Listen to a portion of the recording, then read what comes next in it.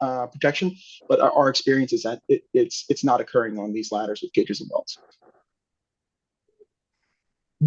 Thank you. And I guess outside of your own experience, do you have any scientific research that you could submit to the record that cages and wells are more protective than ladder safety systems or personal fall arrest systems, either in preventing a fall or arresting a fall once it occurs?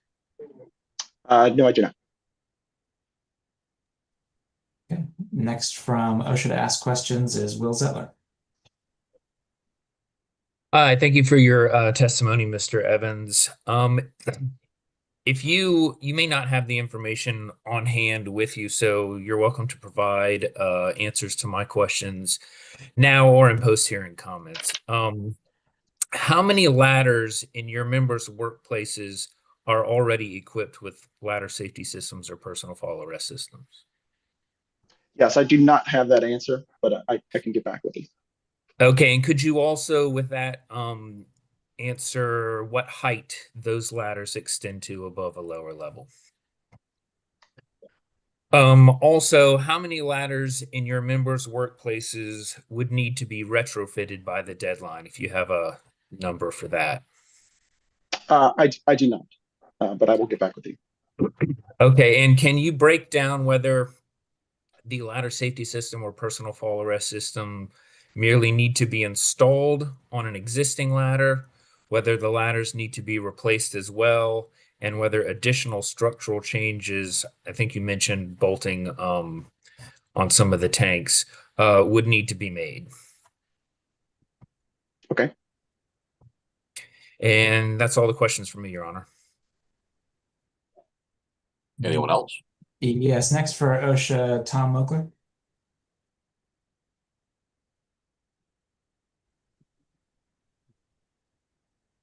Hi. This is a sort of a long question, but bear with me. Can you describe the costs you mentioned that include permitting and approvals, engineering review, temperature monitoring, atmospheric monitoring, and fire watch personnel? And please distinguish between one, the routine and customary current baseline employer practices that contribute to ladder safety, and two, the services that your analysis categorizes as necessary or implied by the OSHA deadline of 2036. In other words, what are they currently doing for ladder safety independent of the OSHA standard, and what are the actual incremental costs that they perceive as necessary by the deadline? I will get back with you on the cost. But as I mentioned before, often a lot of our members have expressed that these ladders are currently used as emergency use, that have the cages and the welds. The main access points that we have would be ladder or stairs that go up the side of tanks and go up the side of those racks. But I will get back with you on the costs associated with retrofit. Okay, thank you. Thank you again, Mr. Evans. Your Honor, that's all the questions that OSHA has. Honor, Eve Marie Stalker for the Office of the Solicitor. I have a question, please, for Mr. Evans. All right. Would you please clarify for the record, Mr. Evans, do most of your fixed ladders on your member sites, do they have cages that extend the entire length of the ladder, or are the cages or wells just Most of our fixed ladders that are used to access tanks have the wells that extend all the way down, or the cages that extend all the way down.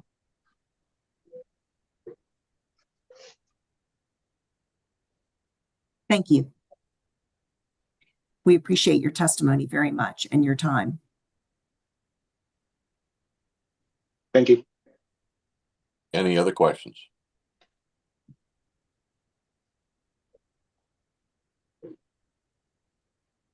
I take that silence as a no. So thank you, Mr. Evans, for your input and comments. Thank you, everyone.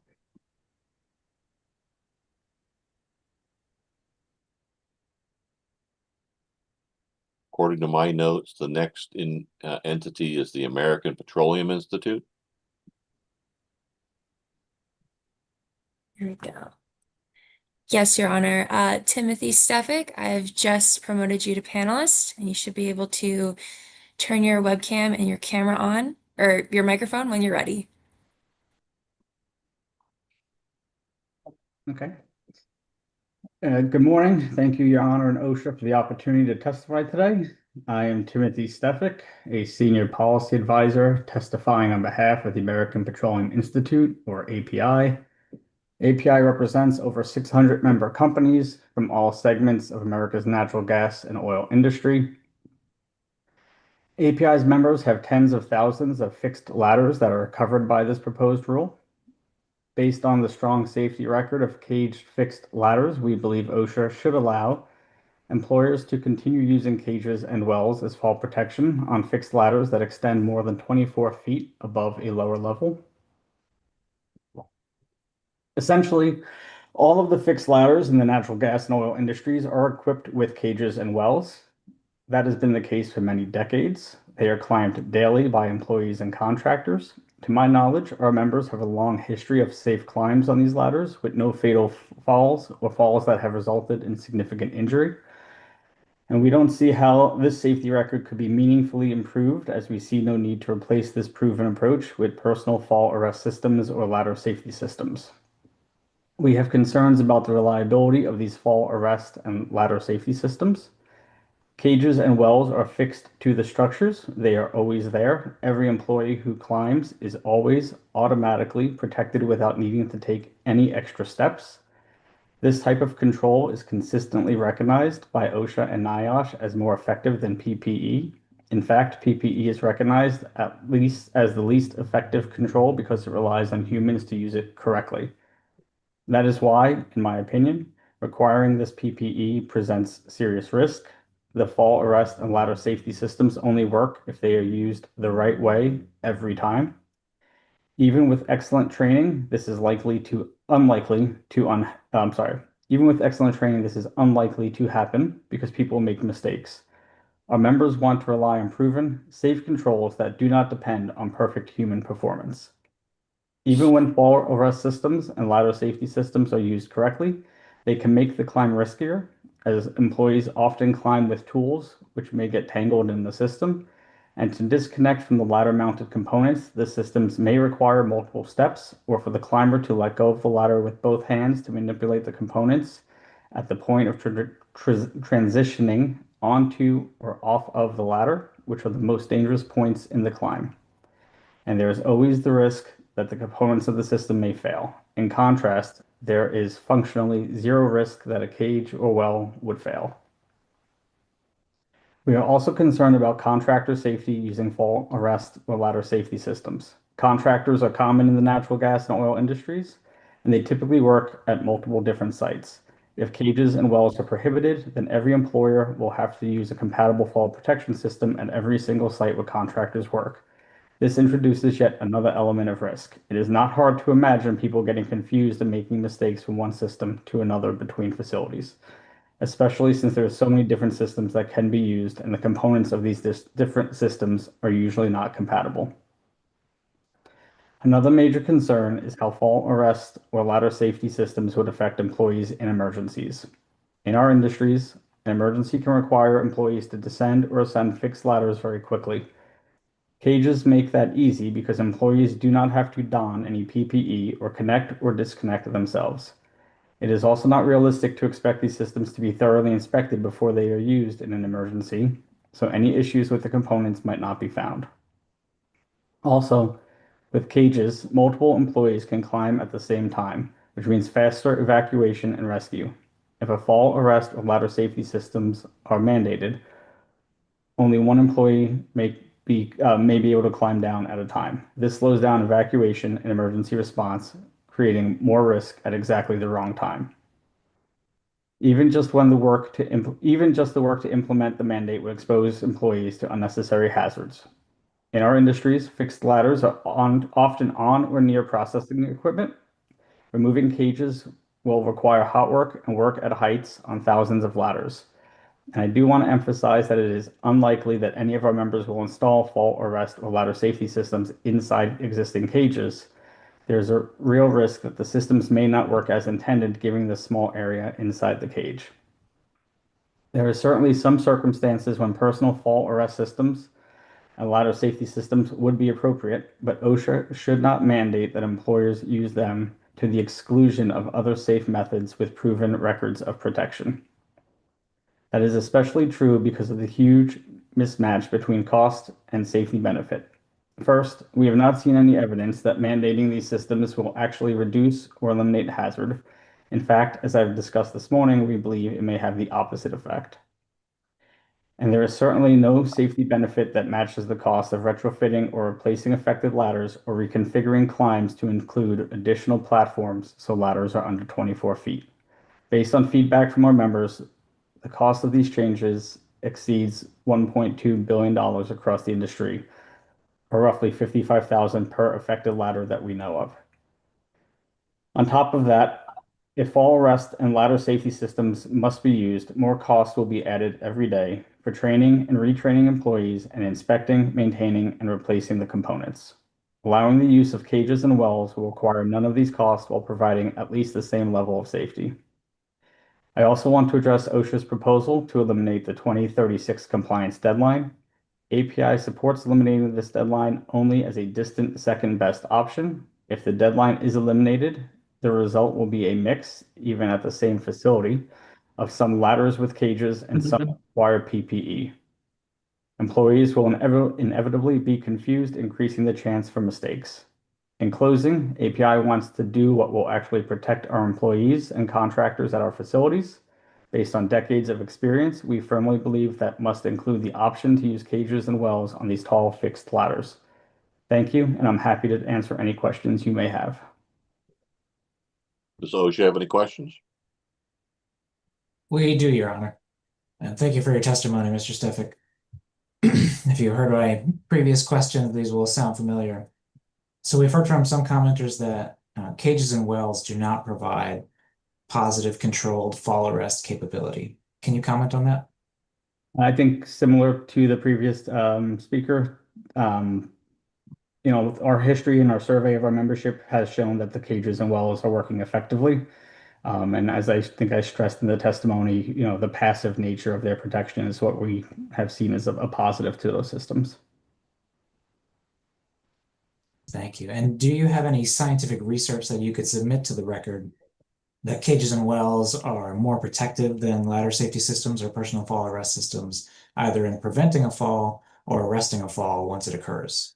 I do not at the moment. I can see within the membership if we could find some documentation and submit that to the record. Thank you. Next for OSHA is Will Zitler.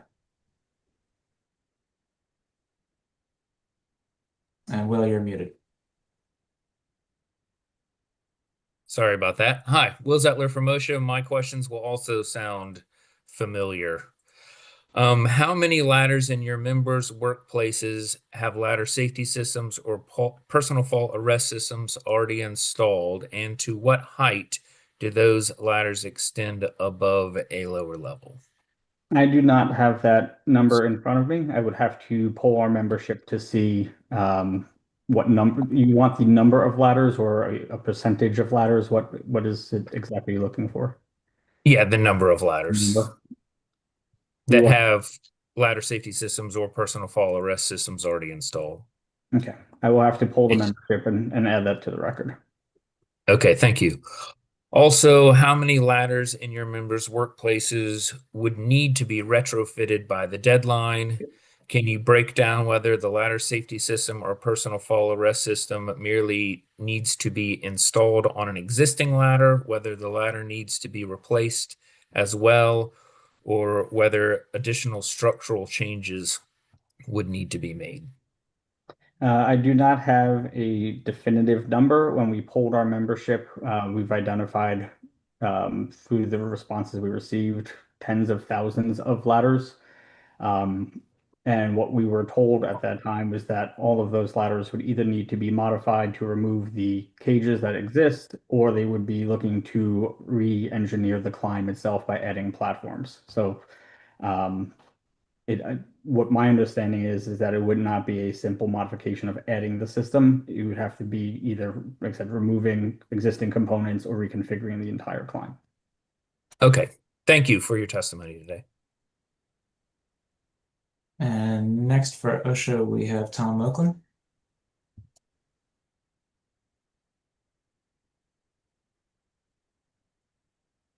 You're still on muted, mute, sir. Tom.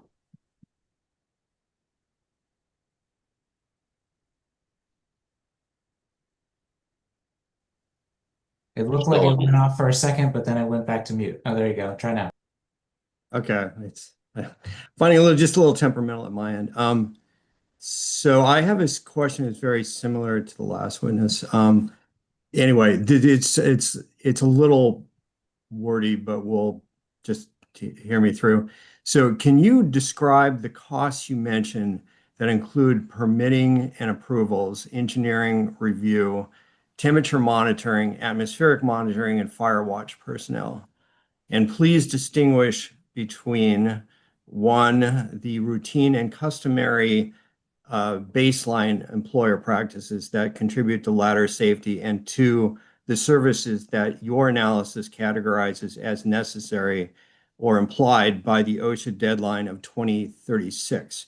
In other words, what are they currently doing for ladder safety independent of the OSHA standard, and what are the actual incremental costs that they perceive as necessary for the deadline?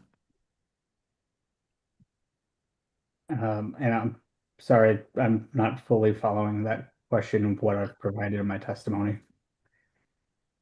I'm sorry, say it again. I'm not fully following the question, what you're looking for as it relates to what I provided in the testimony this morning.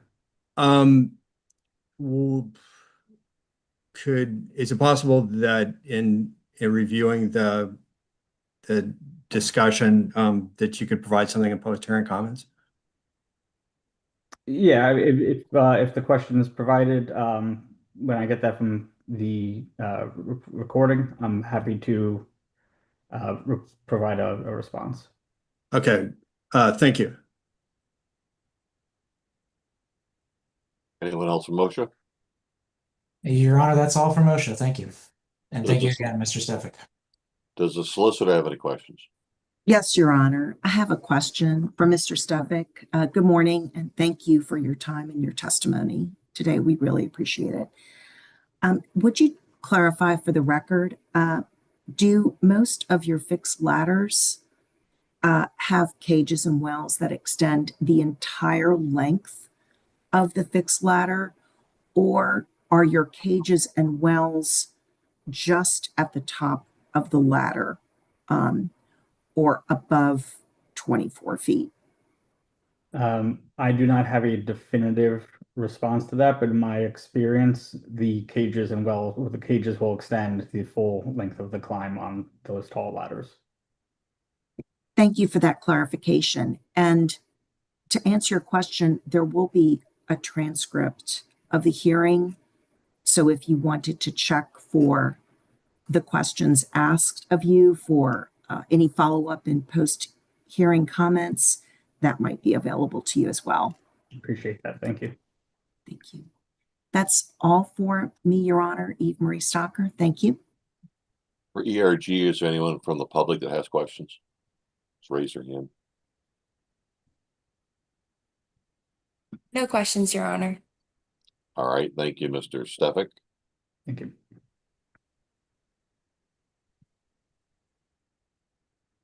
The next entity I understand to be is American Fuel and Petrochemical Manufacturers.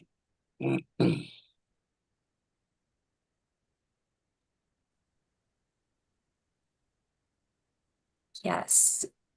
Justin Meacham and Jody Bench. I've just promoted you both to panelists. You should be able to turn your microphone and camera on when you're ready.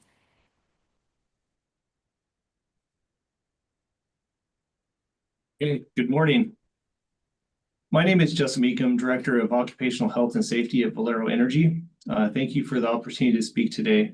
My message is simple. OSHA should repeal the requirement that fixed ladders extending more than 24 feet be equipped exclusively with personal fall arrest or ladder safety systems and restore cages and wells as compliant options.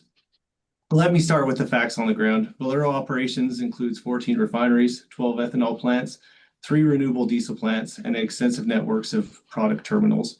We have nearly 4,000 ladders that extend more than 24 feet across these facilities, and virtually all are outfitted with cages and wells, and they have been for decades. Valero employees and contract partners climb these ladders daily as part of normal operations, maintenance, inspection, and other work activities. And here's the safety record that comes with that. To my knowledge, Valero has a long-standing record of no fatal falls, non-fatal falls resulting in major injury, or near miss incidents associated with falls from cage ladders at our facilities. Valero's experience shows that these caged fixed ladders are operated safely and effectively, and we are unaware of evidence demonstrating that replacing those ladders with fall arrest systems would produce a measurable safety improvement. First, the mandate turns OSHA's own hierarchy of controls upside down. Cages and wells are passive engineered protection built into the structure itself.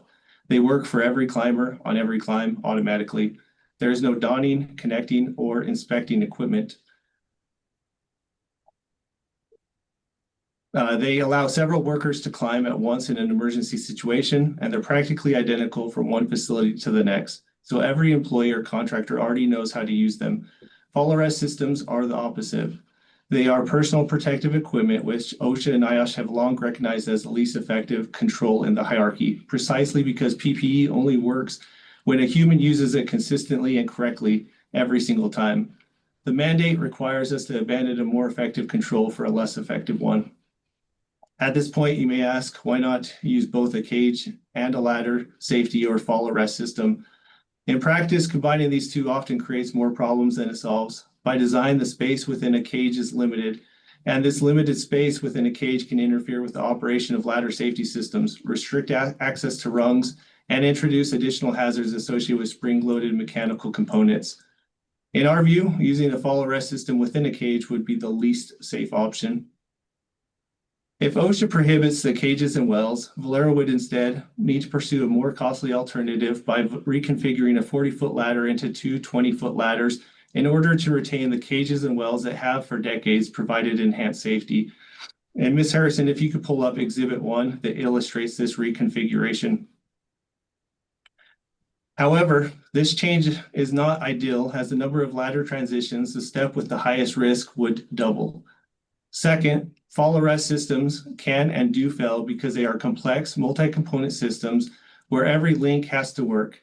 And the everyday hazards of any large, complex manufacturing facility where the center rails can obstruct the rungs, the fall arrest systems can become entangled with tool belts, and dangerous transition points at the top of the climb where the workers often must transition from the ladder's fall protection system and sidestep or step through to a platform, creating a potential exposure point if continuous tie-off cannot be maintained. To clarify, transitioning off a ladder is the moment when fall risk is the highest, especially when a multi-action carabiner that is part of a fall arrest or ladder safety system is involved. And Ms. Harrison, if you could pull up Exhibit 2 that shows the actions of a multi-action carabiner. In an emergency, a cage ladder lets multiple workers evacuate at once, but a personal fall arrest system typically accommodates only one worker per attachment point or ladder safety device. So during an emergency evacuation, workers must descend sequentially rather than simultaneously, creating a potential delays when large number of employees must need to exit an elevated structure. Third, compliance itself is dangerous. The retrofit process itself creates additional worker exposures by requiring extensive construction work at operating facilities, including elevated work, crane operations, and hot work that would otherwise not be necessary. Those activities introduce safety risks. To replace a ladder protection system that for Valero has 0 serious incidents after millions of hours of use. Fourth, the costs are enormous, and there is simply no risk left for this mandate to reduce. Even in the 2016 rule, OSHA never found a single fatality that would have been prevented by a fall arrest mandate itself, and our experience confirms it. And what would the cost be? Based on a data collected from approximately 1/3 of the nation's refineries, Industry-wide retrofit costs are conservatively estimated to exceed $3 billion. At the facility levels, I have heard estimates of roughly $50,000 per retrofitted ladder or $10,000 just to install the rail of a ladder safety system or on a single ladder. Fall arrest systems create an ongoing cycle of expense, including pre-use inspections, system-specific training and retraining, routine maintenance, and replacing the components exposed to harsh outdoor conditions. By contrast, cages and wells can remain in service over 40 years with minimal maintenance. Consequently, if OSHA prohibits the cages and wells, Valero would likely to pursue the much more expensive alternative of reconfiguring existing ladders that extend between 24 and 40 feet into two shorter ladders with an intermediate landing and retain the fall protection approach that has proven safe and effective for decades. We estimate that such modifications could cost approximately $10,000 per ladder.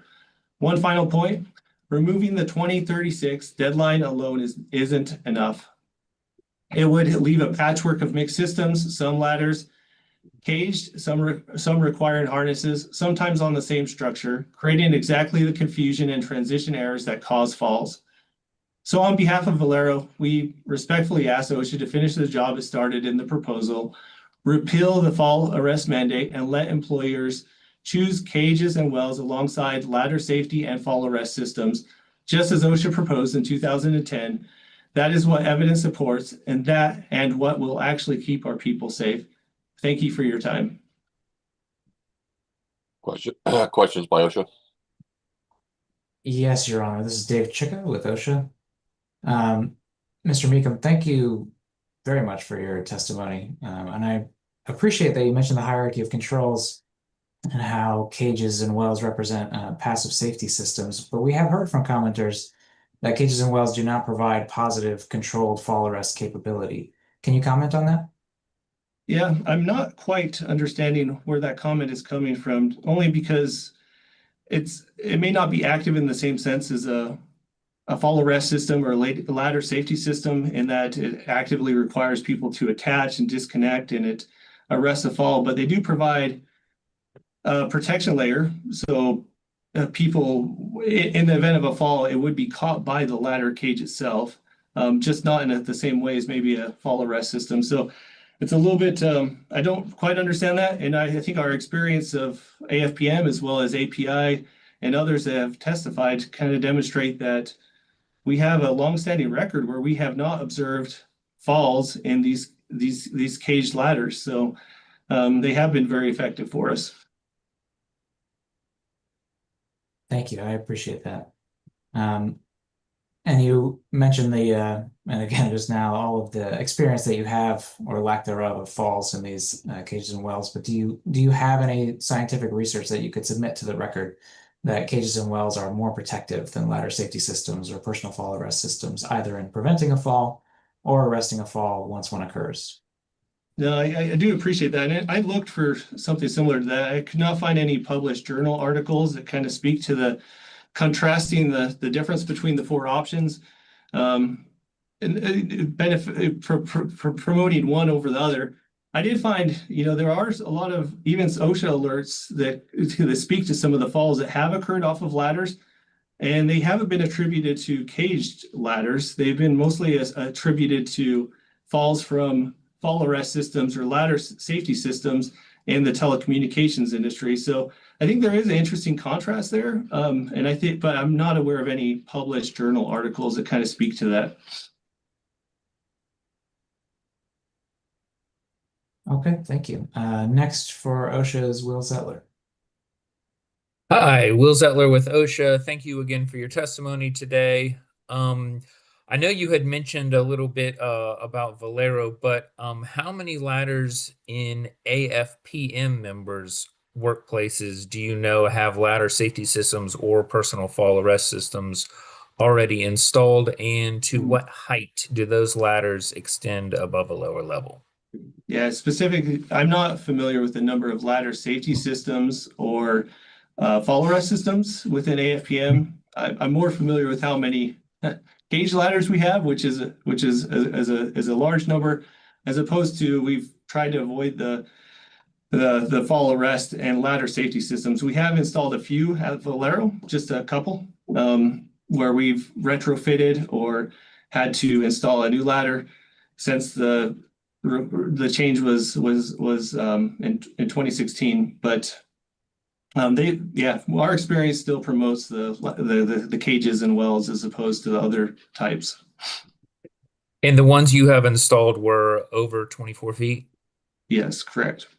Okay.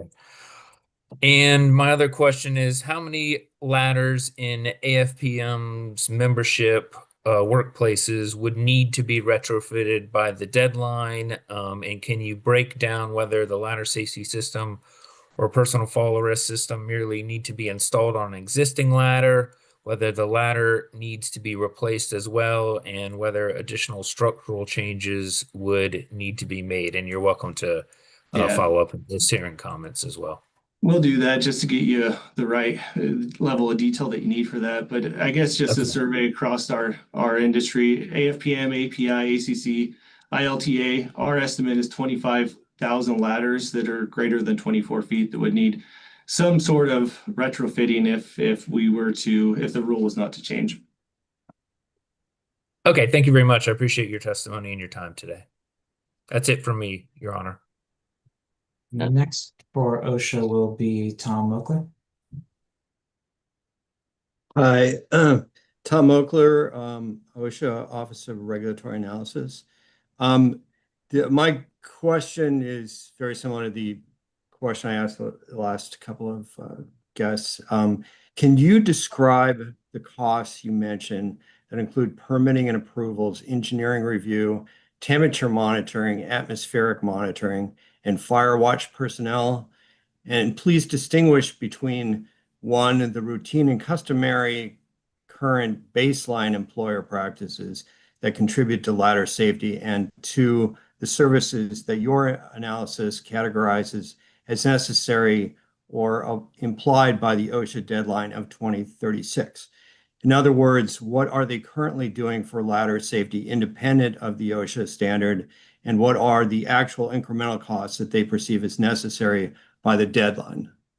Yeah, that's a good question. I do appreciate that question. I think in the post-hearing comments, we will get you a more thorough answer to that, because I do like the idea of actually coming up with that estimate of accounting for like everything you mentioned, all those specifics. So we'll get you a better answer in our post-hearing comments, Tom. Okay, thanks. Anything else from OSHA? Your Honor, that concludes OSHA. Solicitor? Yes, Your Honor, Eve Marie Stocker here. And before I ask my questions of the witness, I would like to move to designate the PowerPoint presentation used during Mr. Meacham's testimony on behalf of Valero as exhibit number 5. Exhibit number 5 shall be so designated. Thank you, Your Honor. I do have a couple of questions for Mr. Meacham. First, could you just clarify, do most of your fixed ladders, or do your fixed ladders on your work sites have cages or wells that extend the entire length of the ladder, or are they just at the top, or are they above 24 feet? If you could just comment on that. Thank you. Yep. My experience is they're caged, Ms. Stocker. They all not just at the top, but the whole ladder. Thank you for that. And I did have sort of a clarifying question on the issue of the falls that occur involving ladders.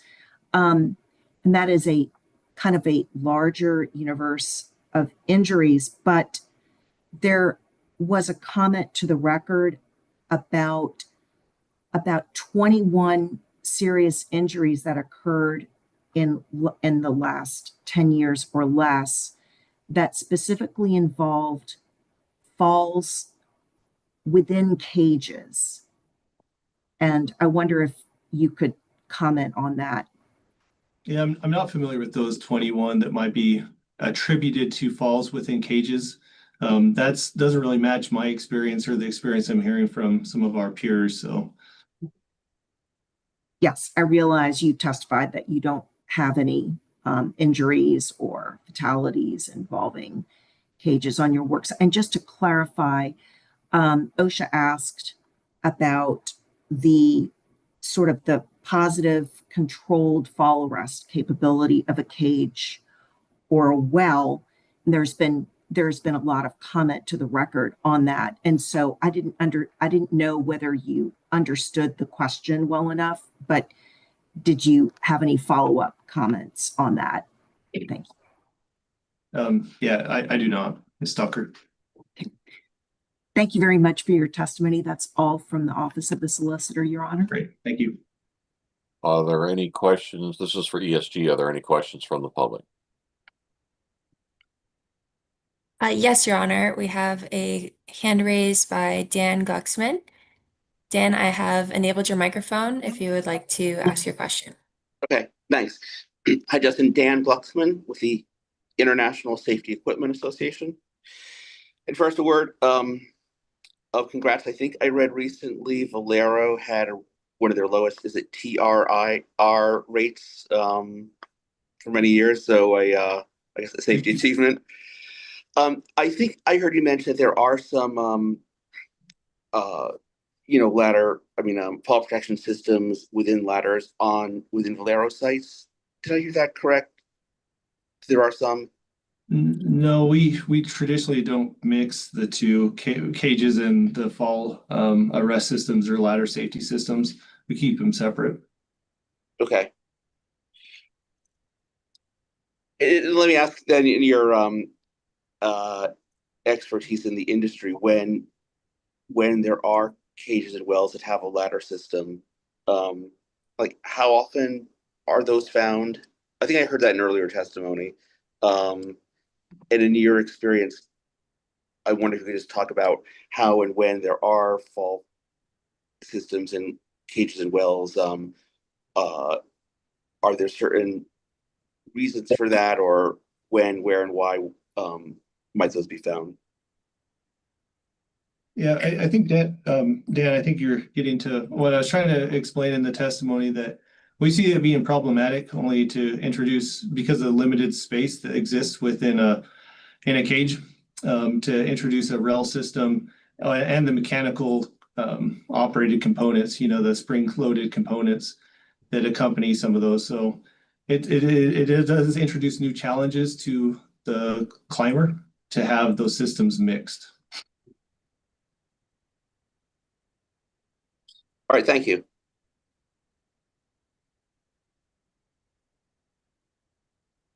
Any other questions?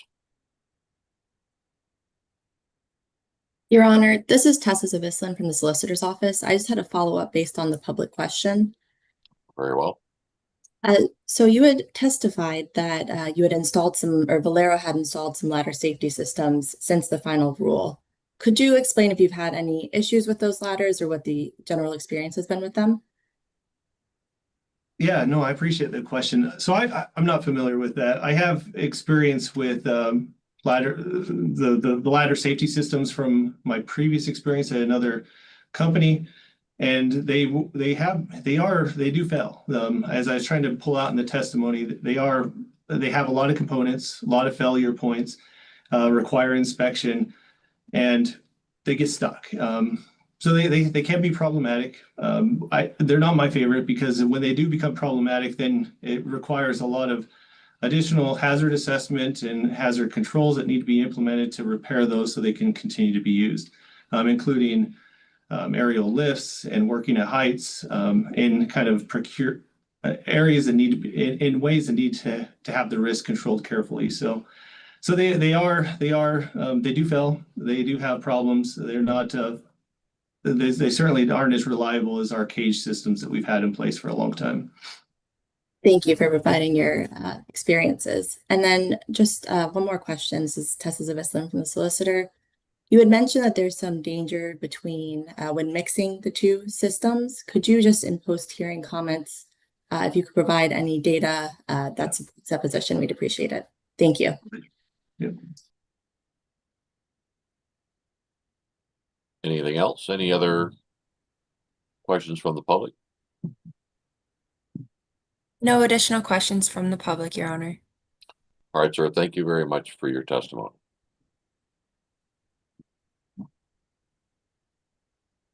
The next entity that I see are scheduled as Employers OSHA Modernization Coalition.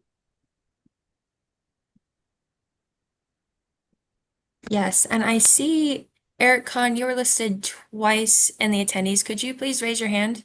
And I'll enable the correct microphone. All right, there we go. All right, I have promoted you to panelist.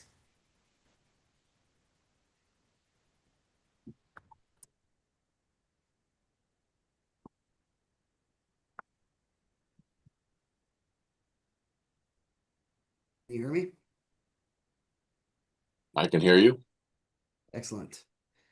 Good morning, Judge Morris. Thank you, and thanks to OSHA for this opportunity to testify. I'm Eric Kahn, Chair of the National OSHA Practice Group at Kahn Maciel Carey. I'm testifying today on behalf of the Employers OSHA Modernization Coalition.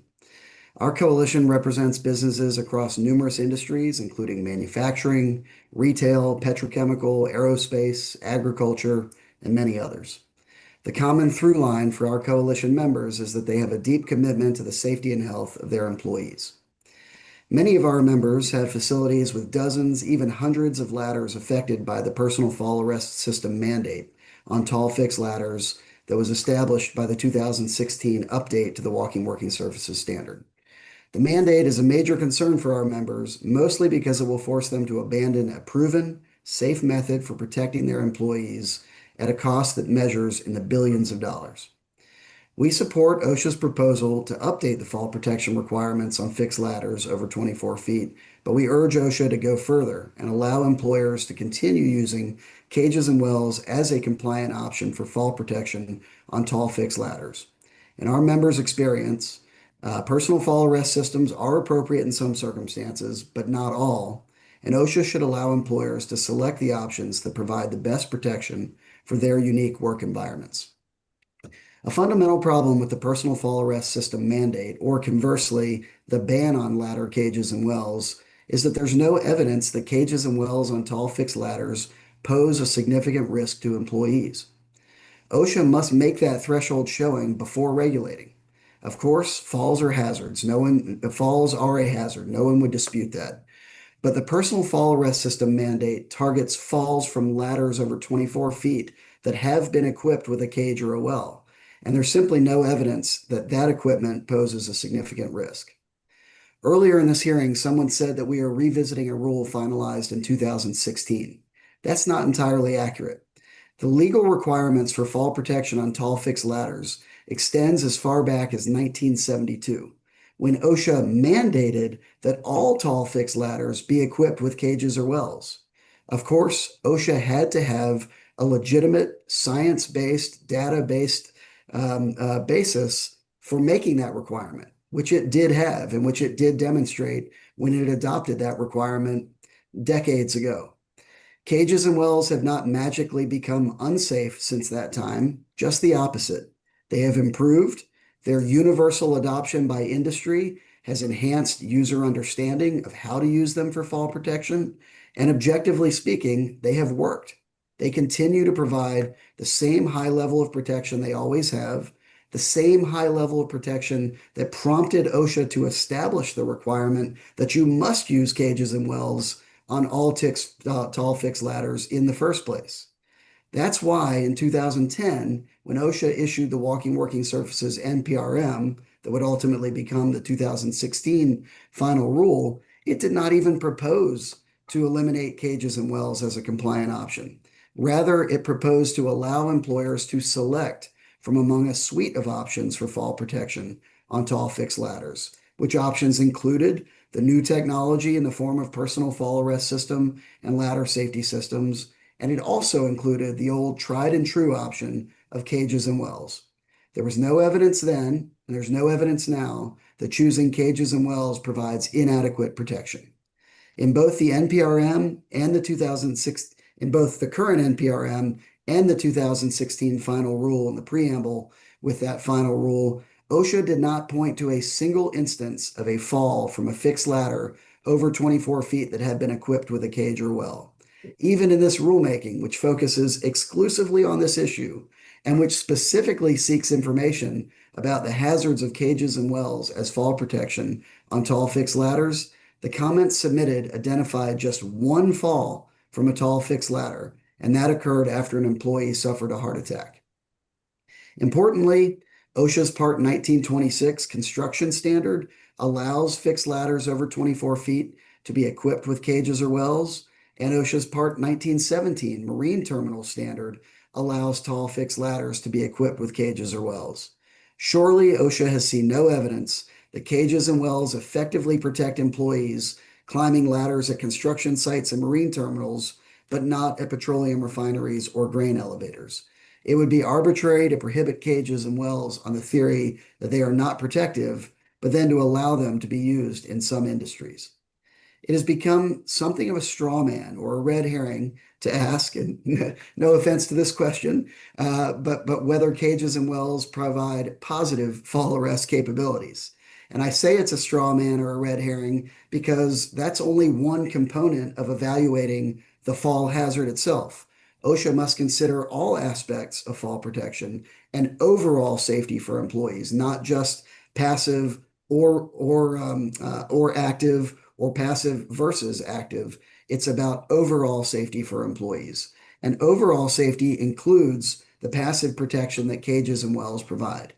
OSHA recognized in the 2010 NPRM that human factors like inattention, haste, human error, failure to follow instructions, and fatigue increase hazards. The personal fall arrest system mandate, the active fall protection type systems, inject those factors into climbs, while cages and wells take them out of the equation. Cages and wells also provide other safety benefits, including that passive protection for every employee on every climb, simpler transitions onto and off of the ladders during the most dangerous part of the climb, and essentially no risk of equipment failure. Thus, eliminating cages and wells would increase overall risk, regardless of the analysis of active versus passive. Mandating personal fall arrest systems will also have potentially dire consequences for emergency escape and emergency response.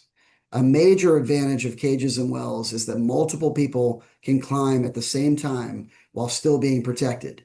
In emergency situations, this is critically important.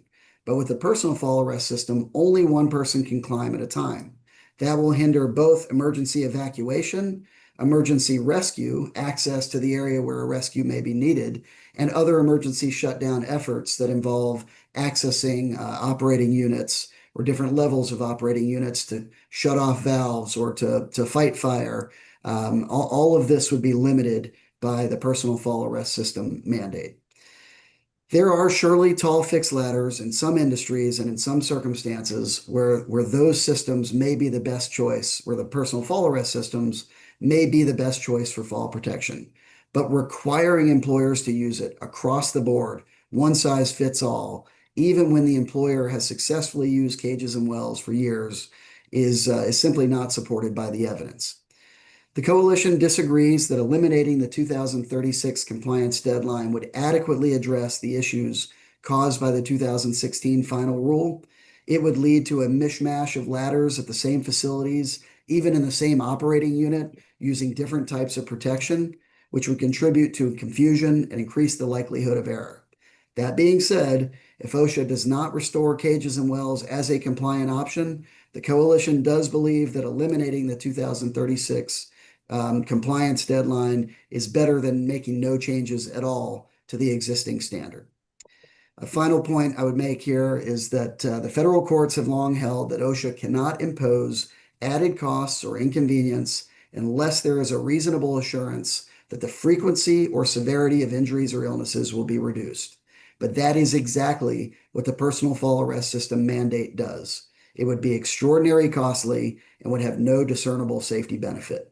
Our members' concerns are not mainly about cost, though. Far and away, our concern is safety. If there was evidence that cages and wells did not protect our employees, we would not be here today. Thank you, and I'm happy to answer any questions you may have. Questions from OSHA? Yes, thank you, Your Honor. This is David Chica with OSHA, and Mr. Khan, thank you for your testimony. Obviously, I have that red herring question first, but and maybe I could ask it slightly differently. So we have heard that cages and wells don't provide positive control fall arrest capability, and in your own testimony, you mentioned the individual who fell after having a heart attack. A cage in a well, like if you were to fall, seemingly requires the individual falling to interact with it in order to arrest themselves. Whereas a personal fall arrest system or a ladder safety system will do that action for them. So that's what we're sort of getting at with this question. So can you comment on sort of how passive versus active a cage in a well actually is versus these other systems? Yeah, no, it's a great question. I understand the point, and I understand the analysis that the agency's undertaking there. I would just say that the personal fall arrest system is only active. It only does the work for you after you've donned and accessed and connected correctly to the system. So it's not the case that, it provides this automatic protection. It requires work to be done by the climber actively on their own before it does any of that work for you. And certainly, as other commenters have pointed out, that incompatible equipment creates, to me, an even greater risk, because you may think that you're being provided some sort of active protection by a personal fall arrest system, but if your connection point and the system itself are not compatible, it may not be providing that protection at all. And that is the big risk that we see here, especially from some of the industries that have the most ladders that would be affected by this rule, where they have these third-party workforces that access these ladders, hundreds, thousands of times a year. At a shutdown at a petroleum refinery, for example, you've got a giant outside maintenance workforce that moves from site to site to site. And unlike ladder cages and wells, that is basically a uniform, consistent, virtually identical system on every fixed ladder everywhere in the country, personal fall arrest systems there are droves of different makes and models and different types of connection points and different types of systems where you find that incompatibility. So it is not really the case that it's not this magic force field that once you put your foot on the ladder, you are actively protected by the personal fall arrest system. There is a requirement to engage with the system by the employee every time.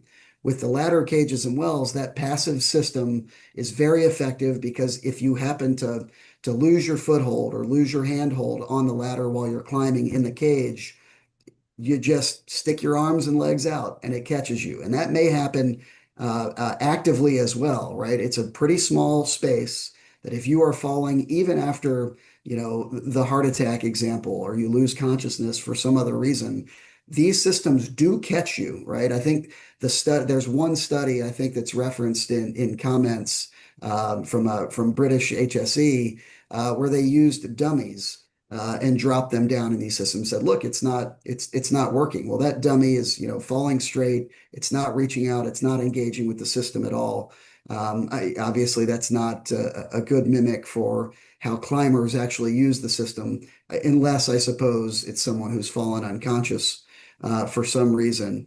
But even in those instances, it is very easy to get hung up in the cage. That's the point of it, is to get hung up in the cage. And I think it was Miss Stalker, you asked the question about other injuries that are occurring during falls in cages. We've certainly heard about, the cuts, scrapes, and bruises from the idea of catching yourself on the cage when you've fallen a foot or 2 or 3 feet or 3 rungs before you catch yourself. The idea is to make that physical contact with the cage and to get caught in the cage. So there is the possibility of those kinds of minor injuries, but not serious injuries. And I would just add, of course, those same types of injuries are just as likely, maybe even more so, with a personal fall arrest system, because you don't fall and stop still. You swing and you bang into the objects that you're tied off to, banging into the ladder, banging into the tank that it's attached to, banging into the structure itself. I mean, we see that all the time. For example, on fall protection on rolling stock, where you fall off the rolling stock and then swing back into the rail car or swing back into the grain elevator. So it's those exact same types of injuries. It's not it only exists with the cages and wells versus the personal fall arrest systems, but they've worked incredibly effectively for decades, and that's the reason why OSHA mandated them, right? And that, the other question we keep hearing about is there evidence that they're safe? I think that's the wrong question. I think that's a red herring as well. OSHA determined that they were safe. They had to have made that determination because they mandated them. The question is, should we move away from them? So there needs to be evidence to support moving away from the cages and wells, not evidence to require them or to continue to allow them. And we've simply not seen that evidence. Thank you. I appreciate that.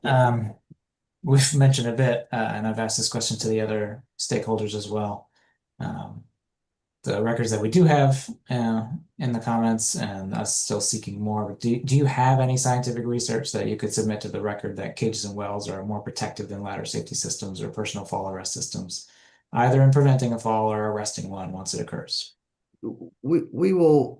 We'll get together as a group and see what we can come up with. I mean, we do have droves of data, right? OSHA 300 logs and incident reports from among our members that show the absence of injury, the absence of fatality using these systems. May not be a scientific study, but it is decades of data from millions of man hours of work on ladders with cages and wells.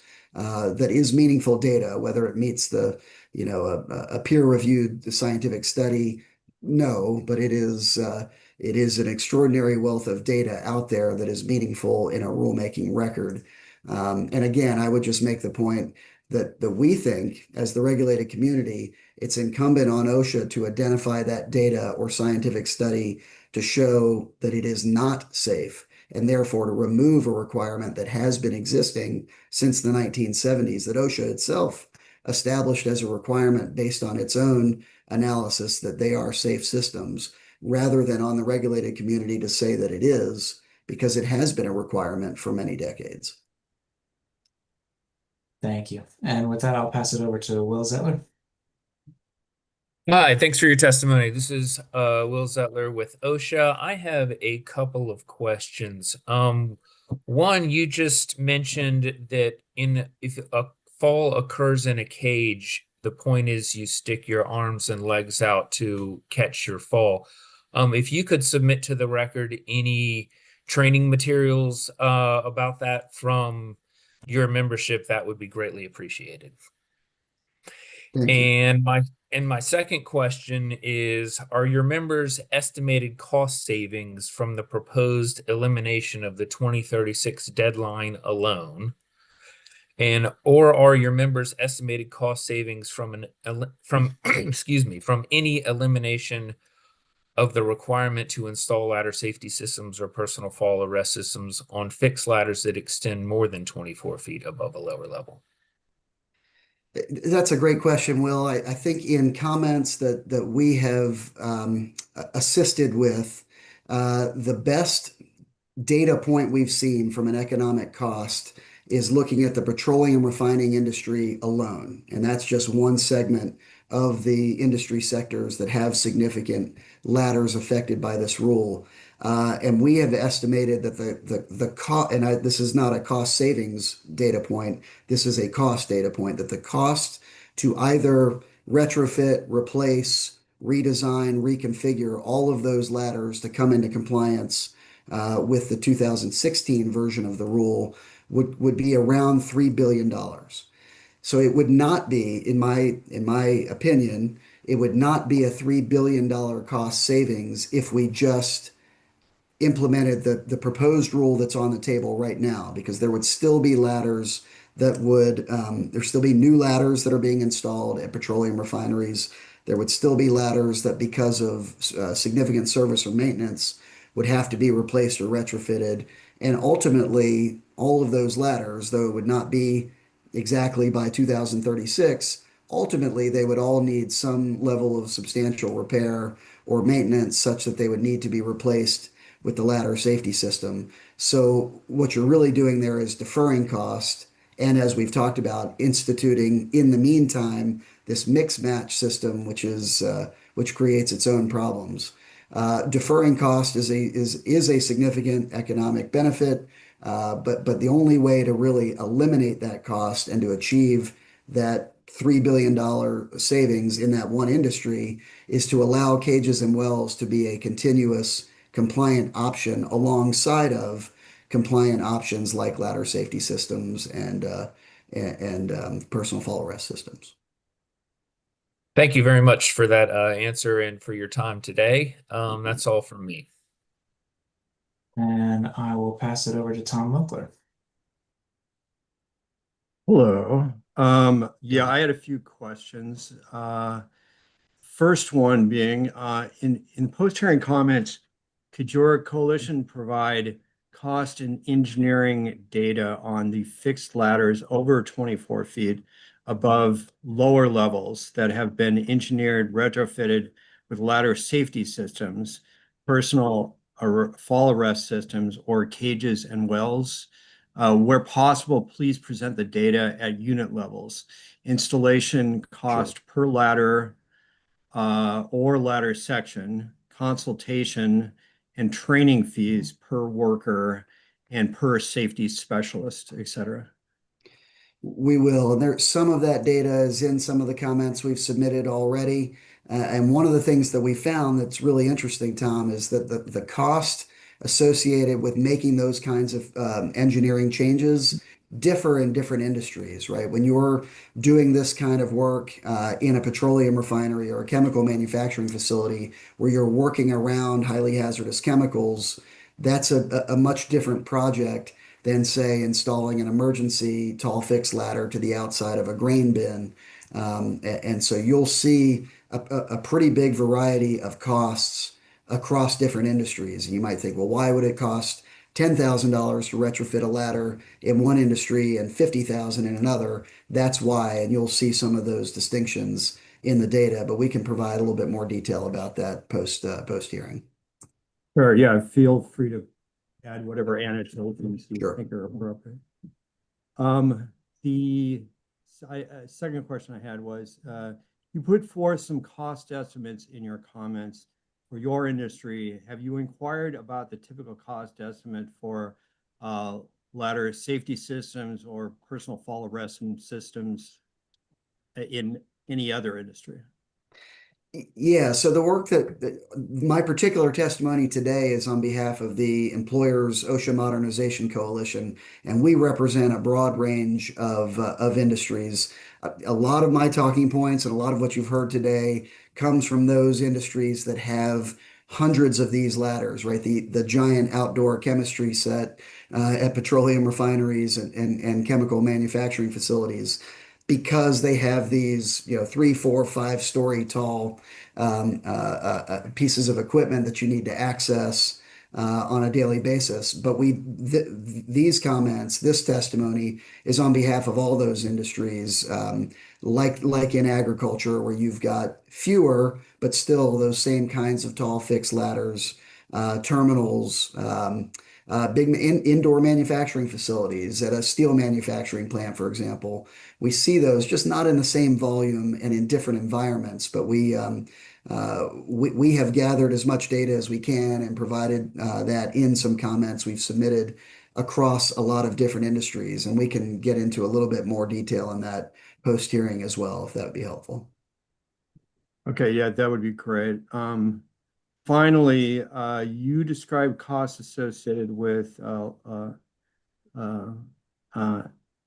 ladder safety systems and personal fall arrest systems on fixed ladders because additional arresting force loads on ladders and the supporting structures might require reinforcement and or replacement of the ladder.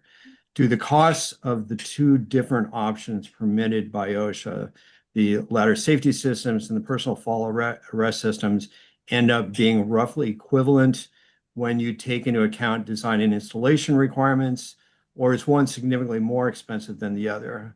You provide data on this cost. Can you provide data on the cost Um, uh, and I'm sorry, for your members associated with the installation of one system versus the other system. We'll explore that. Candidly, Tom, I think every discussion I've had with any employer about this has focused on the personal fall arrest system option. I'm not even sure that folks are really aware of what a ladder safety system is, to the extent it is particularly distinct from a personal fall arrest system. So we'll explore that a little bit more. But I can tell you that almost 100% of the data that I've seen in terms of cost has been cost associated with a personal fall arrest system integrated into a tall fixed ladder. And I've not heard much at all about some sort of distinct ladder safety system that is not of the personal fall arrest system family. Okay, yeah, whatever. If you want to finish out your poetry comments on these, feel You free. bet. Okay, thank you. I think that's all my questions. Thank you, Tom. Your Honor, Dave Chicka, again, I think that concludes OSHA's questions. Solicitor? Yes, Your Honor. Good morning, Mr. Khan. Thank you for being here and Good for morning. your testimony and your time. Just wanted to clarify something you mentioned about the deferral of costs. Mm. Are you saying that there wouldn't be any cost savings, just cost deferment? If you could just explain that to me. Thank you.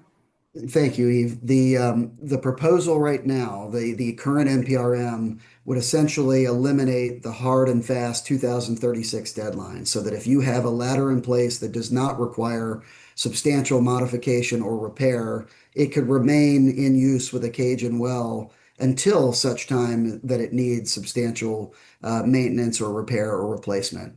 So ultimately, this equipment will reach the end of its useful life, right? We do inspect on a regular basis, inspect and maintain our ladders and the ladder cages and wells that are associated with those ladders. So the idea of the 2016 final rule said, even if your ladder was not at the end of its useful life, come 2036, you've got to replace it. You got to get rid of the cage and well and install you've got to install a personal fall arrest system, whether you're putting it inside of a cage or well or not. So that work was all going to have to happen by 2036. And that was the cost that our folks had determined to be, just in the refining industry, about $3 billion worth of work that would have to be done between now and November 2036. By eliminating that 2036 deadline, but maintaining the other two provisions, that new ladders and ladders that require substantial repair or replacement have to be reconfigured, eventually you're going to have to do that to all the ladders. So instead of incurring that $3 billion cost by 2036, you're just deferring it and spreading it out over a longer period of time when those ladders ultimately achieve the end of their useful life, or ladder segments that reach the end of their useful life. Yeah. Okay. Thank you very much. I appreciate that. I just wanted to be clear about whether you were, viewing this lifting of the deadline or any deadline extension as resulting in a cost savings. Yeah, it would be, right? Because deferral of cost is cost savings, right? Present value of money, and being able to plan and control the timing better would certainly achieve cost savings, but it's nowhere in the magnitude of the savings that would be achieved if we allowed, exactly as OSHA had proposed to do in 2010, to preserve cages and wells as a compliant option in perpetuity, just like the new ladder safety systems and personal fall arrest systems. Thank you. This is Eve Stocker again, Your Honor. I had an additional clarifying question. Mr. Khan, I think you said that I understood you to say that flexibility was a positive thing here, as far as a choice between the four options on fixed ladders.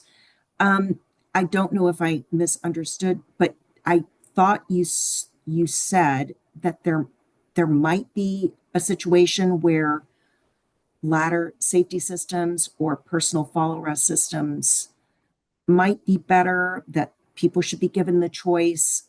Perhaps that was for industries other than your clients, but can you tell me a little bit where cages would not be appropriate? So I don't know that it's so much where cages would not be appropriate as it is that there are circumstances that we could easily foresee and that we understand today where a personal fall arrest system embedded with the ladder might be the better option. And I'm thinking about industries where the most consistent user of the ladder is the host, is the employer's own employees, where you can have a single system, single compatible set of harnesses and lanyards, single workforce who's fully trained, and lots of experience with that particular ladder or that particular family of ladders, which is very different than the circumstance we've talked about with all these third-party contractors moving from site to site. And I could envision these systems like in telecommunications, where the climbs are several hundred feet as opposed to 30 or 40 or 50 feet, where that might be the better option. But the idea is that, employers know and their employees know best what works best for them and their unique work environments.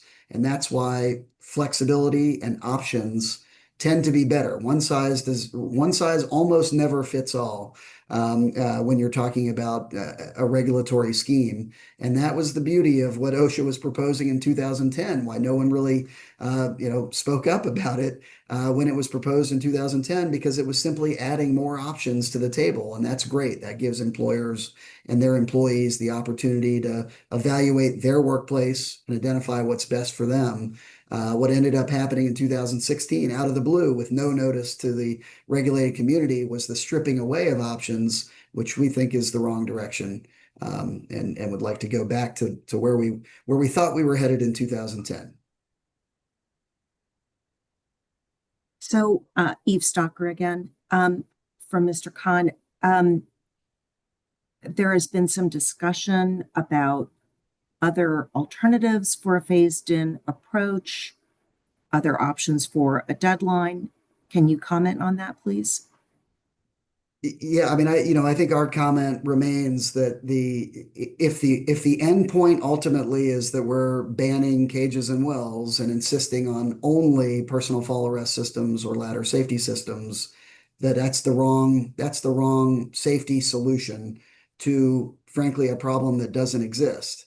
So it's not so much about how long we're pushing that ultimate deadline out.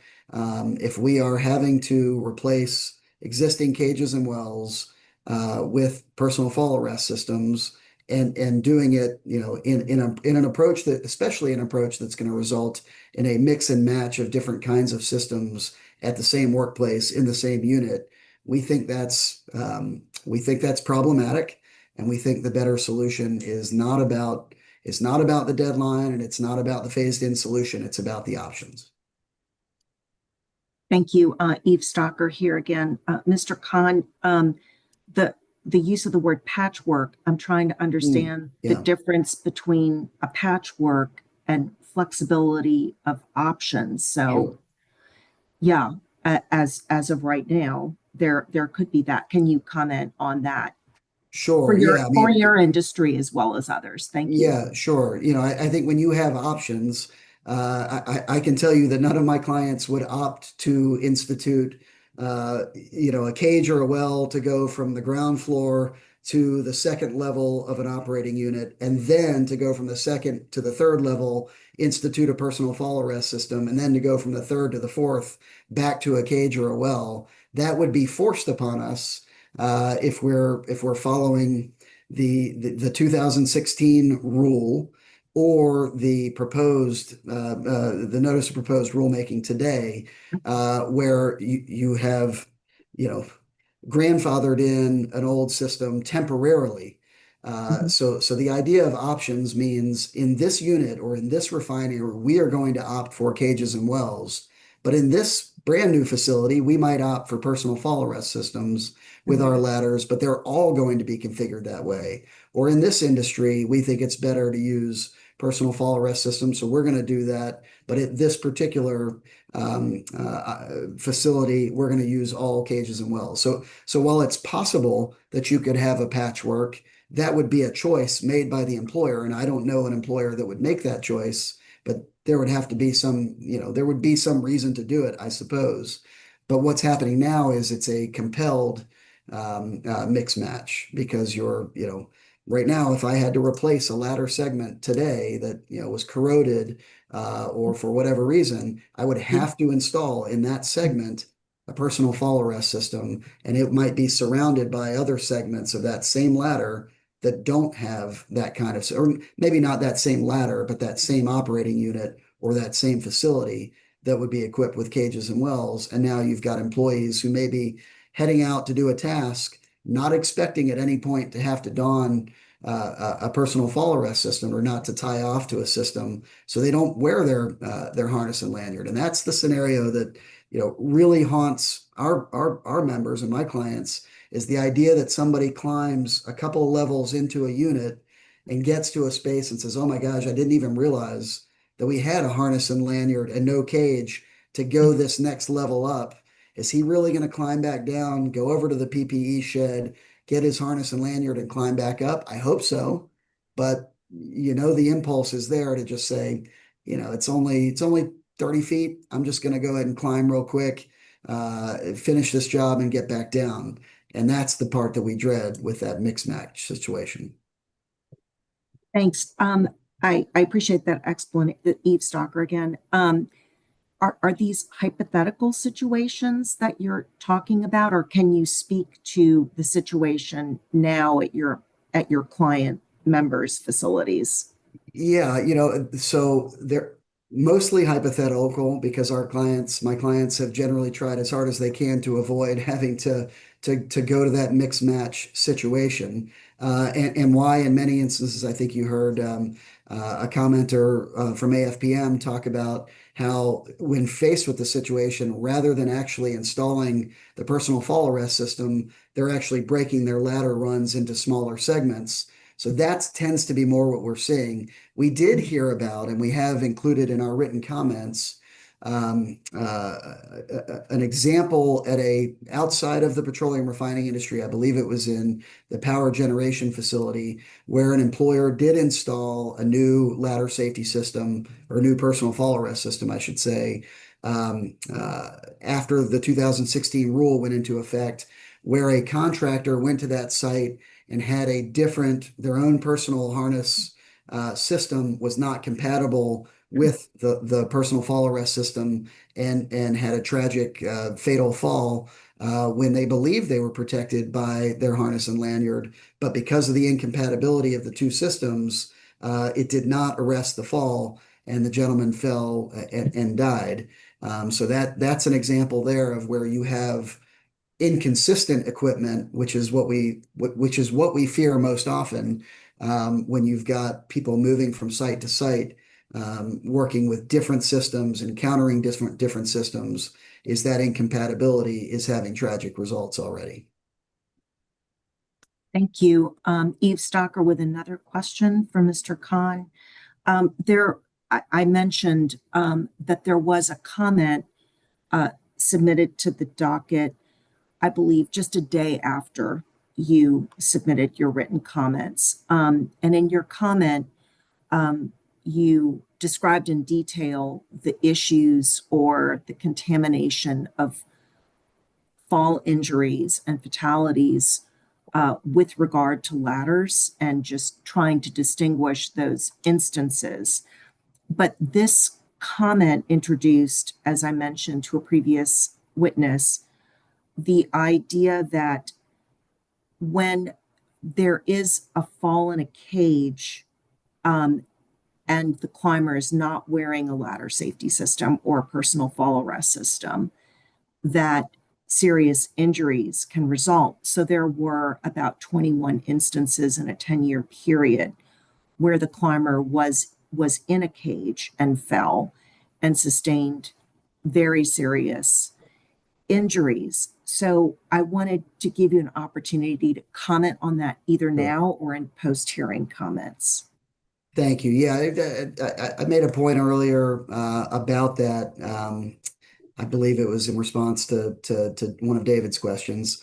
There are injuries that occur whenever you fall from a ladder, no matter the fall protection system. I can guarantee you, I would guarantee OSHA that if it explored this data, it would find as many or more injuries from a fall utilizing a personal fall arrest system from the swing and fall that happens afterwards, right? It arrests your fall and then slams you into the ladder or slams you into the structure to which the ladder is affixed. We've seen those types of injuries countless times in personal fall arrest system falls on rolling stock, even tragic fatal falls where someone falls between rail cars attached to a personal fall arrest system. So no system is going to provide perfect protection. No system is going to put you in that bubble. The question is, does the system protect you from the fatal outcome, the most serious outcome, or serious outcomes most consistently? Not to belittle any injury, right? Because we all want to protect all of our workers all of the time, but 20 non-fatal injuries over a 10-year period without a whole lot of context, we don't know what really was involved in those circumstances. I could guarantee you there's as many or more of the same types of injuries that occur from a fall that is arrested by a personal fall arrest system. So, again, it's in a vacuum, it's hard to compare those two, but we know that there are injuries that fall after the injuries that occur after a fall is arrested with the PFAS as well. So, that would be my answer is that, none will be perfect, but are they doing the job that they're designed to do? They certainly have been for the last, 5 decades or so. Okay. Thank you. Eve Stocker again. When a climber is on a fixed ladder, and regardless of a cage or a well, what is stopping that climber from falling further if they slip, if their handhold slips, if their foot slips, or if they lose consciousness, they're fatigued, environmental issues, rain, sleep? What can you please tell me, Mr. Khan, what would stop an employee from falling? Thank you. Yeah, the cage itself is designed to be sort of a 360-degree catch. No matter what, you're not going to really be able to orient yourself if you're falling, but if you stick your arms, legs, elbows, knees, feet out, you're catching something because it's within a foot of your body, 360 degrees around your body. And it's like the ladder rungs, openings all along the way that you're catching yourself in. In terms of fatigue, it also does provide an opportunity for rest during the climb if there's a need for that. It's more than just the rungs of the ladder itself to rest upon. But in terms of catching, arresting the fall itself, that is the mechanism. That's how it works. And it is super intuitive, right? It is just almost natural instinctive response is to reach out and you will grab something, right? There is something to get caught in, to get caught on, and to catch everywhere you reach. That's the idea of the cage. That if you're extending your arms and legs, you will be caught because there's a structure around you. Thanks, Mr. Khan. Eve Stocker again. Correct my assumption that what you're describing relies a great deal on the climber's agility. I don't really think so. It's not it's just the human natural response. If you slip and miss that thing is to reach out and it will catch you. It's not about grabbing and catching it with your hands. You just brace yourself and catch yourself. And it's right. It's the same thing that will happen if you were arrested by a fall with a fall arrest system and you swing and slam into a structure. that's going to hurt, right? The fall is going to hurt. It's always going to be the case. The best thing to do is to not fall, right? You stay on the ladder, you complete your climb, and you're safe. But the idea is there a system there that prevents you from falling the length of the ladder, the distance that you've climbed to the lower level? No matter what system you use to do that, there's going to likely be some pain involved. And that's just the reality of all of these systems. I mean, the idea that a personal fall arrest system is like an airbag is not the case, right? There is significant pain involved in the arrest itself, right? That's like going from great speed to a quick stop. Your body is jerked and lurched, and then you swing and bang into things. That's happening with a personal fall arrest system too. So it's, the idea is we're preventing that most serious injury from falling all the way, and they serve that purpose. They work. Thank you. Eve Stocker again. Ms. Scott, can you clarify, are you advocating, it sounds like, for cages as a substitute for ladder safety systems or personal fall arrest systems on fixed ladders? But my question is, at what length is that appropriate? Is it 30 feet, 50 feet, any length? Yeah, not as a substitute, but as an option alongside. We have no problem with personal fall arrest systems. And if an employer determines that that's the right system for them, go for it, right? That's the idea of having multiple options. And I do think, to your point, I would expect that employers that have, very, very tall fixed ladders, that might be a better option for them. And that would be an option that they, in my opinion, if they ask my advice, that I would recommend for them in those types of settings, like climbing to the top of a water tower, climbing to the top of an antenna or a wind farm equipment. That would be very appropriate, and I think the best best practice type of solution. But those aren't the kinds of ladders that we're talking about. We're talking about the ladders that are in the 25 to 65 foot range, 25 to 75 foot range, or 100 feet, maybe at the height. Certainly, we'd be willing to work with OSHA to explore whether there is a height demarcation where these options exist. But in my view, and with the employers that I work with and have worked with for 26 years, employers are going to make the right choice, the safe choice, the smart choice. And so given multiple options, they'll make the right choice given their particular work environment. That if you're dealing with that 400 foot, 300 foot climb, they're likely going to make a different choice than somebody who's talking about a 35 or 55 foot climb in a setting where multiple third parties might be using the same system as your own employees. But it's about option, not substitution, not replacement. We were all for OSHA introducing ladder safety systems and personal fall arrest systems as an option in 2010 and supported that. And we support that today. I mean, really all we're asking is that OSHA finish the rulemaking it started in 2010 with sound basis and good evidence when it proposed that. Thank you. Eve Stocker here again. Bear with me. I'm just trying to understand. So is it impossible to fall all the way down a fixed ladder if it has a cage? I don't think it's impossible, no.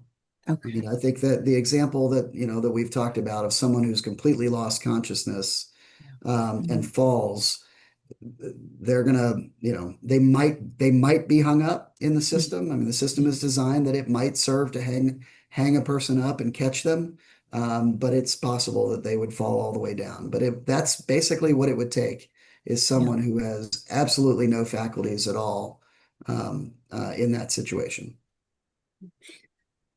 Thank you. Thank you. And just to clarify, when I mentioned the 21 or so really gruesome injuries that occurred when someone fell on a fixed ladder that only had a cage, just have a look. The comment is at OSHA-2005- 0072-0025. And the information is Appendix A. And, we want to give you an opportunity to kind of comment on those. If that's clear, thank you. And then one other minor thing. You were talking about the incompatibility of systems. It seems like OSHA has and consensus standards have a great number of specifications about systems. And could you tell me how these systems could be so widely incompatible? Thank you. Yeah, there are technical experts who could speak to this better, and that's actually a great opportunity for me to make a point here from a procedural standpoint, Your Honor. The prior testimony from AFPM was intended to be split across two people. Jody Bench, who represents a contractor that works in a lot of refineries, was intended to testify after Mr.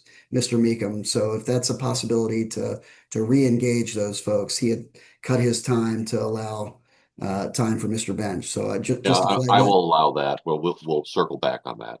Thank you. Yeah, and I would say he's probably in a much better position than I am to describe how those incompatibilities surface. And I think the issue is mainly where you have these different systems where you've got the attachment points in different locations, different types of lanyard attachments. And I'll defer to the technical experts on that, and we can provide some more detail as well. But that's where the issue arises, where if you've got your own harnesses that come with the ladder safety system for your own employees, and they're the only ones using it, you're not likely to encounter that issue. But when you have lots of different maintenance and outside personnel accessing and using the same ladder, you're almost certainly going to encounter that situation because there are so many different makes and models and designs that don't always work together with each other that could be fully compliant as long as you're using them with a compatible system. It's all well and good, but you often encounter ones that you weren't anticipating. Thank you. I have one more question, Eve Stalker, here from Mr. Khan. In your written comment, you said that some of the greatest fall risk occur at the transition point between ladder and platform, but not all fall arrest systems offer protection during this moment and in fact exacerbate the fall risks.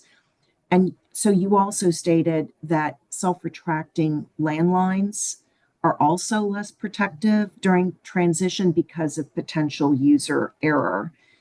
So my question is, do you have any data that you can share regarding falls that occurred from the transition point when the employee was using either a ladder safety system or a personal fall arrest system?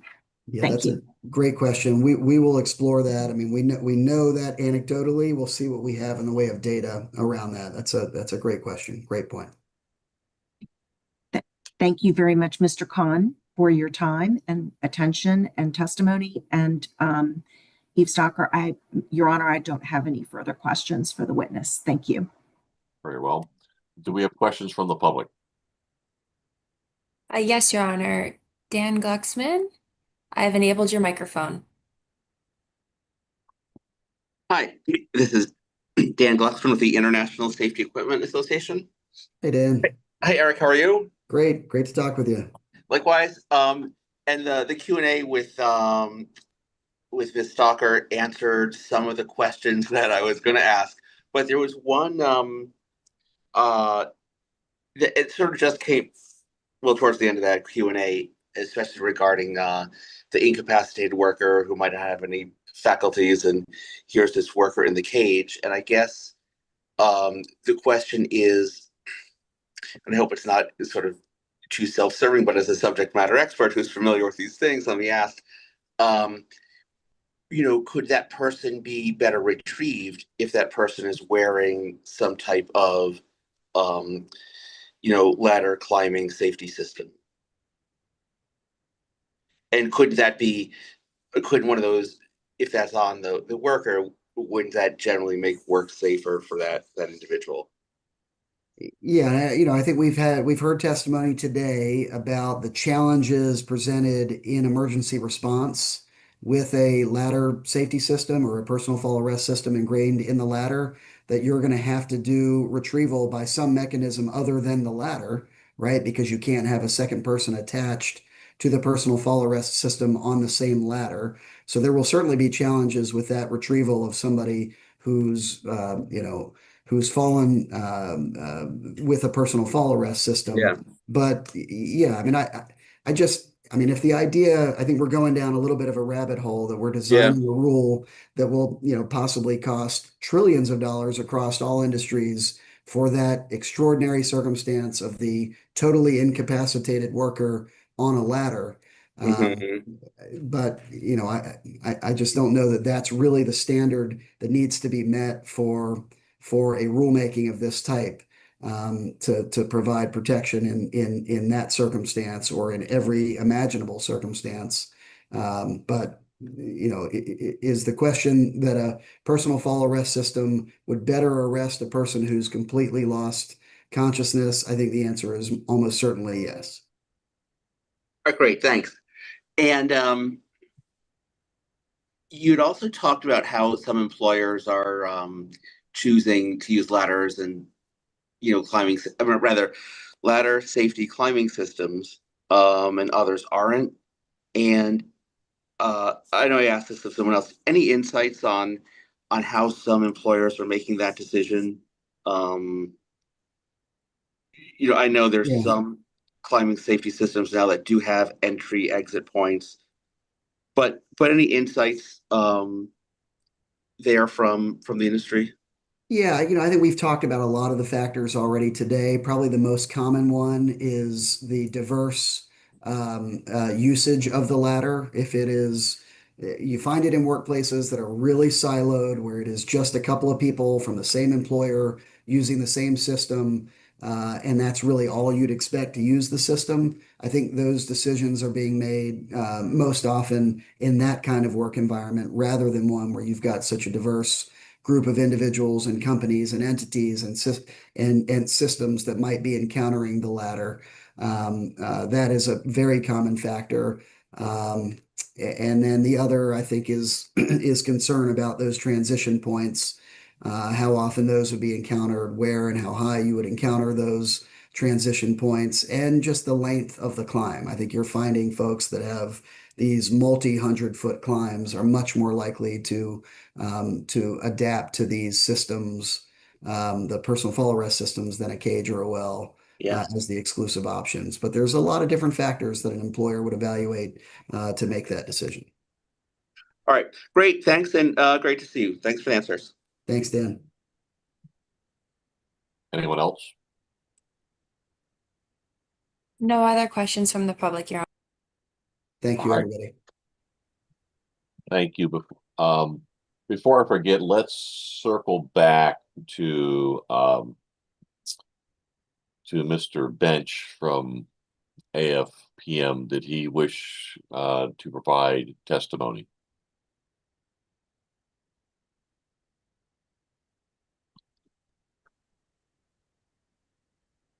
Jody Bench, I have promoted you to panelist. And we have added 3 minutes to the clock.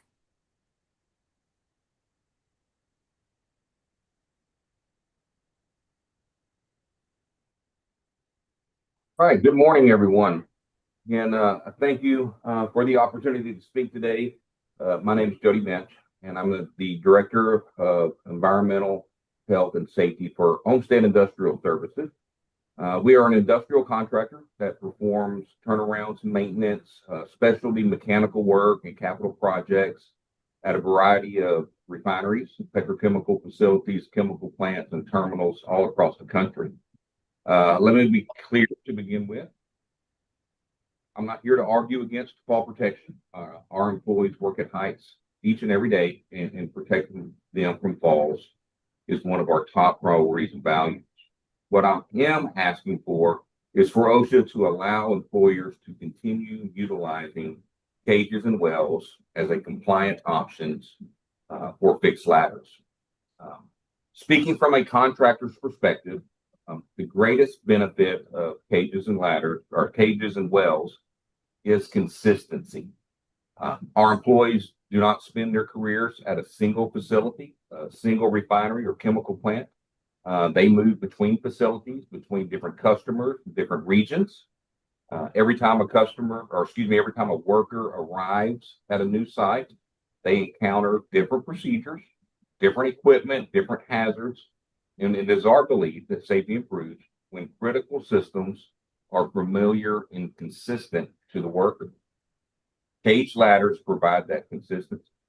A cage ladder functions in the same way, regardless of who owns the facility. Workers know what to expect when they approach a ladder, how to climb it, and also how to descend in a safe manner.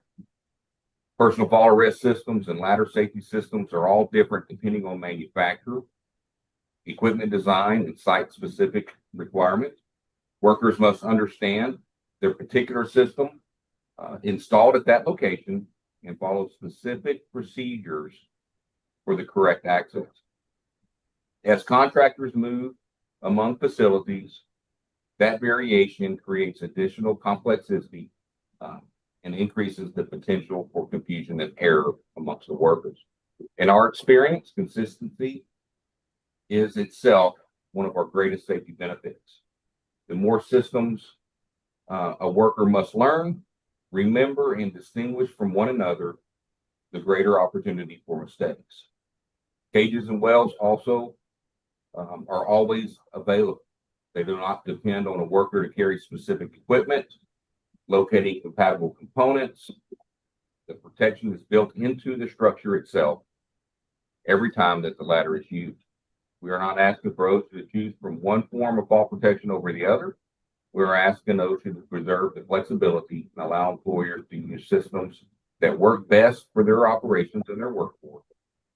For contractors who employees move from facility to facility every day in some cases, consistency is not just convenience. It is also a safety benefit. Again, thank you from Olmsted and myself on providing our perspective along with AFPN. And I'll be happy to answer any questions you may have. Questions by OSHA? Thank you, Your Honor. It's probably prudent to ask the same questions that we did of your colleague, Mr. Bench. So we've heard from some commenters that cages and wells do not provide positive controlled fall arrest capability. Do you have any comments on that? I do not at this time. And do you have, or are you familiar with any specific scientific research that you could submit to the record that cages and wells are more protective than ladder safety systems or personal fall arrest systems, either in preventing a fall or arresting a fall once it occurs? I do not have any scientific evidence. Okay, I'll pass things over to Mr. Zettler. Hi, Will Zettler with OSHA. How many ladders in your facility or AFPM membership workplaces have ladder safety systems or personal fall arrest systems, and to what height do those ladders extend above a lower level?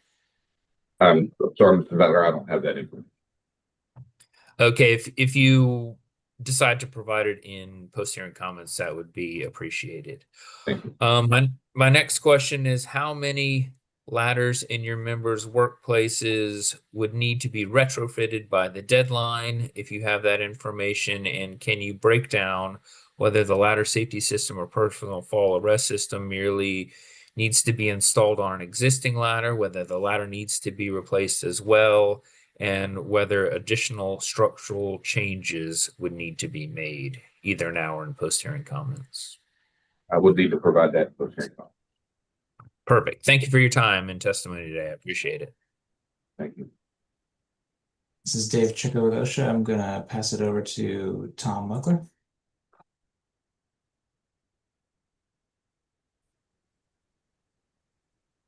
Just a second here. Yeah. Okay. I received comments from the association, and we have a follow-up question. So the question is, can you describe the costs that you mentioned that include permitting and approvals, engineering review, temperature monitoring, atmospheric monitoring, and fire watch personnel? And please distinguish between, one, the routine and customary current baseline employer practices that contribute to ladder safety, and two, the services that your analysis categorizes as necessary or implied by the OSHA deadline of 2036. In other words, what are they currently doing for ladder safety independent of the OSHA standard, and what are the actual incremental costs that they perceive as necessary by the deadline? And if you just want to handle that in post-hearing comments, that would be fine. Again, thank you, Tom. I'd like to handle that post-hearing. Okay. Dave Chica again with OSHA, Your Honor. I believe that concludes our questions. All right, solicitor. Yes, Your Honor. Eve Marie Stalker here. Good morning, Mr. Bench. Thank you for your time and your patience in waiting to testify. Thank you so much. I just had a question. Could you just clarify for us, for the record, the fixed ladders that you encounter at the work sites, do they have cages the entire length of the ladder, or are they just at the top of the ladder or above 24 feet? If you could just expand on that, if you could. Thank you, Ms. Dover. As Justin Miko, my partner, had mentioned earlier, when these ladders, the heights exceed at a 24-foot interval, that they are caged all the way through. Thank you, Mr. Bench. That's all I have, Your Honor. Thank you. Any questions from the public? No questions from the public, Your Honor. All right, thank you, Mr. Bench, for your testimony. Thank you. All right, then the next witnesses are ANSI ASAP Z359 committee.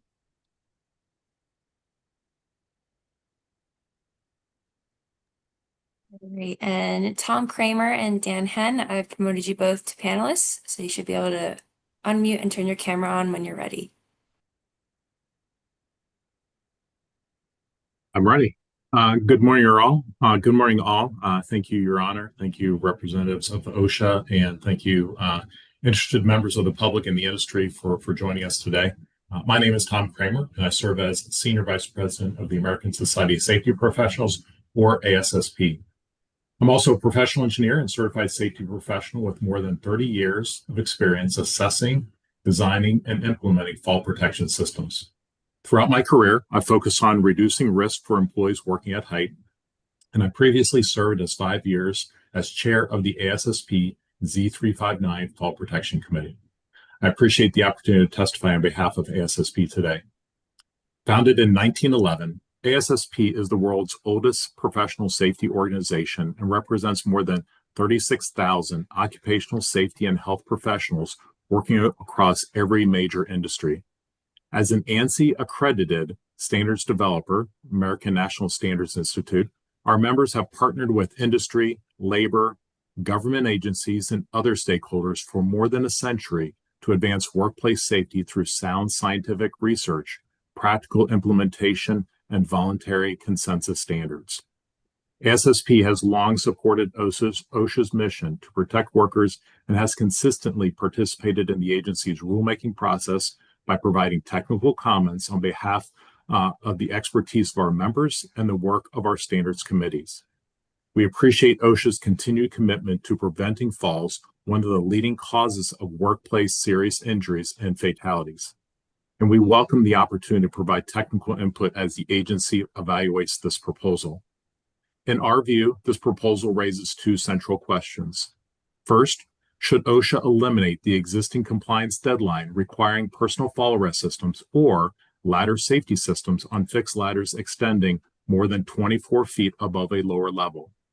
Second, should OSHA once again permit employers to rely on ladder cages or wells in place of modern fall protection systems. The technical analysis supporting our comments points to a clear conclusion. OSHA's existing requirements reflect decades of advances in fall protection technology and the development of voluntary consensus standards. Together, those advances have resulted in systems that provide workers with a higher level of protection than legacy approaches, such as ladder cages and wells.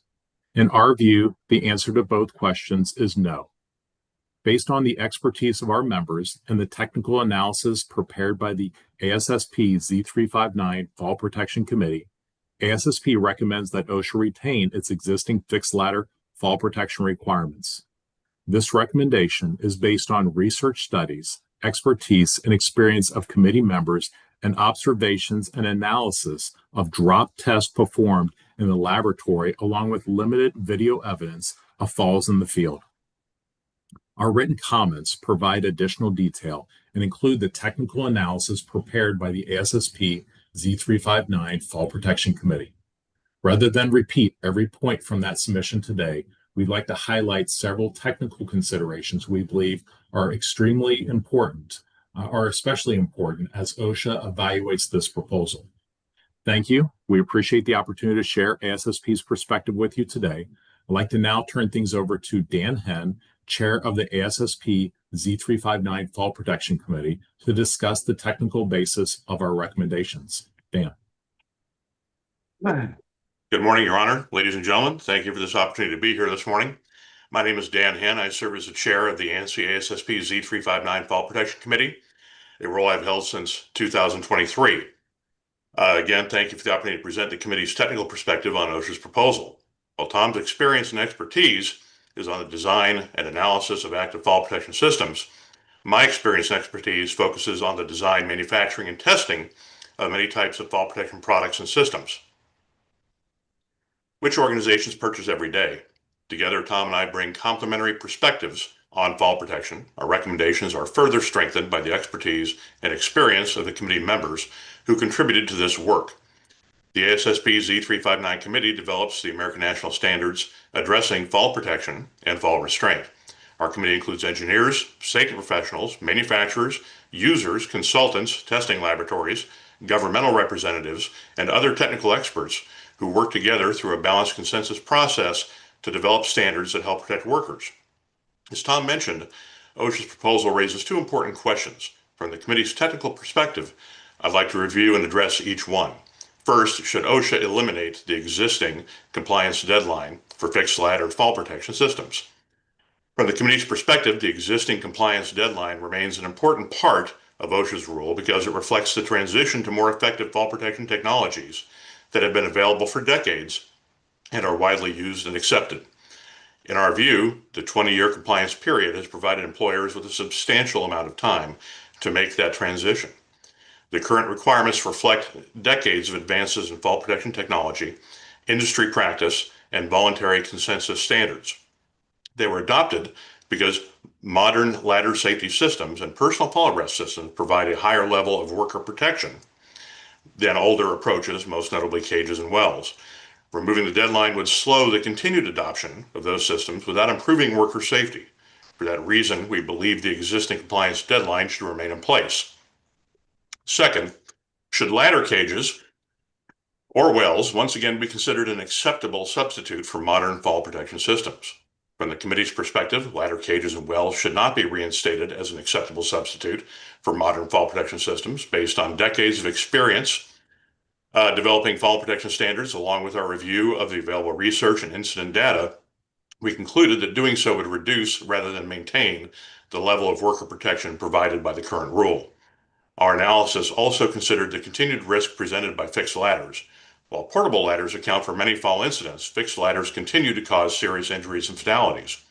Our review of OSHA's accident database identified hundreds of incidents involving fixed ladders over the past 2 decades, reinforcing the effective fall protection remains an important occupational safety issue. The engineering principles underlying these systems are fundamentally different. Unlike modern fall protection systems, a ladder cage is not designed to positively arrest a fall in a controlled manner. If it interrupts a fall at all, it does so when a worker's body strikes the cage itself, potentially resulting in significant injury, while providing no predictable or controlled means of fall arrest. During my extensive testing experience, I've seen the violence of an uncontrolled fall impact for a variety of reasons, and the results produced in the test laboratory are shocking. We often incorporate these drop test simulations in training environments to viscerally demonstrate the seriousness of the impact, suspension, and other effects. If it would be helpful for OSHA, or if it would be helpful as OSHA continues evaluating this proposal, the committee would be pleased to provide additional information regarding the testing and demonstrations that informed our technical analysis. By comparison, ladder safety systems and personal fall arrest systems are specifically engineered, tested, and evaluated to defined performance criteria. They are intended to safely arrest falls while limiting the forces experienced by the worker. That distinction is fundamental to the committee's recommendation and is reflected throughout the ANSI ASSP Z359 standards. Again, I would encourage you to view these demonstrations if you haven't or already haven't done so. Our analysis also considered the available peer-reviewed and government-sponsored research cited in our written comments. That research consistently concluded that ladder cages do not provide protection equivalent to ladder safety systems. Workers rarely become safely retained within a cage during a fall. Rescue can become more difficult if they do, and personal fall arrest and ladder safety systems provide substantially greater protection during the types of falls commonly associated with fatigue, missteps, or medical events. I would also like to add that fall arrest systems are already a part of the toolkit that workers in these environments already avail themselves of in other exposures on a daily basis. Taken together, the engineering principles available, research, and practical experience consistently support the same conclusion. Personal fall arrest systems and ladder safety systems are the preferred means of protecting workers climbing fixed ladders whenever safer alternatives such as stairs or intermediate landing platforms are not feasible. These systems are commercially available, widely used throughout the industry, and based on user feedback received by the committee, are often preferred because they are familiar, practical, and effective. Finally, our review considered the cost information cited in support of the proposal. Based on the practical experience of committee members and real-world engineering and field installations, we believe those estimates are substantially higher than the costs typically encountered in the field. While actual costs vary depending on the engineering and installation, we encourage OSHA to consider additional cost information, including governmental contract data, to better understand the costs associated with these systems.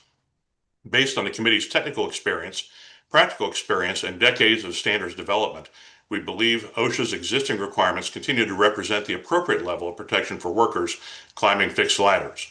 The committee's goals align with OSHA's mission to protect workers, and our recommendations reflect that shared objective. If OSHA determines changes to the rule are appropriate, we believe those changes should focus on using risk assessments to improve the safe design and installation of ladder safety systems rather than reducing the level of worker protection currently provided by the regulation.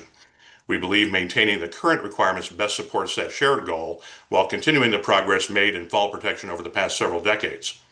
Thank you for the opportunity to present the committee's perspective. Tom and I would be happy to answer any questions. OSHA? Thank you, Your Honor. This is Dave Chicka with OSHA. So thank you very much for your testimonies today.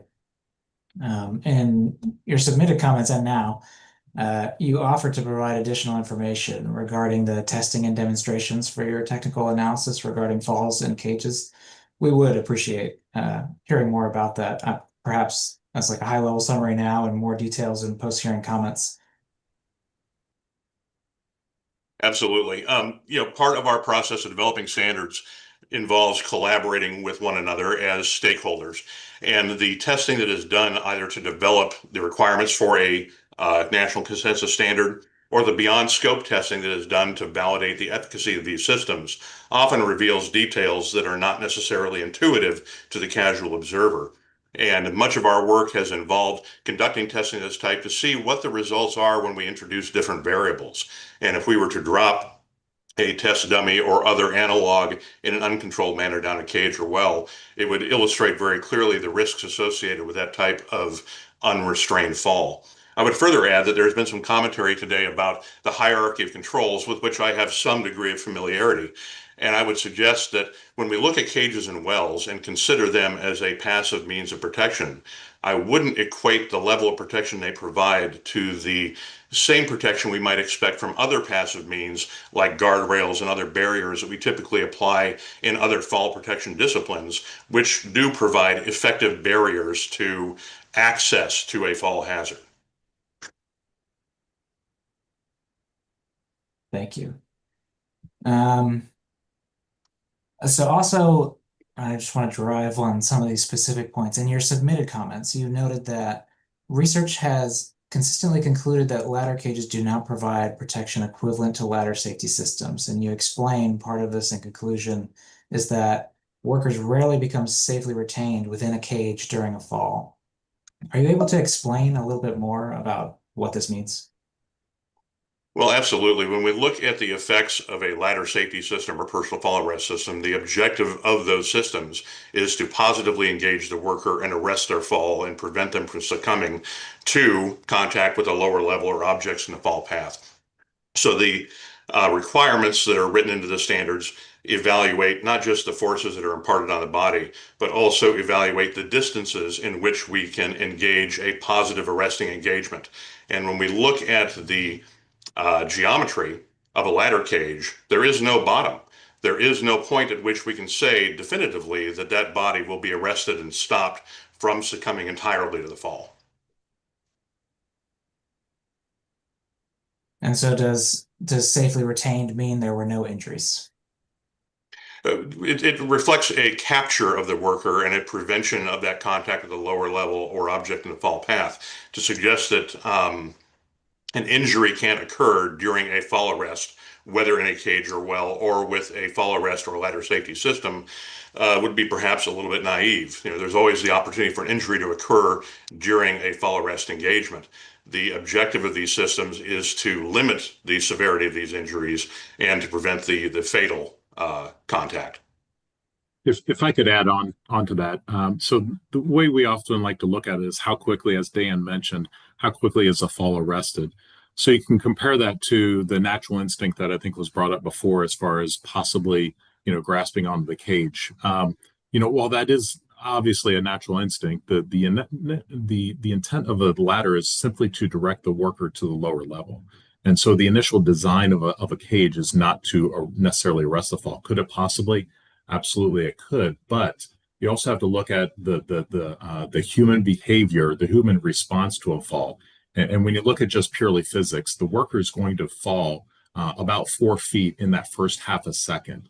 And in that first half a second, that's when the worker will now start to respond, and it'll take about another 1/10 of a second to reach out and possibly grasp onto something. So that's in the first half to 6/10 of a second, they've fallen about 4 to 6 feet. And that's just simply physics of a falling object. At that point, the worker, again, this is all just physics based on our great gravitational constant of 32.2 feet per second squared. The worker is now going 16 feet per second. And the possibility that they could then grasp onto something, hold on to something, and prevent them from falling is I think, very, very challenging to think about. Could it happen? Absolutely, it's possible. Is it likely? Very, very unlikely without significant injury, as Dan mentioned. And so that's the challenge that, just from a pure physics standpoint, pure scientific standpoint, that we look at and compare the systems that Dan are talking about. They're designed to lock up and arrest the fall within a matter of a foot or two. And Dan can probably talk more about that just through his extensive equipment manufacturing and testing of the products. And I guess just to clarify, like there falls inside a cage, because I guess we've heard differing opinions on this throughout the day and other testimonies. Falls inside of a cage are not only dangerous to people who are unconscious and can't necessarily brace themselves during a fall. Correct. They're obviously someone that cannot brace themselves. They are going to be, as the cage is designed, to direct the worker to a lower level. And so while it might, and again, I'm not a medical professional, so I can't answer this comprehensively, and I don't think there's much scientific data, but it will direct the forces to the person's lower extremities. And so it might keep them more upright, but they're also, just with the openings in the cages, and I think the The UK's HSE Health and Safety Executive outlines this. There is a chance for inversion as far as the worker going down. Dan, you might be able to speak more to that. Absolutely. And I think in earlier testimony, it was mentioned that the ladder cages provide 360 degrees of protection, but that's a two-dimensional consideration because there is no bottom to the cage, and we're talking about somebody who is going to be subjected to a fall on a vertical plane, and there is no protection on the vertical plane in a ladder cage or well. Whereas when we install a ladder safety system or fall arrest system, we are providing direct mechanical protection against a fall in that vertical plane. And that's the one objective that we can address that a ladder cage or well cannot. Thank you both. I might come back with more questions, but I want to give my colleague Will Zettler the opportunity to ask some. Thank you, David. Good morning, barely. Yes, I do have a few questions. This is Will Zettler for OSHA. Do cages, just for clarification, do cages require workers being conscious to grab onto something? Good, Dan. Well, I would suggest that if we're depending upon the worker to grab onto something during the course of a fall in a cage, that consciousness would be an important element of that engagement, and that an unconscious worker would not be in a position to grab onto anything. And as Tom described the physics and the acceleration involved in the fall, even if a worker were conscious, there's still a serious lack of surety that that worker is going to be able to do anything to safely arrest their fall. And I would just add to that, Will, is that ladders, where there isn't a personal fall arrest system or a ladder climbing system, is that they do rely on perfect human performance to not have a slip, to not have a twitch, to not have any deleterious issues with the ladder that might cause that fall. And so they do require, perfect human performance even in the presence of outside factors, environmental factors. Thank you. We've heard that one reason cages and wells provide equal or more protection is that ladder safety systems and personal fall arrest systems, such as self-retracting lifelines, leave the climber vulnerable at transition points. Can either of you address that? Be glad to. First of all, I would say that if we look at the way the self-retracting devices are employed in ladder fall arrest, they actually provide considerable protection during the course of transition when mounted to an elevated davit and can allow a worker to transition off of the ladder onto a platform while still being protected. Furthermore, I would say that in the discipline of fall arrest, one of the common requirements is the use of 100% fall arrest procedures, meaning that the worker is required to maintain a fall arrest connection 100% of the time. So when using a ladder safety system and transitioning off the ladder, the worker would be trained and required to make a secondary connection to facilitate that transition to ensure that they are not vulnerable during the transition.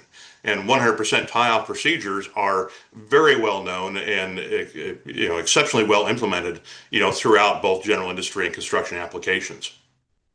And I would just add on to that, Will, that's where OSHA in their requirement for fall protection systems to be designed, installed, and used as part of a complete system by a qualified person. That's really what really gets into making sure that those transition zones are completely addressed. And then ASSP expanded upon that in ANSI Z359.6, the design requirements for an active fall protection systems, where an engineer designing that, what do they need to do to make sure that those transition zones are protected? Because anecdotally, we know as safety professionals, transition zones, any part of life, transition zones are where we see lower quality, and then also higher potential for safety incidents. And that's where it's incumbent upon the designer of that active system to make sure that those transition zones are properly protected.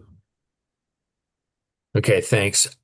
Since the 2016 final rule was published, are you aware if any of your committee members have promoted the use of cages or wells as a means for fall protection over ladder safety systems or personal fall arrest systems? The short answer to that is no. Okay, and can you describe how a rescue would be performed on a fall victim inside a cage or well? With great difficulty. The amount of room inside a cage or well, particularly if it's obstructed by somebody who managed to become entangled and captured within that cage or well would become potentially an obstruction to the rescuer if ascending to rescue, and if descending to rescue.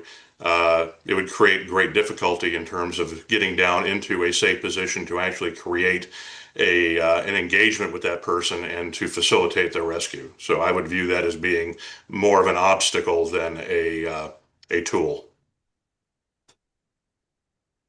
And can fall arrest systems for ladders be engineered for more than one person, like for rescues?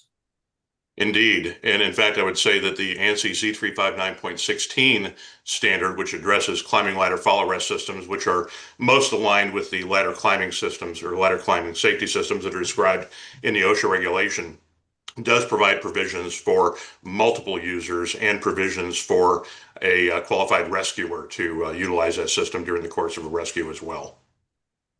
Okay. And do any of your committee members have any experience, and are you able to either now or in post-hearing comments compare and contrast injuries with personal fall arrest systems and ladder safety systems versus injuries they have seen with cages? I would say that we have submitted some evidence to suggest that, and probably more is available. We'd probably want to use the post-comment or post-testimony comment period to get more into that. I will say that we rely heavily on the BLS data that's published every year and look at that as kind of a report card as to how well we're doing. And, you know, it's unfortunate that that data isn't a little bit more granular. But suffice it to say, there is data in there that is highly suggestive. I would say that over time, and if we look at the fact that this rule has been in place for 10 years, we haven't made nearly enough of an effect. And clearly, there is still a long way to go in the remaining 10 years we have to fully implement the requirements of this rule. And I would say that we've neglected our opportunity to advance the state of the art over the last 10 years, and that's reflected generally in the data. Very good. That is all the questions from me. Thank you very much for your time and testimony today. Thank you, Will. Sir. This is Dave Chicka again with OSHA. I'm going to pass things over to our colleague, Tom Mokler.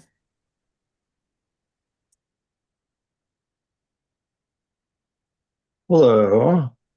Yeah, I have a few questions. First question is, have you identified cost savings from ladder safety systems, personal fall arrest systems? And if so, do those factors argue for replacement sooner than the schedule might suggest? And related to that, have you observed testimonials from companies who have avoided injuries, have improved productivity?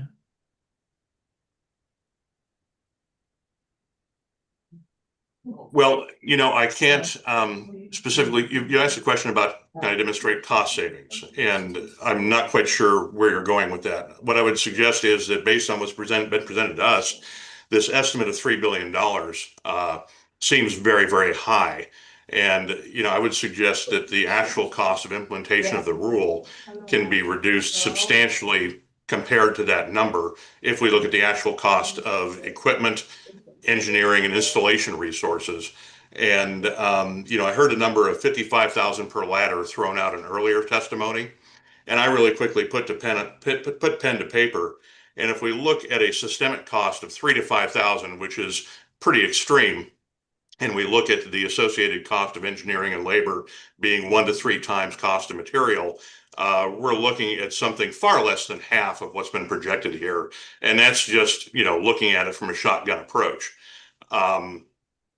You know, I would suggest that there's a tremendous opportunity to take a look at this in a balanced perspective and project a much lower cost to the industry to implement the rule.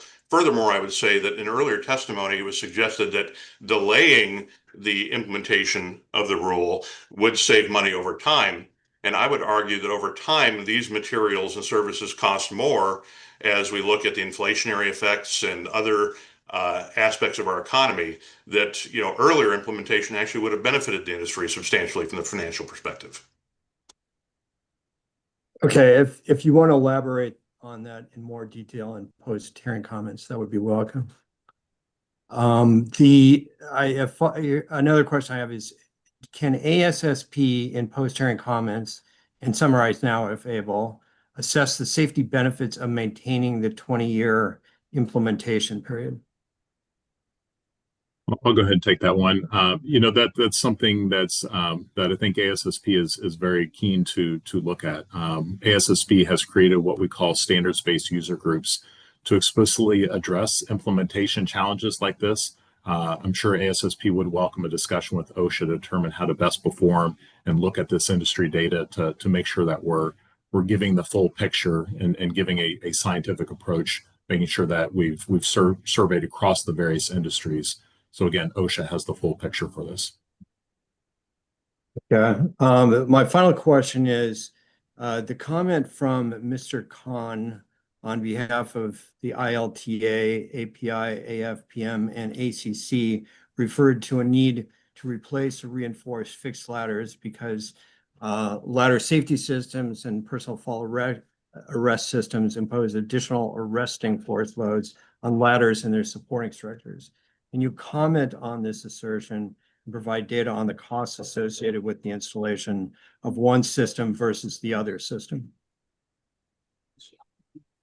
Dana, would you like me to take that?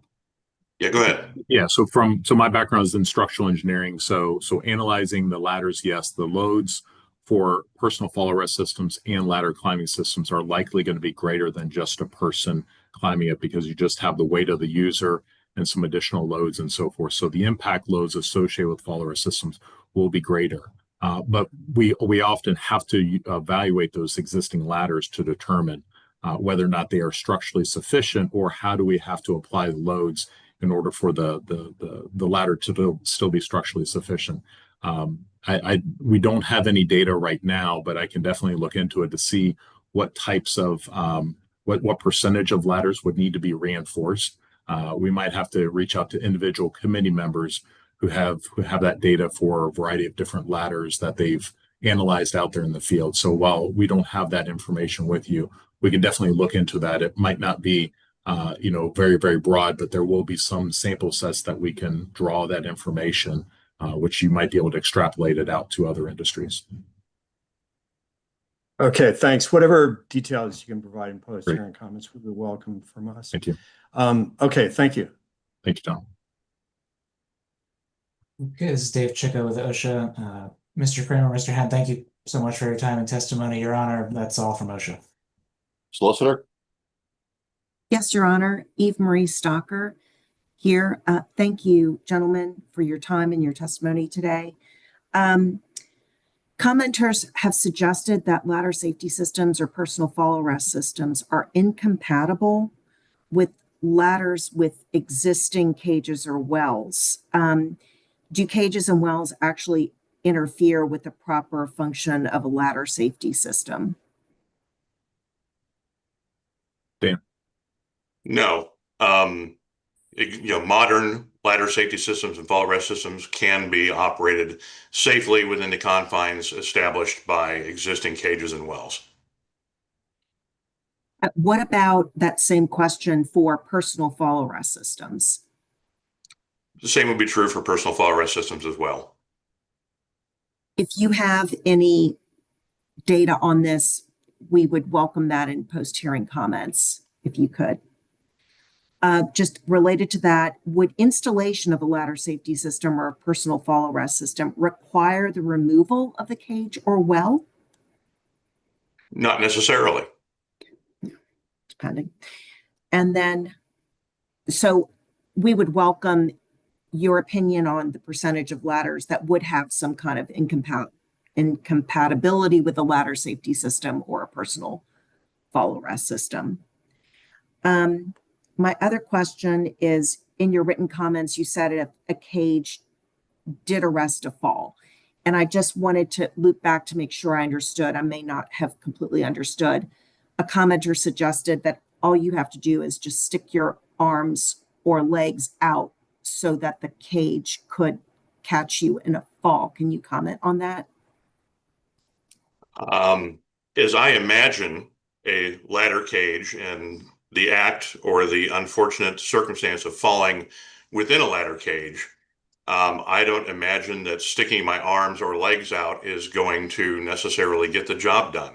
And I can't guarantee that I'm going to create a positive engagement that will prevent me from either being severely injured or succumbing entirely to the fall. I like analogies, and if I tried to utilize that same stream of logic to suggest that seatbelts and airbags are no longer necessary in automobiles, I think that that argument would probably come up short, and I think it comes up short here as well. If I could just add on to that, what I shared previously is just from a physics standpoint and then human behavior, human reactions. It's going to take the human about a half a second to start to react to that fall and to grasp onto something. So the object that they saw right here that they were going to grasp on, it's now 4 feet above them. And again, they're moving at 16 feet per second. And that's just pure physics from an object in falling motion. And so, those can be evaluated and compared to determine, what's happening. And then I'm sure we could also, get from industry what would happen to a limb that possibly gets caught into a cage while moving in excess of 16 feet per second. Thank you. In your written comments, you stated that only annual inspections and evaluations by qualified individuals could adequately determine the lifespan of a ladder. Could you tell me a little bit more about that? Like, what factors would these individuals need to rely on in making an adequate assessment of the lifespan of a ladder? Thank you. Yeah, so one item that you're looking at is first off the geometric requirements of the ladder. So OSHA has clearances that are required around the ladder, and that's the first thing that we look up. Is the ladder even compliant with the OSHA regulations and also the ANSI A14.3 standard on fixed ladders? So just checking the climbing requirements, because that could cause an issue as you're climbing it if you have an obstruction on the climbing side or an obstruction on the behind the ladder, which doesn't allow you to put your foot on it. So just first off, just reviewing the geometric requirements is critical. And then when you look at it from just a structural standpoint, it's just a normal structural inspection. So you're looking for, has that ladder somehow been contacted by a piece of equipment? So in industrial facilities, it's not uncommon for a piece of equipment to somehow have struck a ladder, which obviously bends it. So we're looking for potential for damage due to some sort of a outside force. And then we're looking for possibly elements of the weather. So especially in coastal environments, if you don't have a galvanized ladder, it's likely going to start to corrode. And so is that surface deterioration? Has that got into the structural member and started to compromise the strength of it? And so looking at that and doing that visual inspection is common practice. And I'm sure there's been hundreds, if not, thousands, or if not tens of thousands or hundreds of thousands of ladders that have been inspected by members of our committee that we can maybe not have exact data on, but we can pull in data to see what typically contributes to a ladder failing that annual inspection. Thank you. That was very interesting. I was actually wondering also, I hadn't really thought very closely about that, but you mentioned environmental factors and the construction of the existing ladder, but I think you touched on that. Did you want to expand? I don't follow what your questions may be going to. Could you maybe Sure. clarify that? Thank you. Yes, I'd be happy to. I was thinking about factors such as wear and tear on the ladder and where it's positioned, the weather conditions, getting at corrosion of the ladder. Of course, that goes to the ladder's material. But if you can think of other factors, somewhat weather related or in context of the operation, chemicals and other substances affecting the integrity of the ladder, are those things to take into consideration with the lifespan of a ladder? Absolutely, and it just falls underneath any sort of other structural type inspection. So whether it's structural steel or whether it's a fixed ladder made out of steel, or some ladders are aluminum and other materials. But what we would look at is, yes, what type of environment? Is it corrosive? Is there weather? Is there other types of items that are going to decrease it? What types of coatings were previously applied to that ladder? Sometimes it's just primed and painted, other times it's galvanized, other times it's stainless steel. And so there's a variety of factors, not only on the material side, but also on the environmental side, not only for the weather environment, but then also due to, various chemicals or corrosive nature that might be in that environment. Thank you very much. That's all I have. All right, do we have any questions from the public? No questions from the public, Your Honor.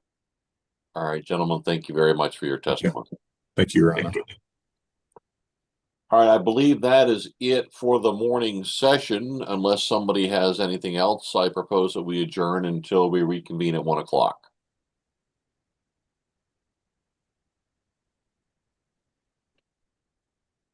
Very well, since there's no one piping up, our hearing is in recess until 1 o'clock.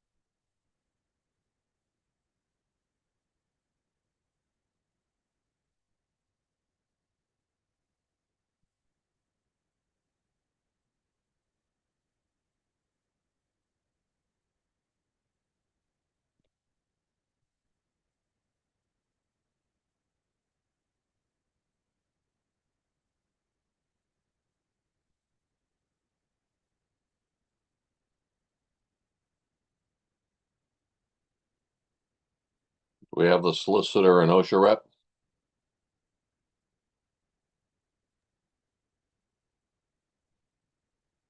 Yes, Your Honor. Good afternoon. All right. Pete Good afternoon. Stocker. Ready to go back on the record?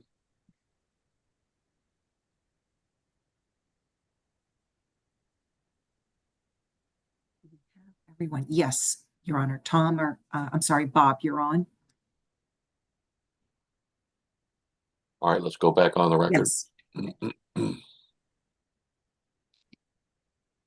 It's my understanding that the next witness or the next individual is from LJB Incorporated Engineering. Yes, our next witness is Kathy Styler. Ah, okay, not Mr. Wilcox, but Kathleen Steyer. Okay. I do not believe so. Kathy, you should have just gotten a prompt to be promoted to panelist. Yep, you accepted it. Great. All right, so I'm clear that the agenda that I had LJB Engineering. They are not participating then?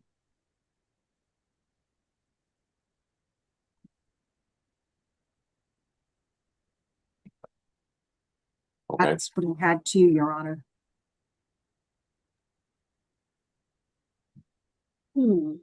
Is Kevin Wilcox not present? I do not see him present. Wait, let me. He does have his hand raised. Oh, I see him. All right. In that case, Kevin, we will promote you. So you'll have to change your slide. There you go. Nope.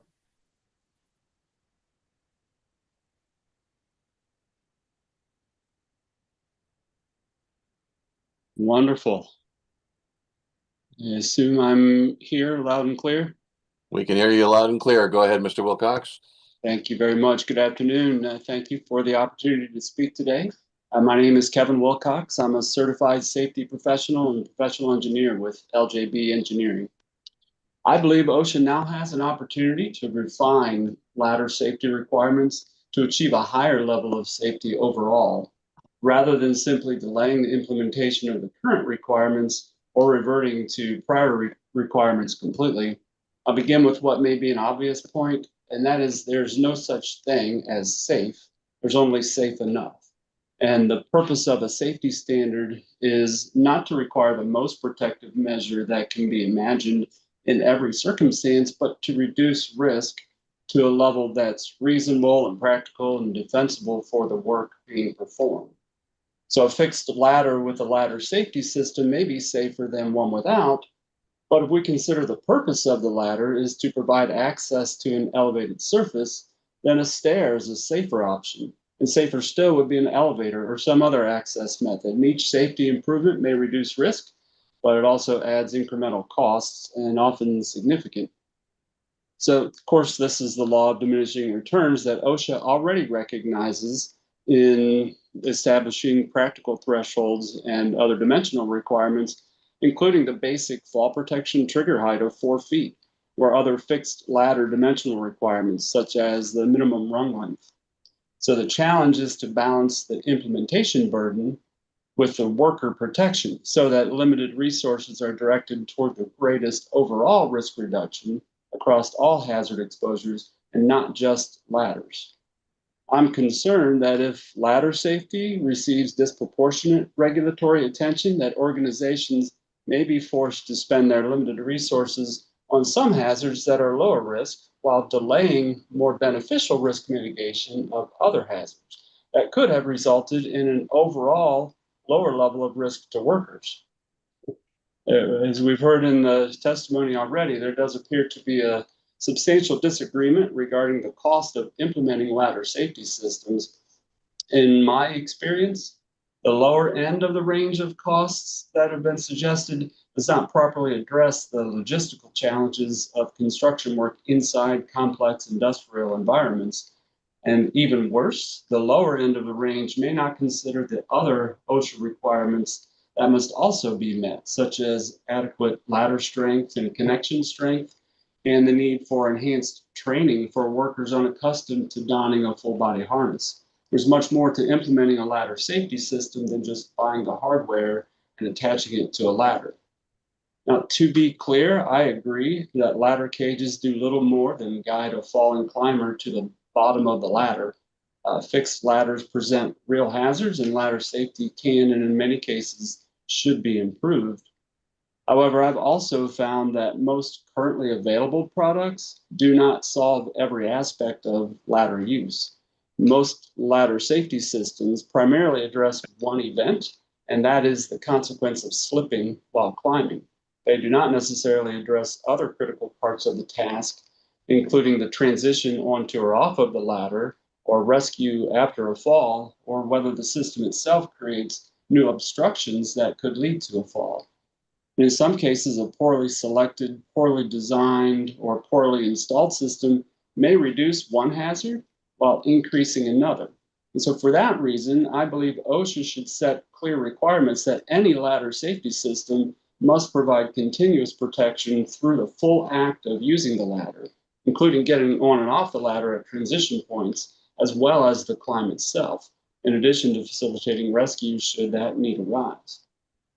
Now, given the challenges of ladder safety systems, instead of a requirement to install them on every fixed ladder over a certain height, I think a better approach is a risk-based evaluation that considers not only the ladder height, but also the transition areas, the work activity, the feasibility of rescue, the environmental conditions where the ladder is used, the variability amongst workers who must use the ladder, such as those accessed by different contractor personnel. And depending on those factors, a ladder climbing system may be warranted, but an overhead self-retracting device or a split ladder with an intermediate platform or even another access method entirely may provide a better safety outcome. A simple way that OSHA could make risk-based approach more workable would be to recognize different classes of fixed ladders based on an actual exposure. OSHA already uses a similar concept in its walking working surface rules, where temporary and infrequent work near roof edges may be addressed differently than routine exposure. A ladder used daily for operations or production does not present the same risk as a ladder used once or twice a year under controlled conditions by trained personnel. OSHA could establish objective ladder classes, such as frequent use ladders or infrequent use service ladders and temporary or emergency egress ladders. Stronger retrofit requirements or hard deadlines could apply to frequent use ladders, while infrequent use ladders could remain in use until the end of their service life, provided the employer maintains baseline compliance with documented access procedures and training and appropriate administrative or temporary controls, just like the rules regarding flat roofs require. This would allow OSHA to keep a clear, compliant or non-compliant framework while still accounting for the practical difference between high exposure and low exposure ladder conditions. This would not weaken worker safety. It would focus the limited engineering and contractor and employer resources on the ladders that create the greatest exposure, while still moving the industry towards safer ladder access over time. An employer who is required to implement ladder safety systems on every ladder, however infrequently used, may do so instead of adding stairs in place of their one ladder that poses a much greater overall risk. A rule based on a risk assessment would also give OSHA a clearer and more enforceable framework than a one-size-fits-all retrofit requirement, because employers would need to evaluate and document how and by whom each ladder is used, whether it's frequent or infrequent, and what controls are appropriate. In summary, I support OSHA's continued effort to improve fixed ladder safety. My recommendation is that OSHA preserve a stronger comprehensive standard for new, replaced, and modified ladders while using an exposure-based approach for existing ladders. Such a rule would reduce risk where the exposure is greatest while allowing employers to select the right safety solution for each ladder. I appreciate your time today and thank you for giving me the opportunity to speak. OSHA. Thank you, Your Honor. Dave Chicker with OSHA, and thank you, Mr. Wilcox. Some commenters have suggested that some personal fall arrest systems will not work with fixed ladders equipped with a cage or a well, including like the possibility of entanglement. Can self-retracting lifeline be used safely on a fixed ladder with a cage installed? Yes, much more easily than a ladder climbing system. Both can be used in conjunction with a cage, but in my experience, I found a self-retracting device is a little bit easier to use than a ladder climbing system, primarily because some ladder climbing systems do require the user to slightly lean back. They have become more user-friendly over time, but some of the older systems, especially, and even still those currently available on the market, require the user to lean back slightly, and that could be limited by the cage. Are entanglements common? It's hard to say common. I don't have any hard data to support that one way or another. I can say anecdotally, in my own personal experience, when I have used a ladder climbing system in conjunction with a cage, I do find it a bit, to use your term, entanglement does become a concern. You manage that, you don't become entangled, but what you do is sort of hold yourself in an awkward position, and therefore increases the likelihood of a fall. To be clear, I've never fallen while using a ladder climbing system or on a ladder without a cage, thankfully. Thank you. I'm going to pass it over to Will Zettler. Hi, thank you for your testimony today. I have a couple of questions. Do you have an estimate you can either submit now or in post-hearing comments on what the typical cost of a standalone self-retracting lifeline is, including the anchorage installation for a 30-foot ladder? So I'll provide a range now, and I think we could follow up in post hearing testimony or comments. But for a standalone, for one-off, somewhere between $15,000 and $20,000, and that would include the evaluation of the ladder. This is to retrofit an existing ladder, to be clear. And so part of that cost is evaluation of the existing ladder and its condition and its ability to support a new device to which a self-retracting device would be mounted, or if it's like in an interior ladder, to mount and evaluate the overhead existing structure to which that self-retracting device would be mounted. The challenge that we face in exterior ladders is oftentimes there's not any overhead structure to which to mount a self-retracting device, and so that either needs to be added, or there are products now available off the shelf that can be retrofit onto a ladder. But again, that puts new loads on the ladder that it was never intended to see. Okay, thank you. And do you have any studies that you could submit to the record regarding risk assessments on fixed ladders over 24 feet that you could submit?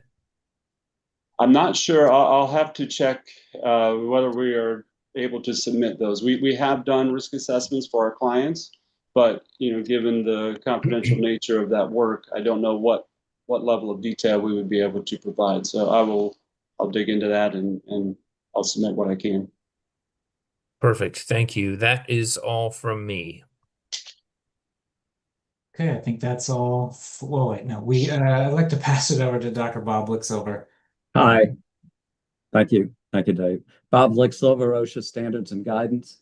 Mr. Wilcox, your comment provides a range of cost estimates to design and install a 30 to 40-foot ladder safety system, $15,000 to $25,000. Would you please clarify whether that $15K to $25K dollar cost is for the installation of new ladders with safety systems included, or the cost of adding safety systems to existing ladders? It would be the latter. It would be to retrofit an existing ladder with such a system. And again, not the hardware is fairly inexpensive, $2,000-3,000, but it's all the additional effort, the engineering, and the evaluation of the existing ladder that tends to drive and reinforcement oftentimes of the existing ladder that drives the cost higher. Thank you. Bob Licksilver again. is there a significant cost difference for shorter ladders, such as 24 feet to 30 feet versus, say, 30 to 40 feet? Not in my experience, it's not significant. When you add the mobilization and the effort, the overall logistics required to do the work is effectively the same for each. There is a slightly higher material cost for those longer ladders, but it's not significant. Thank you. Bob again.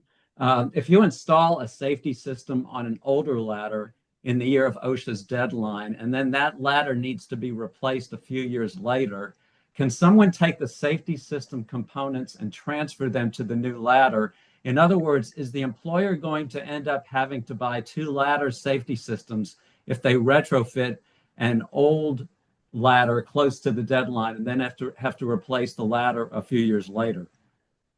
If they were to replace the ladder in kind, no, I would think they would be able to reuse those same components.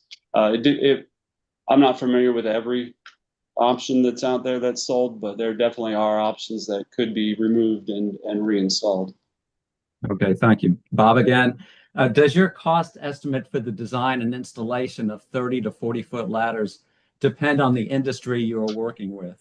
Very much so. Yeah, and a simple ladder going up the side of a building where the access is easier, that's going to be a lower cost than, say, in a petrochemical facility where you've got various permits and environmental hazards and other chemicals. Okay, Bob Blixover again. If you could elaborate in post-hearing comments on those variations across industries, that would be really helpful to us. A few more questions. Do the costs of the 2 different options permitted by OSHA, the ladder safety system and the personal fall arrest system, end up being roughly equivalent when you take into account design and installation requirements, or is one significantly more expensive than the other? Any breakdown in specific costs submitted to the record would be appreciated. Yeah, I find them to be quite similar. There's not a great variation in the material costs, and then the engineering and installation effort also is quite similar. It also, I will say, the costs that we're talking about would be for a single ladder. You get a pretty high economy of scale if you're looking at multiple similar ladders to at the same time. So, but one never knows how many. It's hard to estimate that economy of scale factor. Thank you, Bob again. Yeah, if you have additional information looking back at some of your projects on those economies of scale, that would be very helpful information for us. Just a little bit more. The comment from Mr. Khan on behalf of the petitioners referred to costs associated with using ladder safety systems or personal fall arrest systems on fixed ladders because additional arresting force loads of these systems on ladders and their supporting structure might require reinforcement and/or replacement of the ladder. Can you comment on and provide data on the costs associated with the installation of one system versus the other system with regard to this issue of additional arresting force loads on of these systems on ladders? So the one system versus another system, there's not going to be much difference in this respect, assuming this is an exterior ladder, and I believe, well, I'm not sure which industries Mr. Khan was referring to, but especially exterior ladders where there's no overhead structure existing to mount a self-retracting device, a fall arrest system. If you have to retrofit and add that load to the ladder, those ladders were never meant to receive those loads. And the biggest challenge that we see is near the top. Most of the systems that I'm familiar with and that are available on the market mount at the very top of the ladder and at the very bottom of the ladder. And all of the load, whether it's a ladder climbing system or a fall arrest system, all of that load is really impacted at the very top of the ladder. Many times, the last connection point of a ladder is down a few feet from the top. And so now I'm putting a load on the cantilever portion of the ladder and that's even further exacerbates the impact of these additional loads. So I think he's definitely correct in that the additional loads that get imposed might very well lead to need to reinforce the ladder or even potentially replace it with a bulkier, stronger ladder. Okay, thank you. Bob Lickslover again. Final set of questions from me. What is the cost of removing a cage or well from a ladder so that a ladder safety system or personal fall arrest system can be used? And what is the cost of replacing the ladder so that a ladder safety system or personal fall arrest system can be used? I guess those are two questions. So removing a cage or well from a ladder so that the systems can be ladder safety systems or personal fall arrest systems can be used. And then the cost of replacing the ladder so that an LSS or PFAS can be used.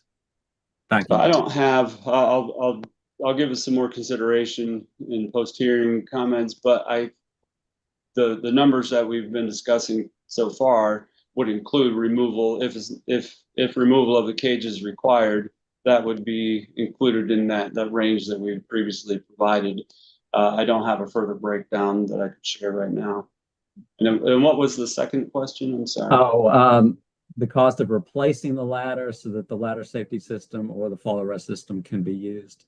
Yeah, I'll try to follow up with that. I don't have information to share right now. Understood. Thank you very much.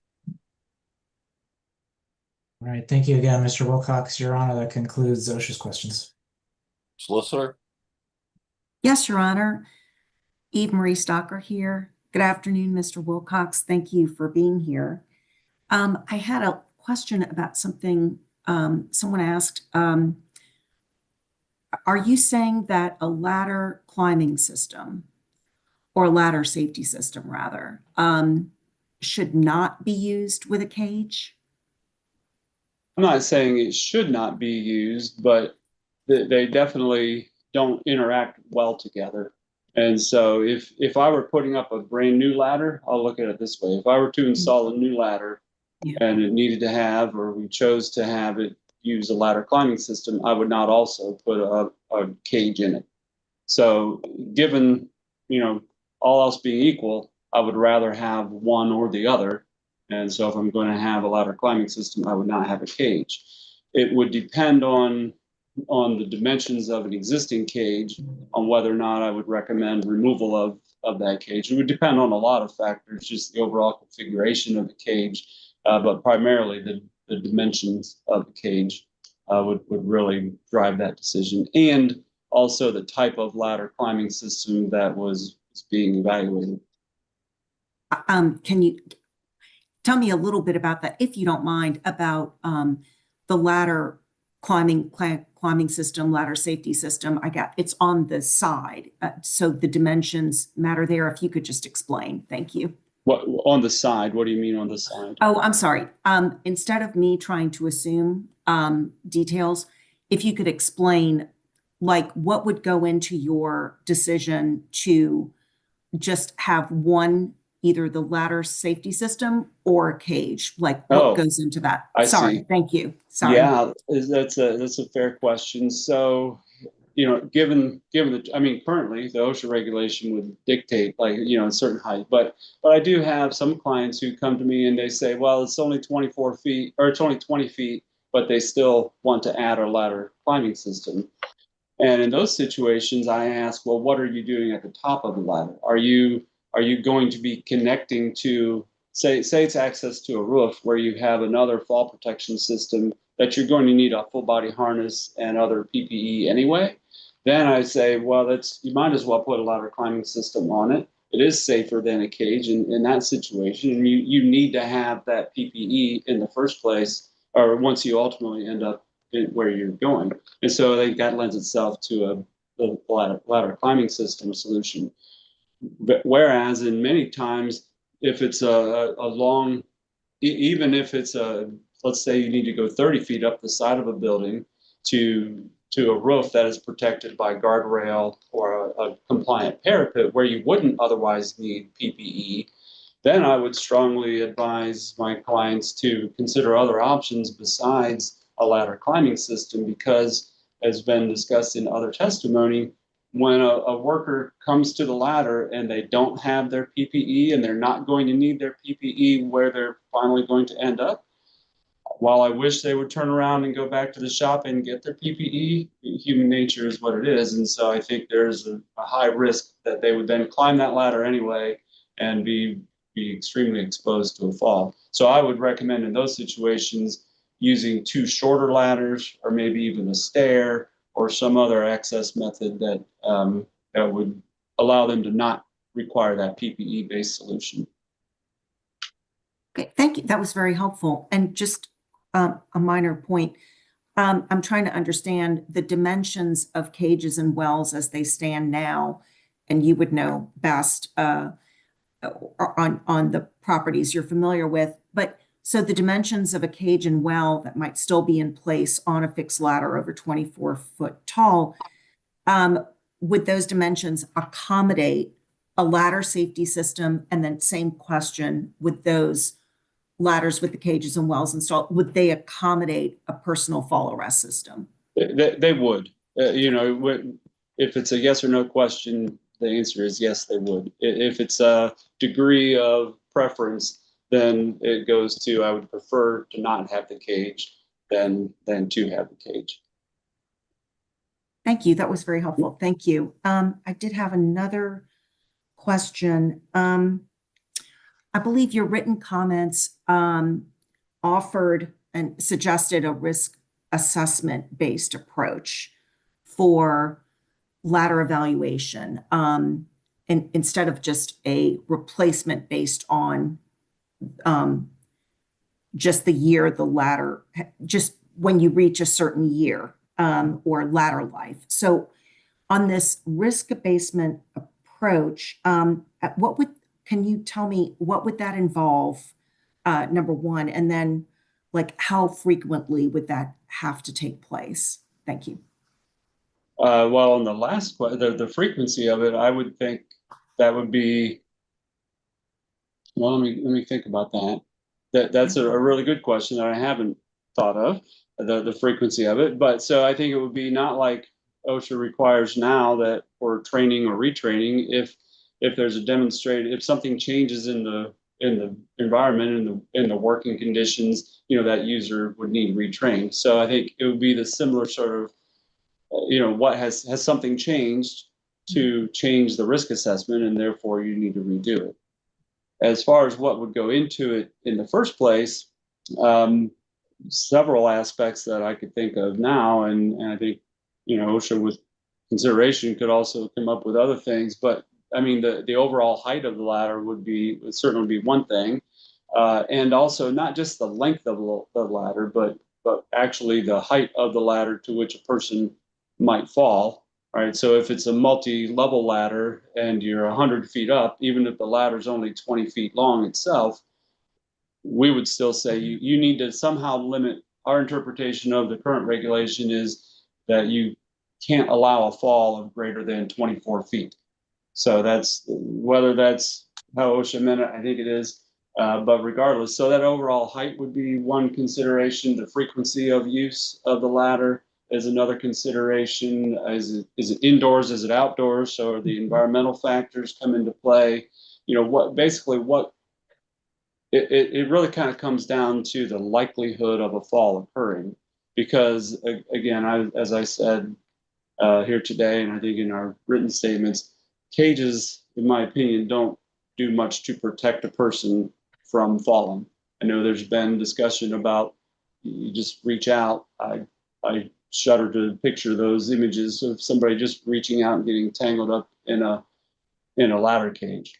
So I think it would come down to an evaluation of what's the likelihood of a fall occurring, and if it's high, then you add a ladder climbing system, and if it's on the lower side, then you look at other options.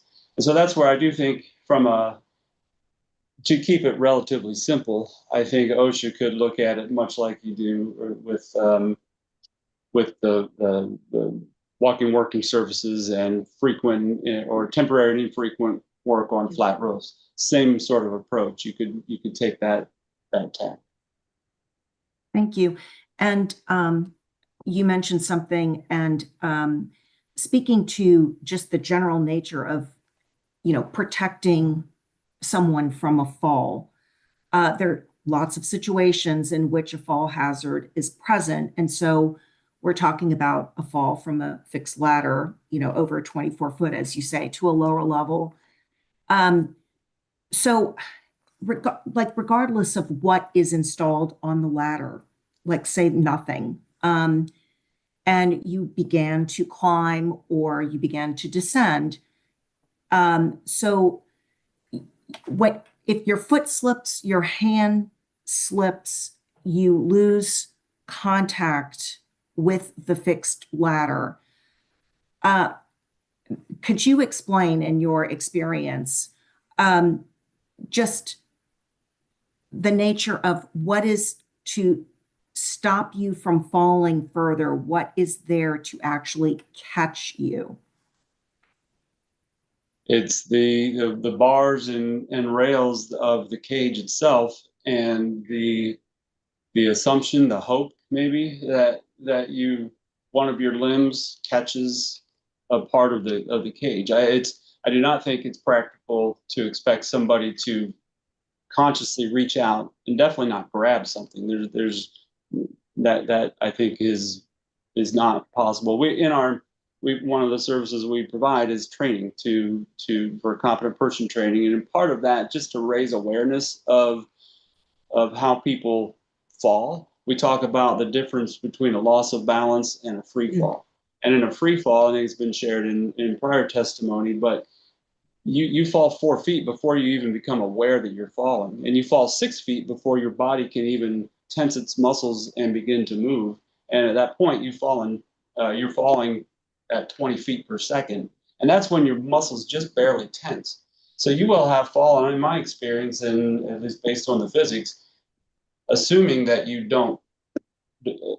your body just doesn't naturally contort and get caught up in the cage, you will not be able to consciously reach out and do anything before you reach the bottom of the ladder. Just the gravity will work much faster than your mind and body can. And so it really, at that point, kind of depends on the luck of how you slip and fall and what direction are you rotating during that fall. And frankly, I don't know if you would be luckier to get entangled in the cage or luckier to just go ahead and fall cleanly down to the bottom, but neither would be a good outcome, I think. Thank you very much. Just one quick last question, if you please, Eve Stalker again.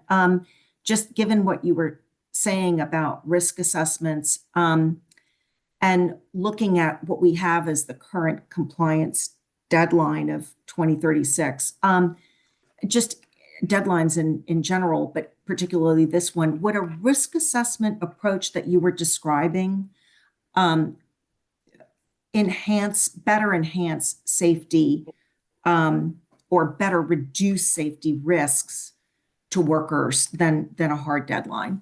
Thank you. Well, I believe it would. And however, I think there are aspects of, at a certain risk level, I do think that would warrant a hard deadline for retrofit to a higher level of safety. I think it's been shared in other testimony and in my experience as well. Some of these ladders that we encounter are already 50 years old, and assuming they comply with the other dimensional requirements, there's no reason to retrofit. So if we don't have some sort of compliance deadline, I think 50, 75 years from now, we could still have the same situation. And to me, as a safety professional, that doesn't feel right. So I think there should be some compliance deadline. High risk could be still keep the 2036 deadline. Lower risk, maybe you're able to push it further out. I also think none of us can predict what the world will be like in 50 years and what technology will be there. And frankly, what is the reason for that work at height still going to be the same in 50 years? I mean, I think it's totally conceivable that a lot of the reasons that we have those fixed ladders will be long gone in that time frame. Thank you very much, Mr. Wilcox. I appreciate your time and your testimony. Your Honor, thank you. No more questions. Are there questions from the public? No questions from the public, Your Honor. All right, sir. Thank you for your testimony. Thank you very much. Next, we have the Communications Infrastructure Contractors Association.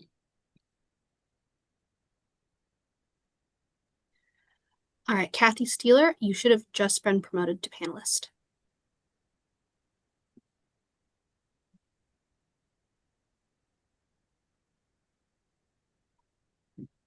Hello.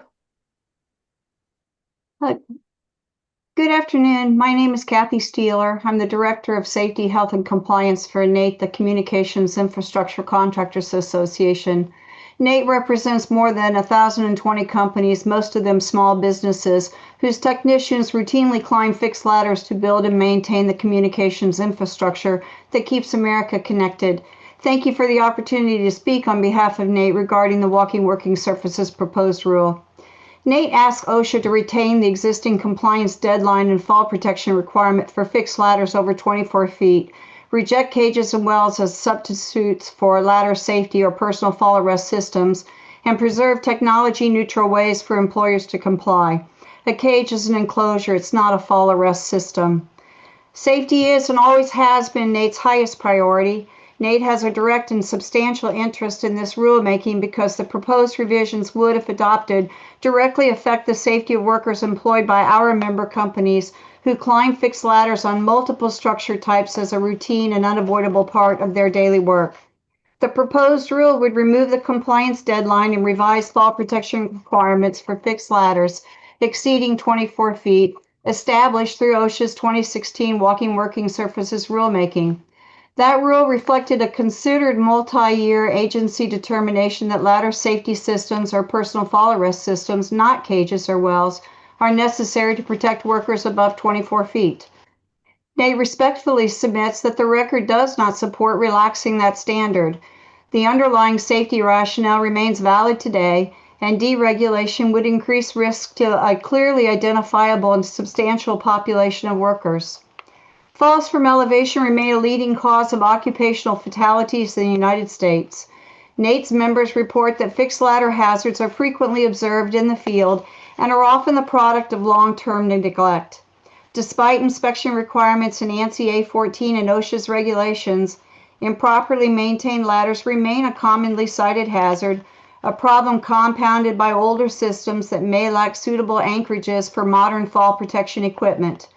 Those engineering challenges support flexible methods of compliance and a defined transition process, not abandonment of the required safety outcome. The consequence of a fall from a fixed ladder above 24 feet without effective fall protection is, in the overwhelming majority of cases, severe injury or fatality. That severity warrants a cautious, conservative approach to any rule change, reducing the existing level of protection. Training and work rules to maintain 3 points of contact can reduce risk, but they cannot arrest a worker after grip or footing is lost, and removing a fixed compliance deadline risks making the transition to proper protection indefinite. NATE's greatest concern is the prospect that cages or wells could be treated as an acceptable substitute for personal fall arrest or ladder safety systems. NATE urges OSHA in the strongest terms not to adopt this approach. Cages and wells are not designed or rated to arrest a fall, limit fall distance, or manage deceleration forces. They enclose the climbing path but do not perform the protective function of an active fall protection system. Cages and wells can impede escape and complicate rescue, trapping an incapacitated worker where responders may struggle to reach them quickly. Most NATE members are small businesses who understand firsthand the cost and operational challenges of retrofits. Their support for retaining this requirement is therefore significant. They are asking OSHA to preserve the safety outcome while allowing reasonable flexibility in how it's achieved, including engineered ladder safety or vertical lifeline systems and certified anchorage points for personal fall protection, selected according to the structure.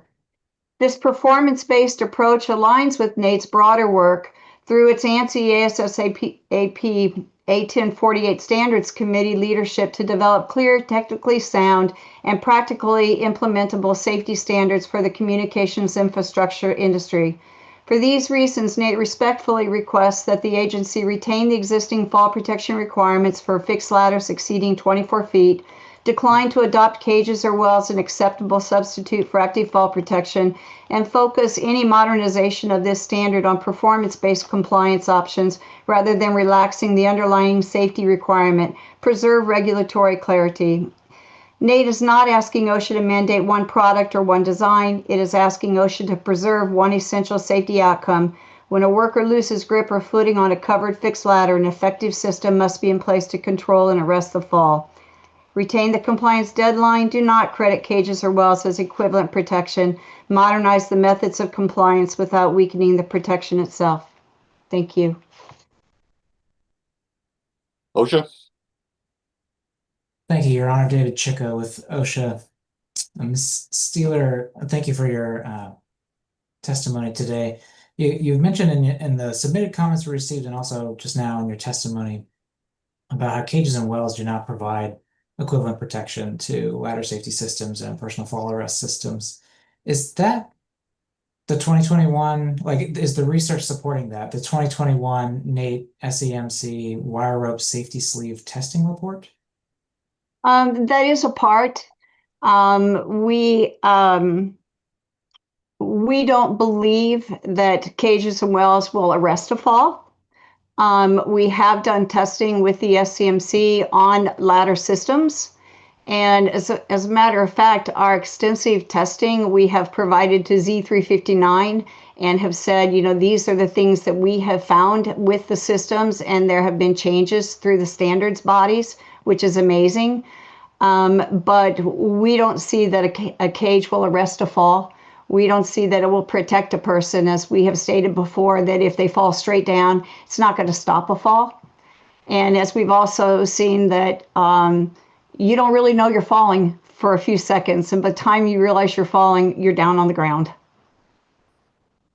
Well, I will just say if there are any documents or research related to this that you'd be willing to put into the record or as part of your post-hearing comments, we would greatly appreciate it. Absolutely. So you touched on this in your comments today, but I did just want to clarify. Do NATE members find that fixed ladders over 24 feet are poorly maintained? They do. We are working a lot on silos. We work a lot on water tanks. We do work on rooftops, but if there is a place to put a telecommunication antenna, we're working on it. So there are several locations that we're struggling with the neglected ladders. Okay, I appreciate that. We would be interested in any specific details, I suppose, if you could provide in your post-hearing comments, whether that's like percentages or numbers, it would be valuable. Absolutely. Be happy to. Okay, with that, I will pass things over to Will Zettler. Will Zettler with OSHA. Do your members have any experience with falls on fixed ladders over 24 feet equipped with cages? I do not know of any, but I would be glad to ask the question and provide that in post-hearing comment. Okay, thank you. And can you explain how cages can impede escape and complicate rescue in fall events? Are there advantages of ladder safety systems or personal fall arrest systems in these same events? If there is a cage, if you have people working on the ground and somebody is coming down a ladder and it has a cage around it and they slip, getting up back into the well to get to them impedes how you pick them up to get them out of the fall. And as you know, a rescued worker is usually picked up out of their harness or picked up and moved up into a place where we can descend with them. So you would have to be at the top of the structure to be able to pick them up to do the rescue. So that poses an impedance. Otherwise, you would have to have maybe a mobile equipment to come at them outside of the ladder, outside of the well to try to lift them up. So it would absolutely impede them. Whereas if there was no well, we could get up from the bottom and get up to around them to work around them to move them down. Okay, thank you. This morning we heard some testimony that injuries from falls inside cages are likely to be minor or no worse than those falling with ladder safety systems or personal fall arrest systems. What types of injuries do you expect to occur from falls within cages? And is there additional information showing what types of injuries are likely to occur? When you fall into a fall arrest system, they are developed for a minimal impact to your body, wearing a full body harness. And, there are standards that say you cannot have a certain impact to your body. I don't know that there's a standard talking about falling into a cage that would minimize the impact to your body. So I don't know that I could respond about falling into a cage, because I'm not sure, if you fall 4 feet, there's going to be a different impact to your body, hitting a rail than if you go 10 feet versus falling 7 feet. We know for a fact when you fall into a fall arrest system that they've been tested, their standard set that is an impact that is underneath what OSHA has required for an impact to your body. Thank you very much for your testimony. That is all the questions I have. Thank you, sir. This is Dave Chicka again. I'm going to pass things over to Bob with OSHA. Hi, Bob Silver, OSHA Standards and Guidance. Can Nate provide data from a set of case projects on equipping fixed ladders over 24 feet with ladder safety systems and personal fall arrest systems? Please provide details on the unit costs for all stages of the project: risk assessment, project evaluation, installation, post-retrofit reviews, and training. I don't believe that I can provide that to you. I would be happy to ask, but that's not normally in our scope of work to provide fixed ladders, but I would be happy to ask. Thank you. Thank you. Yes. Bob Licksilver again. The comment from Mr. Khan on behalf of the petitioners referred to costs associated with using ladder safety systems or personal fall arrest systems on fixed ladders because additional arresting force loads of these systems on ladders and their supporting structures might require reinforcement and or replacement of the ladder. So can you comment on and provide data on the costs associated accommodating for the arresting forces, the costs associated with the installation of one system versus the other system? Again, that's not exactly what our organization and our contractors do. We climb them and work on telecommunication antennas, but we don't normally replace a fixed ladder with cages. Again, I would be happy, I'll look at post-hearing, I'll be happy if we do have people that provide that, I would be happy to do that. Thank you very much. Sure. That's all the questions I have. Thank you, sir. Dave Chicka again with OSHA. Your Honor, that's all we have. Solicitor? Yes, Your Honor. Eve Marie Stalker here. Ms. Steeler, thank you for your testimony. I just had a question for you. You mentioned the state of ladders that your members come across in their work.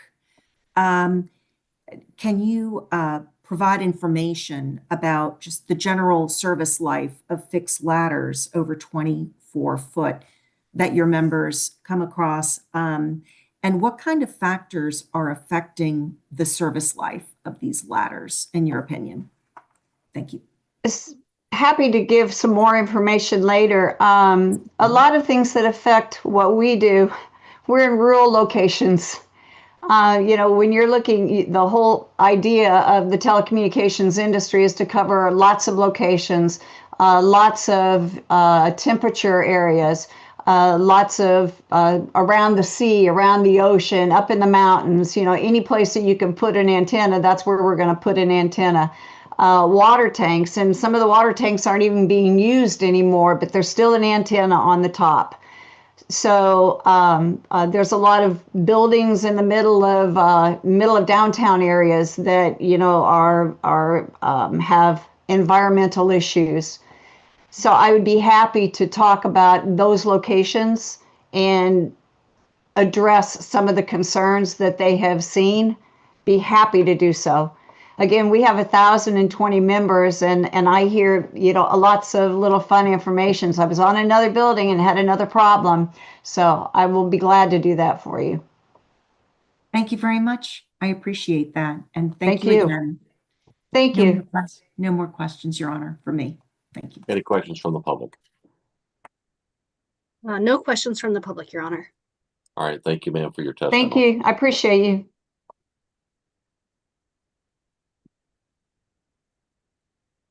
Next, we have the Valcourt Building Services.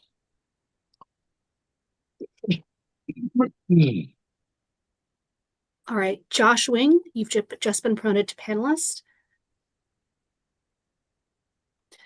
And you also have you submitted several slides, so just say next slide when you'd like us to advance.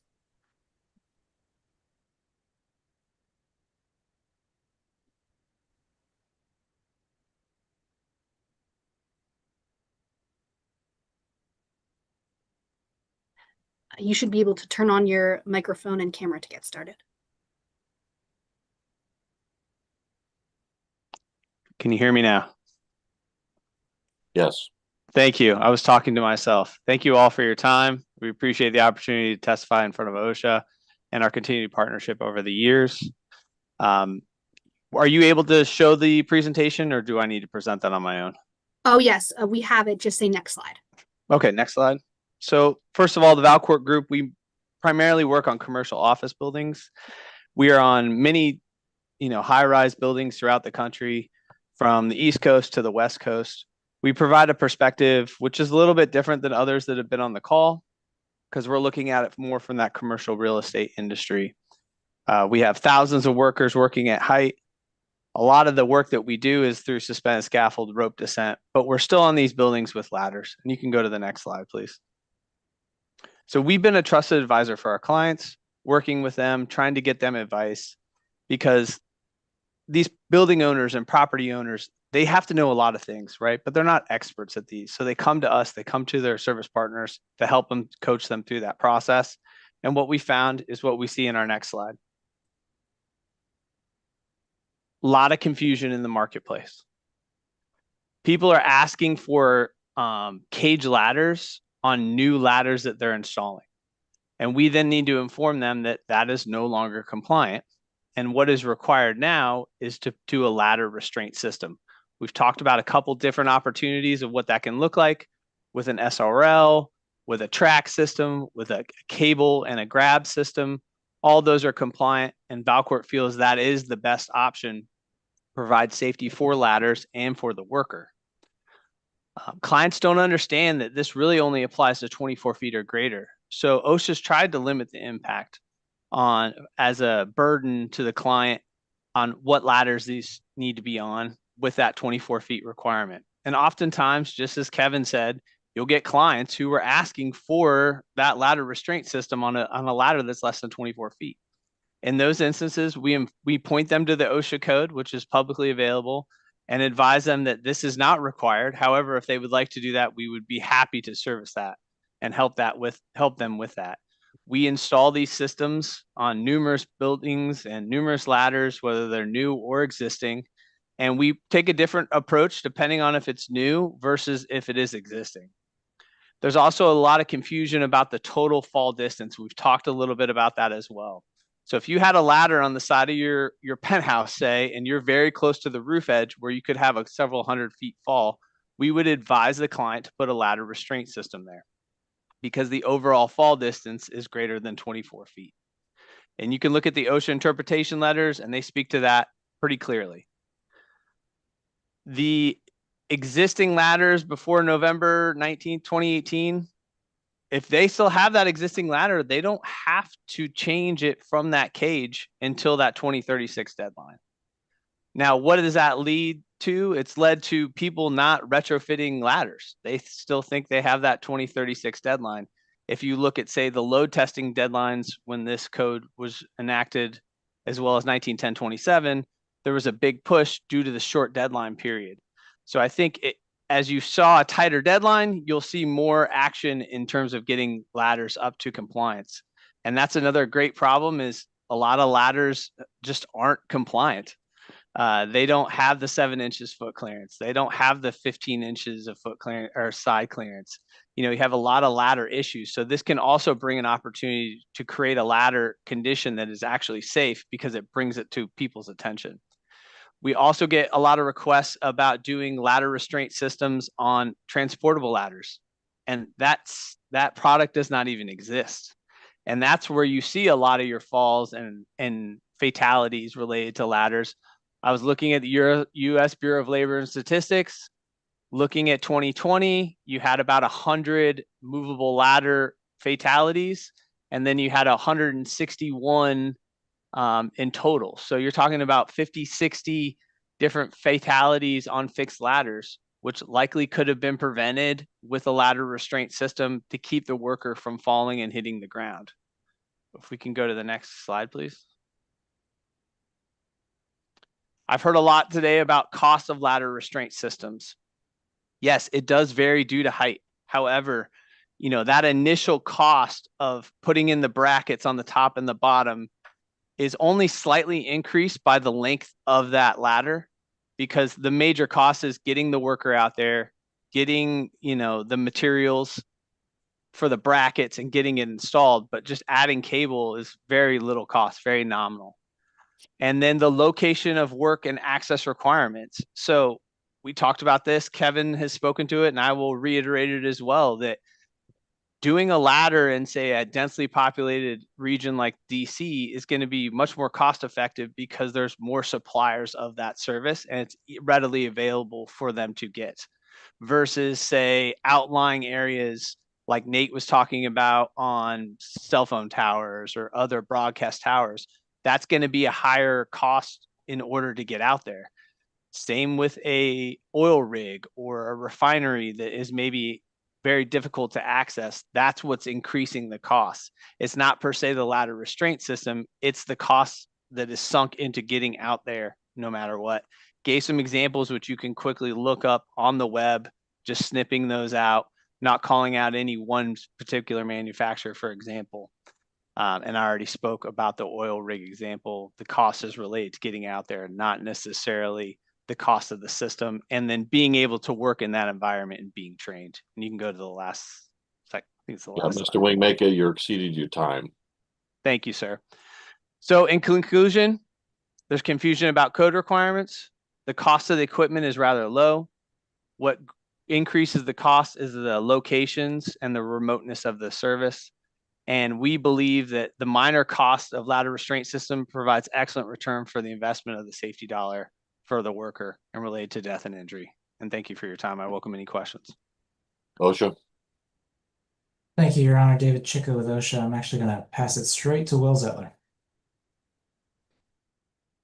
You're on mute. Will.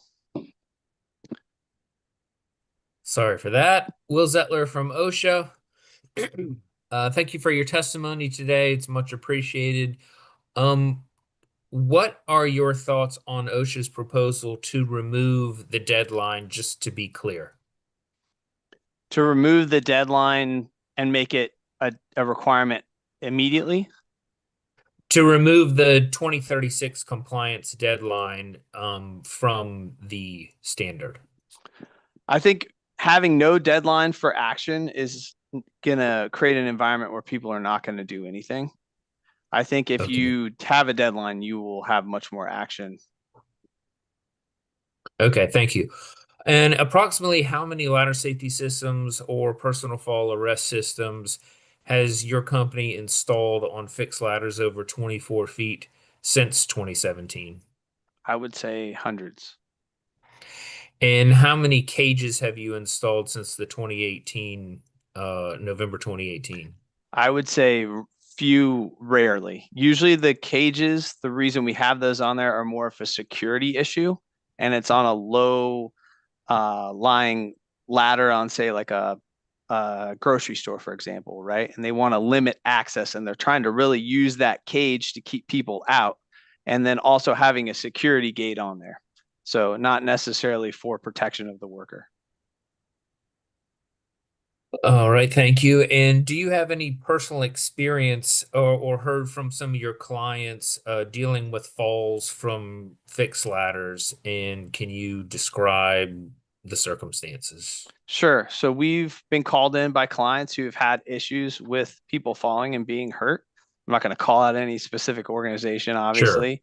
But had they had that system in place, they believe that they would not have had that issue, and they have since retrofitted their ladders. So they've come to that conclusion on their own. They've made that a standard in their organization to do that, and we agree with that standard. Thank you very much. No more questions from me. Doctor. Okay, David again with OSHA. I'm going to pass it to Bob. Bob Blicksilver, OSHA Standards and Guidance. Mr. Wing, can you share cost data for projects involving the installation of ladder safety systems and personal fall arrest systems, and any follow-on costs for conducting fall protection on fixed ladders for the commercial properties that you have serviced? Sure. Are you looking for that now or like afterwards? Post-hearing comments would be fine, Bob. Wonderful. And yeah, and as much detail, please, as possible in terms of, per project, per ladder, and then training per worker, per trainer, just break it down to the units. That's really helpful to us. Great. Sure. Okay, good. Thank you. The comment from Mr. Khan on behalf of the petitioners referred to costs associated with using ladder safety systems or personal fall arrest systems on fixed ladders because of additional arresting force loads of these systems on ladders and their supporting structure might require reinforcement and/or replacement of the ladder. So it's the additional arresting force question you've probably heard a few times already this afternoon. Can you comment on and provide data on the costs associated with the installation of one system versus the other system? Yeah, and I feel like his comment kind of addresses it. He says might. So I think that's a pretty rare occasion, and that's what I've found, in our work, is if the ladder's in good working condition, these systems are designed to be used with ladders that are up to code, and they are able to meet those load requirements that are applied on them. And the way the system works, it arrests the worker so quickly. There's no fall. You've heard that from other representatives here. You get that acceleration, and that's where you get the energy, and that's where you get that fall force. But these fall forces are so tight because the lanyard length is so low, and that free fall is essentially none. So then those forces that are applied to the ladder are relatively low. So I don't see that as a real concern. Could it be? Sure. But if the ladder is able to withstand the loads that it needs to be a ladder, then those systems operate properly. Bob, again, thank you for your comments. You state that clients in your field install personal fall arrest systems when they are not required by regulation. How much is the average cost of a ladder system in your sector? And how much do you estimate clients would save if they better understood the regulations requirements? Yeah, I mean, I would say that for a standard ladder, you're probably somewhere between the $5,000 to $10,000 range for a ladder restraint system. And, that's pretty broad, but I think that range is good. And I think the other thing that hasn't been discussed is the cost comparison between a ladder restraint system and a cage itself. I think they kind of neutralize each other out when you look at it from those two perspectives. Thank you, Bob. Again, last set of questions. Commenters have suggested that ladder safety systems or personal fall arrest systems are incompatible on ladders with existing cages or wells. Do cages and wells interfere with the proper function of a ladder safety system? What about for personal fall arrest systems? I probably ought to pause there. There are a couple more questions beyond that, but let me just let you. Sure. So I've been in cages and wells with ladder restraint systems, and the issue is not the ladder restraint system that's restricting you, it's the cage. And we've heard that as well, like bringing up tools and equipment. I typically have a backpack as well that, that I'm carrying my tools on. And the issue I always have is my backpack getting caught on the cage. It's not the ladder restraint system in front of me. And the way that's positioned allows me to climb without an issue. And OSHA does address that in their codes, where they talk about a ladder restraint system can be used in a cage or well as long as it doesn't impact or impede movement within that system. And I've experienced that it can do that. But I would prefer not to have a cage or well for that exact fact of, having a backpack or other range of motion, and then also for the safety and the self-rescue aspect associated with it as well. That cage limits you in getting that done. Okay. Bob again, thank you. So it sounds like the installation of either system, ladder safety or personal fall risk, might require the removal of the cage or well. It just depends on how you see the particular application or the scenario, the type of activity that the ladder will be used for. It's all sort of context dependent. I would say you can 9 times out of 10, you can keep the cage on there. It's not a requirement to take it off. Could it make the life of the worker easier in terms of getting materials up and down? Sure. But there's other solutions there as well. You can lift them up, you can hoist them up. That's common practice. Okay, thank you. Bob again, what percentage of ladders will have that incompatibility with a ladder safety system and then with a personal fall arrest system? And I guess a follow on, what's the cost of removing a cage or well from a ladder so that either of those systems can be used? And then there's the last question is the cost of replacing the ladder so that either of those two ladder safety or personal fall arrest systems can be used. So yeah, so the first question was the cost of removing the cage, I believe. Was that your first question? Yes. Okay, so the cost of moving the cage could be substantial, especially if it's a very high ladder. If climbing, say, a water tower, which I've climbed, 150 feet, yeah, that's going to take a lot of time, money, and energy to get that down. You're going to have a crane, or you're going to have some sort of lift. And then you're also then working at height, and then how do you protect the worker? So now you have 2 maybe aerial work platforms in order to do that, and then that labor, and then to get that down, and then to remove it from the site. So yes, that is a high cost. But your other question was like, how often are ladders requiring cages to be removed to install a ladder restraint system or an SRL, personal fall protection system on a ladder? And in my experience, I have never had to do that. I've been able to add the system without issue, or the system never had a cage or well to begin with, and it needed the system to be in compliance. And then there was a third question, but I apologize. Oh, the cost of replacing the ladder so that those safety systems can be used if it came to that and you needed to replace the ladder itself. Yeah, in terms of replacing the ladder, yes, there is an additional cost in terms of the ladder restraint system and adding that. But if you're going to replace the ladder restraint system is very nominal, and the labor and the time you're already out there installing that ladder, that mobilization is really where it's going to get you. It's not adding on that ladder restraint system. So I would say the costs are very nominal. As a fraction of the ladder cost, maybe 10% at the most. Thank you. I think that concludes my questions. Thanks so much. I think that, again, if you have more detail to flesh out, these various contextual things that you've encountered in your experience in posting comments, that would be helpful. Great. Thank you. Okay, Dave Chicker with OSHA, Your Honor, that ends our questions. Ms. Stalker, I'm assuming you want these slides as the next exhibit in order? You read my mind, Your Honor. I would like to designate the PowerPoint presentation in both of the forms that we received it as a PowerPoint and as a Word document as exhibit number 6, please. Granted. Thank you, Your Honor. And I had a couple of questions, Your Honor. Go ahead. Yes. Thank you, Mr. Wing, for your testimony today. And just wanted to clarify, my colleague touched on training for a second. when you're advising your clients, do you, when you talk about these two different systems, ladder safety systems, personal fall arrest systems, can you tell us a little bit about how you advise your clients on the interchangeability of systems? Yep. And how to train their workers on them? Thank you.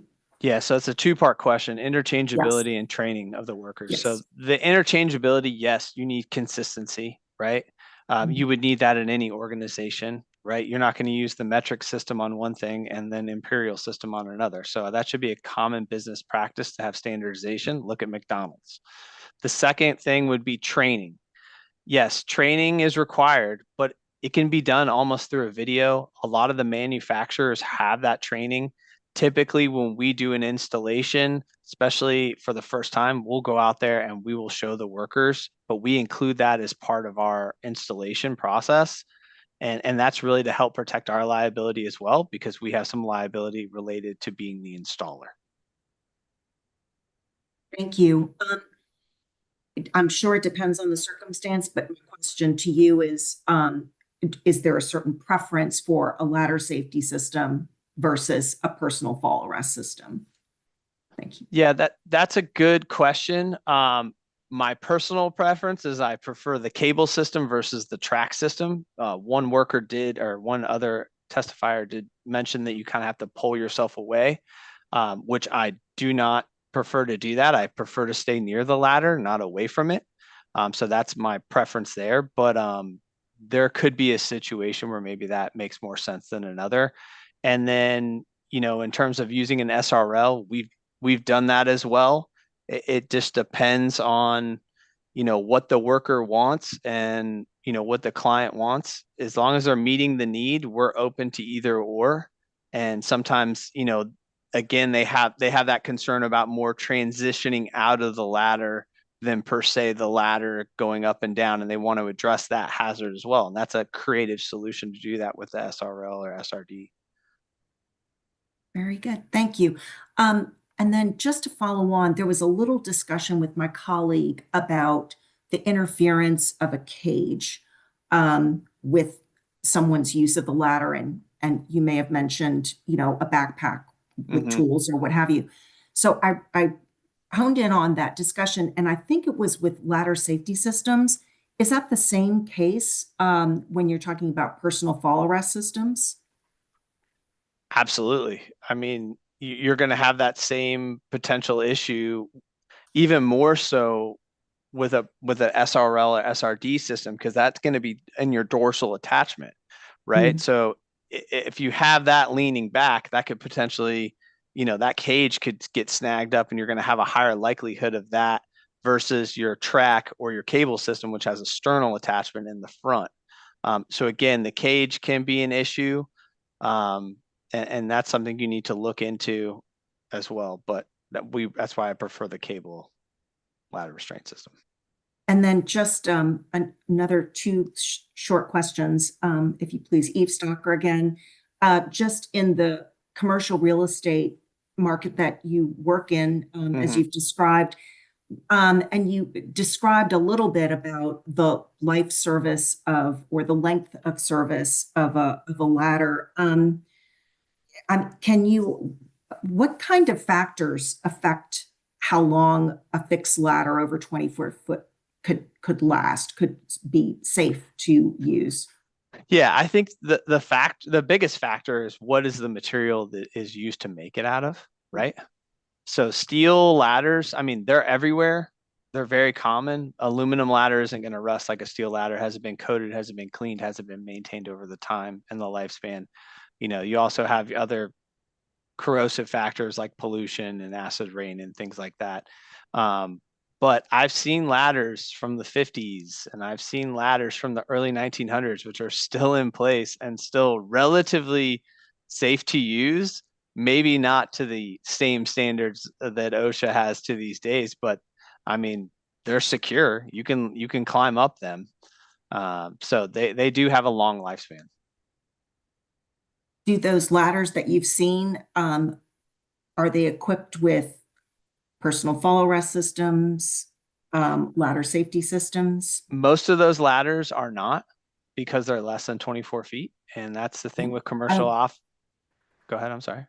No, I'm sorry. Yes, please go ahead. Are less than 24 feet. And a lot of the commercial office building spaces, they're not going to have those long ladders like you would see on, say, a cell phone tower or, you know, some sort of petroleum facility. You're only going to see that in those instances, or a water tower. The commercial office buildings, they don't have a lot of tall ladders. They're trying to avoid that. They're trying to maximize their space, so they don't need to get to some high area that they can't then lease out. I understand. We had some evidence from commenters of the costs and related costs of changing out cages and wells for personal fall systems and ladder safety systems by the compliance deadline. And I just wanted to, because of the area that you work in, it's a little bit different than the petitioners. Can you just kind of describe the types of properties and conditions involved in this commercial real estate market of yours? Thank you. Yeah, so most of the ladders we see are going to be going from like a main roof to a penthouse roof. And you're typically in the 20-foot range, not much taller than that. You can see some areas where it has a large windscreen when a high catwalk, but that's pretty rare that you would see that. So the impact in commercial real estate is pretty minimal as to the need for these. Those are all the questions I had. Thank you. Thank you for your testimony. Thank you. Questions from the public? I do not see any questions from the public, Your Honor. All right, thank you, sir, for your testimony. Thank you. We next have the Brotherhood of Railroad Signalmen. Christopher Hand, you should have just gotten a little, yep, you just accepted your promotion to panelist.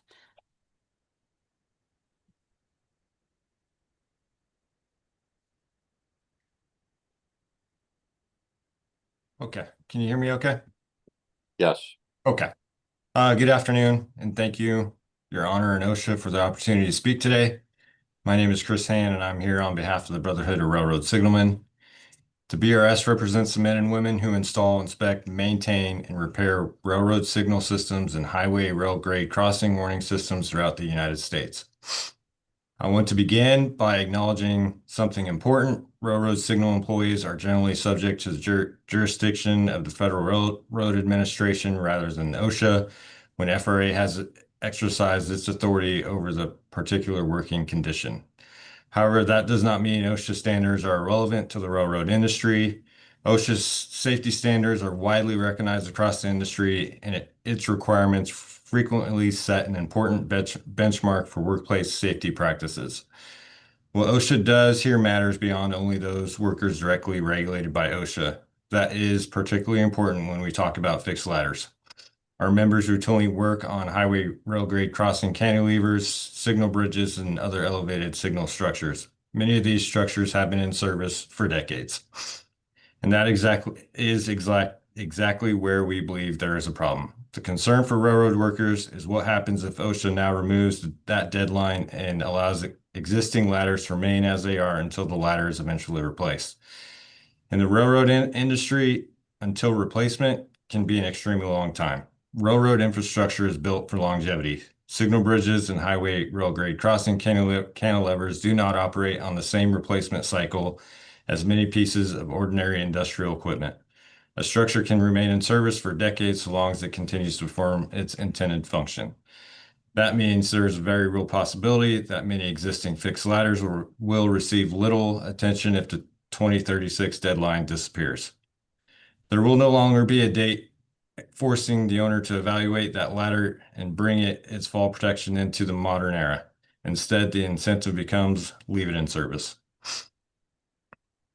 And if the structure remains serviceable for another 10, 20, 30 years, the employee climbing the ladder could still be relying on fall protection design that OSHA itself determined in 2016 should eventually be replaced. That is difficult for us to reconcile with the purpose of its original rule. OSHA already accounted for costs and replacement cycles when it provided a 20-year transition period. The 2036 deadline gave employers an extraordinary amount of time to plan, budget, and incorporate these improvements into their maintenance programs. If railroad structures have remained in service longer than the OSHA originally anticipated, that should not be a justification for eliminating deadline. It demonstrates why the deadline is necessary. Without a deadline, some of these ladders may simply never receive the attention or modernization they otherwise would. The BRS is not asking OSHA to require every existing ladder to be replaced tomorrow. We are asking OSHA to maintain the commitment it made in 2016. Employers were given 20 years to transition away from older form of fall protection toward systems OSHA determined provide greater protection. We believe 20 years is reasonable. More importantly, the employees who will climb these structures for the next 20 or 30 years deserve to know that there is eventually going to be a date certain when the safety equipment protecting them is brought up to a modern standard. For those reasons, the Brotherhood of Railroad Signalmen respectfully asks OSHA to retain the November 18th, 2036 compliance deadline. Thank you for the opportunity to testify. OSHA. David Chico with OSHA. Thank you, Mr. Hand, for your testimony. Do your members climb fixed ladders over 24 feet with cages and wells? Not so much cages. So in the railroad industry, you're not up to OSHA standards unless it's brand new coming from the manufacturer.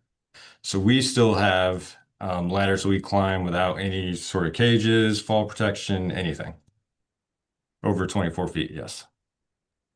Okay, so I suppose similarly, since you just mentioned they don't have anything installed, they're not necessarily climbing ladders with these safety systems or personal fall arrest systems installed either, right? Not always, no. Okay.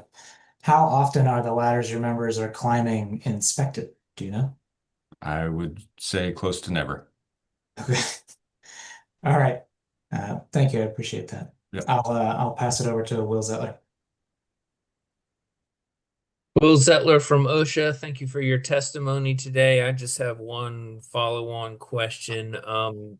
Can you describe any falls your members have had on fixed ladders over 24 feet and the outcomes? I could provide it post-hearing. That's information that unfortunately the union is not privy to. So we would have to actually poll our members to see what accidents have happened, but I will do that. Okay, thank you very much. Yep. That's all from me. Okay, Dave Chico with OSHA again. I don't believe we have any questions from Bob. Is that correct, Bob? Yes, that's correct. All right, Your Honor, that's all from OSHA. All right, solicitor. Good afternoon. This is Tessa Zavislin for the Solicitor's Office. Thank you for your testimony. I had one follow-up question based on your testimony. You stated that fixed ladders almost never have the ladder safety systems or personal fall arrest systems. Can you estimate about how many of these ladders do have the systems? It's hard. FRA doesn't keep track of what signal crossing has a cantilever. Also, signal bridges are not kept in an inventory either. So I can't say. I mean, there's 120,000 signal railroad crossings, so I would be lying if I told you anything. So I understand. If you're able to provide something in your post-hearing comments, we would appreciate it. okay. And I just have one additional question. If you could expand on, the circumstances and when and why that these systems are being installed, that would be helpful. Oh, so when they're actually up to date with OSHA standards? Correct. It's either new construction. It's rarely is it ever maintenance because they need a change out. They need to bring it up to OSHA requirements. They're not regulated. They don't have to do it, so they don't. So the only time anything under OSHA requirements is when we have something new put in under new construction. Got it. Thank you for your testimony, Mr. Hand. Thank you. Any questions from the public? No questions from the public, Your Honor. All right, thank you, Mr. Hand, for your testimony. Thank you, sir. Next, we have the American Federation of State, County, and Municipal Employees. Ellie Barbaresh, you should have just been promoted to panelist.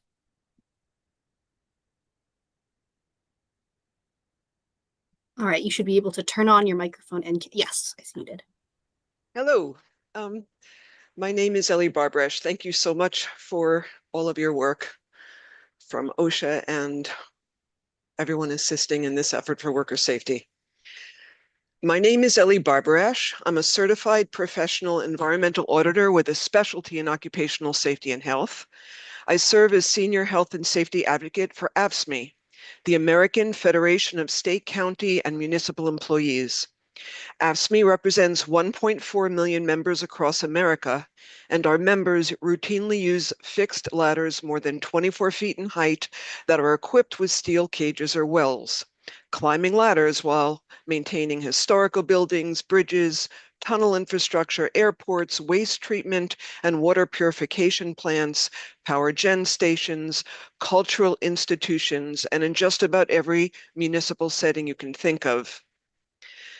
The ladders in question are ones that may fall under OSHA's proposed compliance loophole, a deregulation proposal that would allow employers to deny workers with effective fall protection, despite the recognized and proven risk of material harm caused by falls from ladders when no effective fall protection is provided.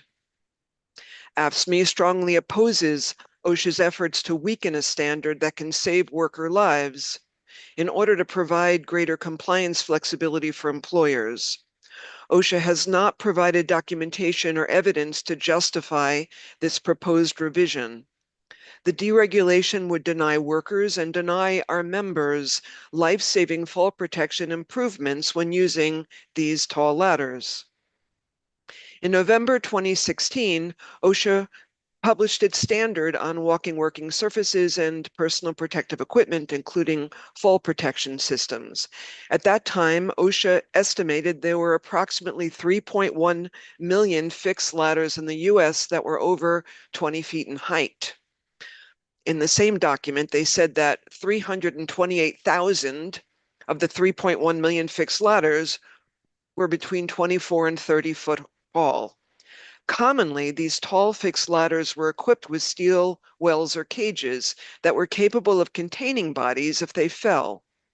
In the 2016 standard, OSHA acknowledged that for the sake of worker safety, employers needed to provide additional safety requirements for fixed ladders beyond those found in the OSHA regulations or voluntary consensus standards. If an employer installed a 20-foot tall or more fixed ladder after November 18th, 2018, or when an existing ladder, well, or cage needed to be replaced, then OSHA 1910.28 required employers to equip the ladder, excuse me, with either a personal fall arrest system or a ladder safety system. But OSHA permitted employers to delay providing effective fall protection systems when their tall fixed ladders with wells or cages were installed before November 2018. OSHA clearly recognized that personal fall arrest and ladder safety systems prevent falls, and that fixed ladder wells and cages do not.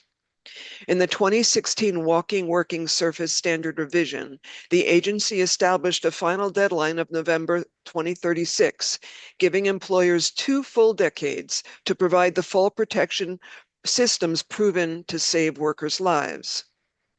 But now, in 2026, halfway through OSHA's generous 20-year implementation period, OSHA proposes to remove the 2036 deadline to provide fall protection that has been proven to be effective. Employers were already granted a full decade to plan, budget, and schedule safety compliance activity to better protect employees from fall-related injury and fatality. OSHA proposes to rescind employer requirements to protect workers from fall-related fatality and injury for the sake of employer flexibility. But there are still 10 years left before the original deadline is due. there is ample time for employers to still meet fall protection requirements on tall fixed ladders to better protect worker safety. When workers using tall fixed ladders equipped with a cage or a well fall, they hit the sides as they come down, breaking bones and entangling limbs. There is nothing provided by a cage or a well that stops a human body from falling when a worker's safe contact with a ladder or platform has been lost. According to OSHA, falls are still the leading cause of death in construction.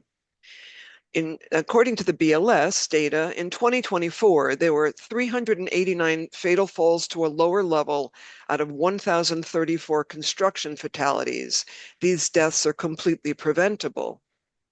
While the BLS identified only 5 fatal falls from fixed ladders in their 2020 memo, BLS data indicates that out of 816 fatalities from ladder falls between 2016 to 2020, 219 worker fatalities, or 26%, were caused by falls from ladders that did not move. Again, it is well understood that ladders and cages installed on tall fixed ladders do not prevent falls or fatalities. Only systems engineered to provide effective fall protection, like personal fall arrest or ladder safety systems, prevent falls from maiming or killing people. Ladder wells and cages have been known to impede direct rescue, making emergency efforts complicated, difficult, and delaying life-saving emergency response for the person entangled. Use of a personal fall arrest or a ladder safety system facilitates faster and effective access to injured workers. And lastly, for more than a decade, fall protection programs based on personal fall arrest or ladder safety systems have been available, feasible, widely implemented, and effective in preventing worker falls, injury, disability, and death. We believe employers must be required to provide proven, effective fall protection for all workers making climbs over 24 feet on fixed ladders. We strongly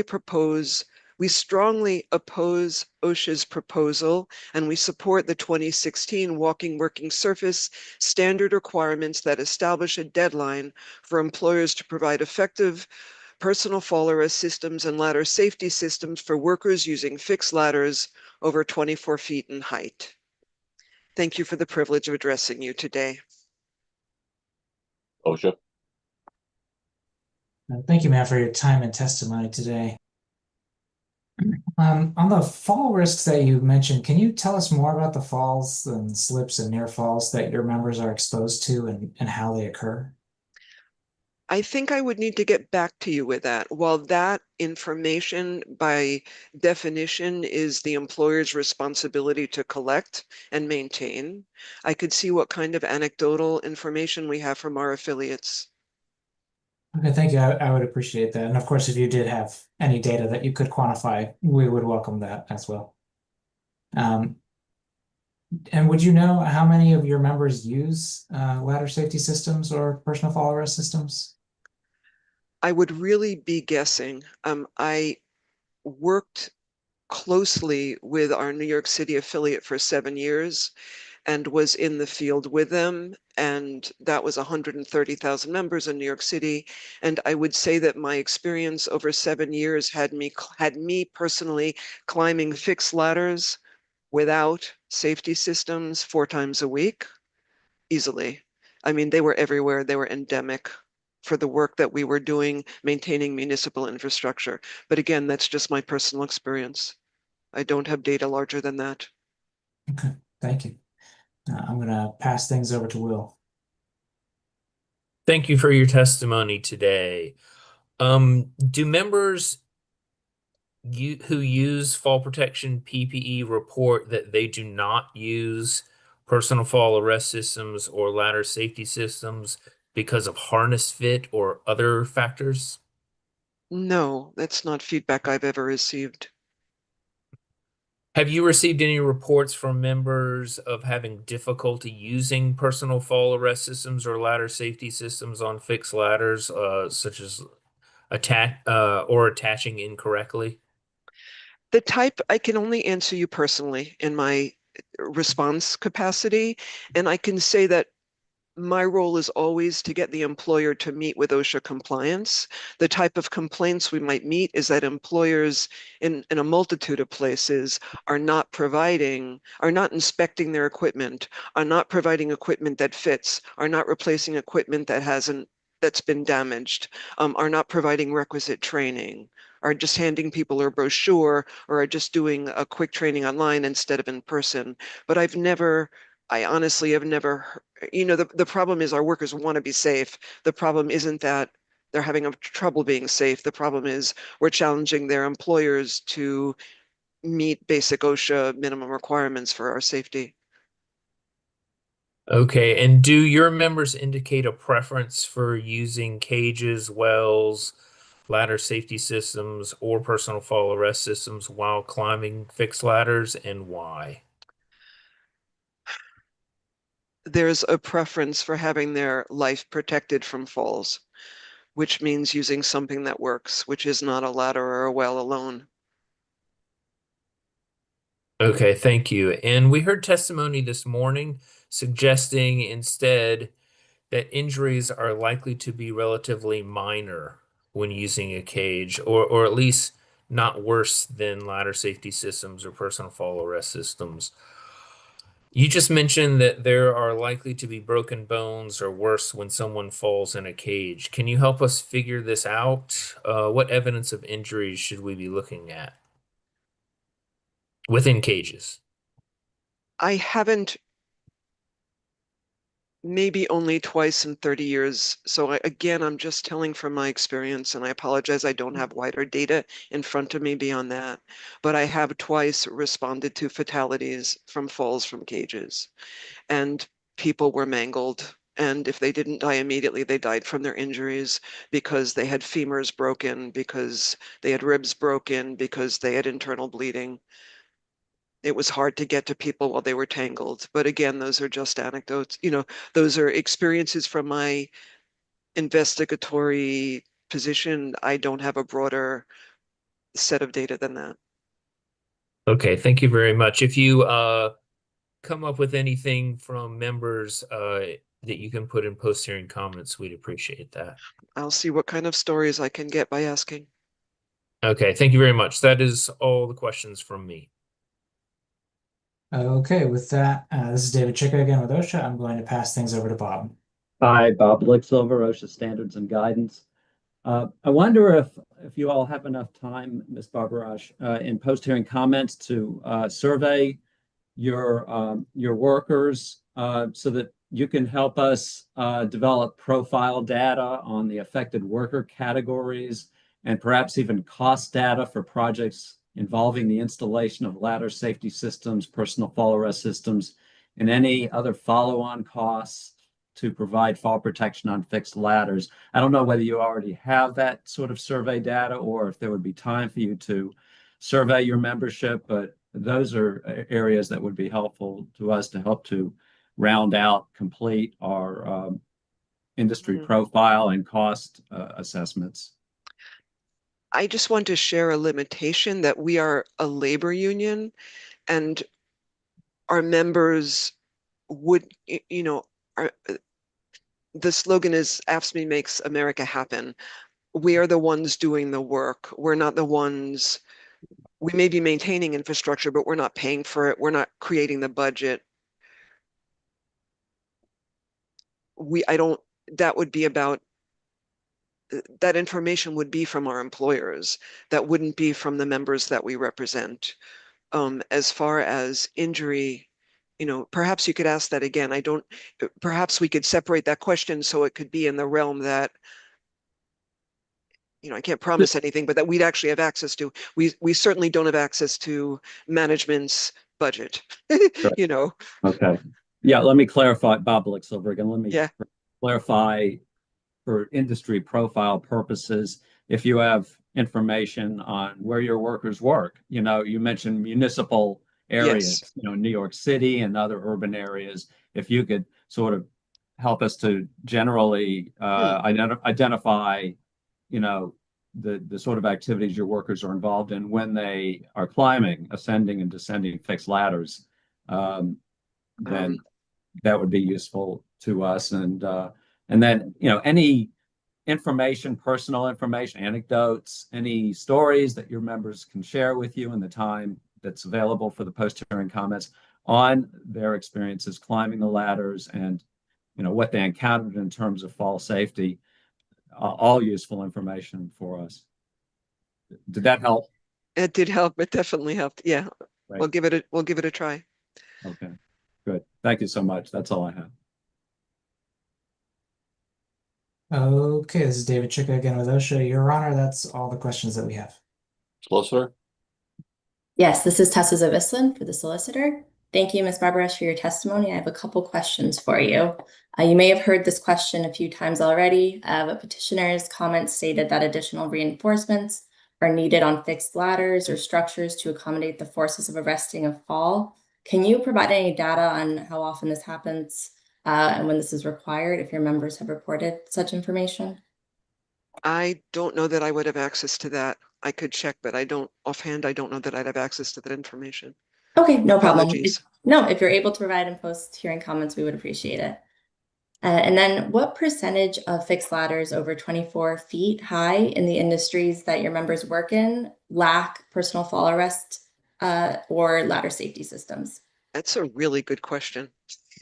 I don't know. I would have to check, but it's a really good question. I'd love to know. Great, if you're able to provide, we yeah, would appreciate it. we have 1.3 million members. Thank you. And then we heard testimony this morning asserting that cages are preferable to safety systems in part because they're standardized across operations, whereas the use of safety systems requires employers to be trained on different types of fall arrest systems used at different facilities where they worked. In your members' experiences, do the systems require a lot of different training to use, or is it more the case that it's fairly standardized once the individuals have training on how to use a harness and how to clip into that harness? I personally don't know the nuances of one full system training for another, but I want to generically answer that. Please. The type of thing that we're fighting for, and my title is Safety and Health Advocate. It's, my title defines what I do. We want risk assessments to happen. We want a job hazard assessment. We want to be told about our hazards and be told what to do about it. We fight for that training. We're not going to complain about it that it's too complicated. We want to save our lives. If anything, we are advocating for and fighting to have that training in an appropriate way to deal with the appropriate risks that our members deal with every day. It is not a burden for us that we mind. It is something that we recognize will save our life for all the reasons and experiences that people have shared today, especially this afternoon. Thank you. And again, this is Tessa Zavislin from the solicitor. You had mentioned witnessing 2 fatalities from falls from fixed ladders with cages. Could you please provide more information about these incidents, such as if you know the heights that they fell from or whether they had lost consciousness before they fell? So I didn't witness them. I responded afterwards because as a safety professional for the employer or for the union.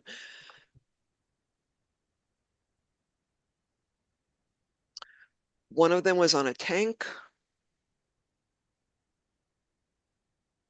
that had a well, and I think it was under 28 feet. The other one was a straight run up a building, and I don't think it had anything. That's what I can recall. Thank you. Do you recall if either of these individuals had lost consciousness or whether they were conscious? Oh, by the time, they died. They Or, were, I don't know. Okay, I do not know. Thank you. Ms. And then just so we're clear, you're talking about lost consciousness that caused the fall or after the fall? correct, loss of consciousness that caused the fall. At least one of them, I think the environmental conditions were slippery, but I honestly don't know. Okay, thank you.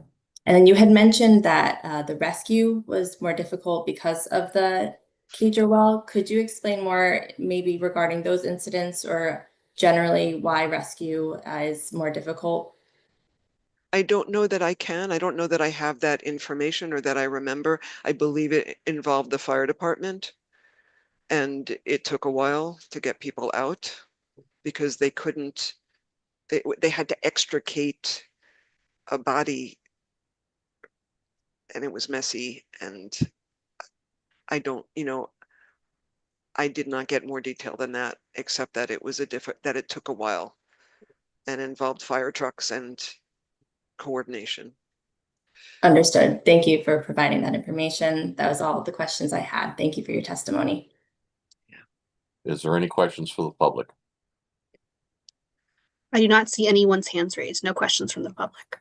All right, thank you, ma'am, for your testimony. Thank you so much. Next, we have the United Steelworkers.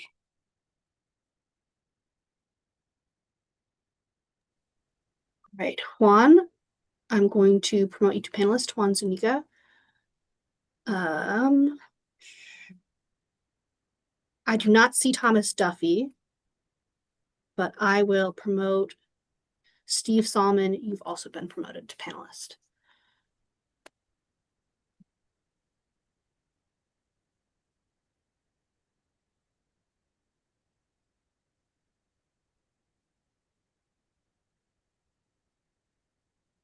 Hello? Hello. Mr. Zuniga, I can see you. This is Judge Morris. Mr. Solomon, I can see you. This is Judge Morris. Can you hear me? I can hear you, Mr. Zuniga. Okay.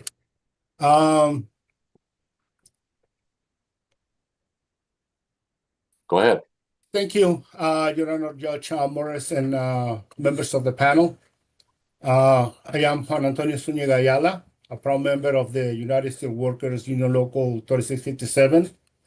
I am also a technician in the Health, Safety, and Environment Department here at the headquarters.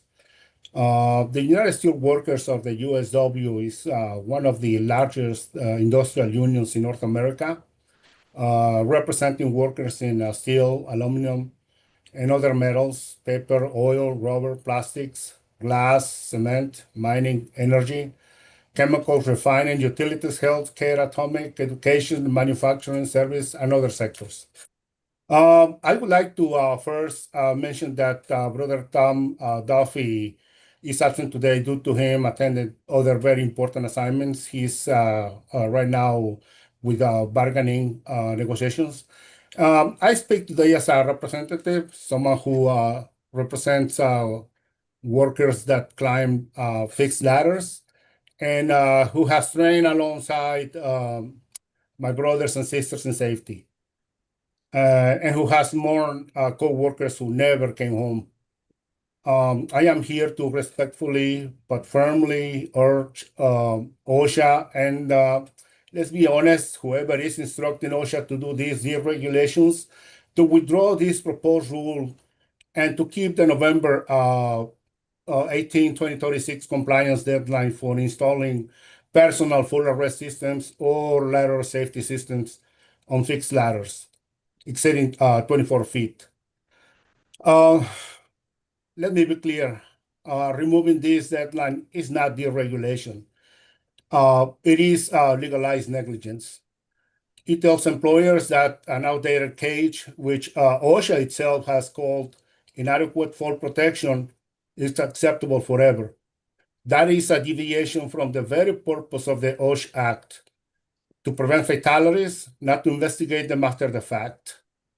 Now, industry groups, as we have before, argue that cages are passive protection and that personal full arrest systems require workers to actively connect. With respect, that is a distraction. Modern ladder safety systems are hands-free. They travel with you automatically, and our members are not passive objects. Our members are skilled professionals. We have trained thousands through the United Steelworkers Tanimasaki Center.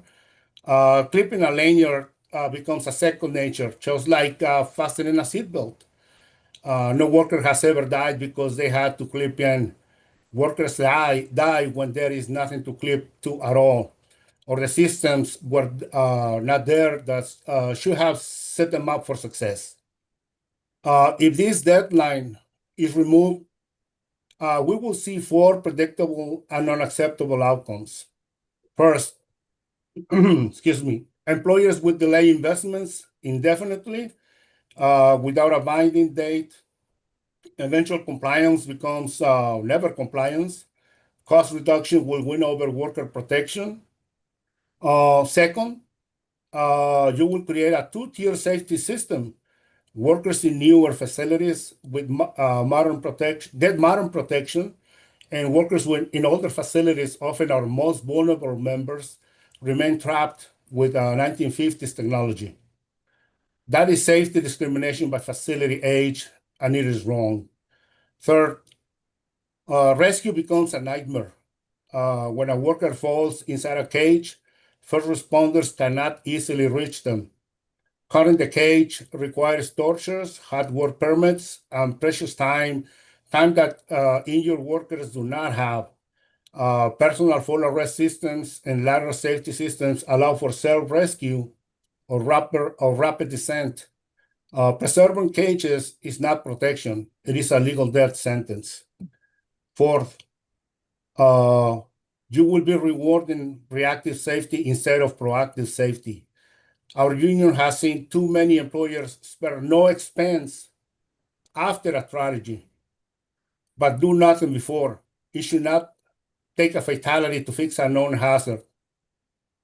And with that, I finish my participation. Thank you very much. Hello, I'm Steve Solomon. Can you hear me? I can. All right, thank you.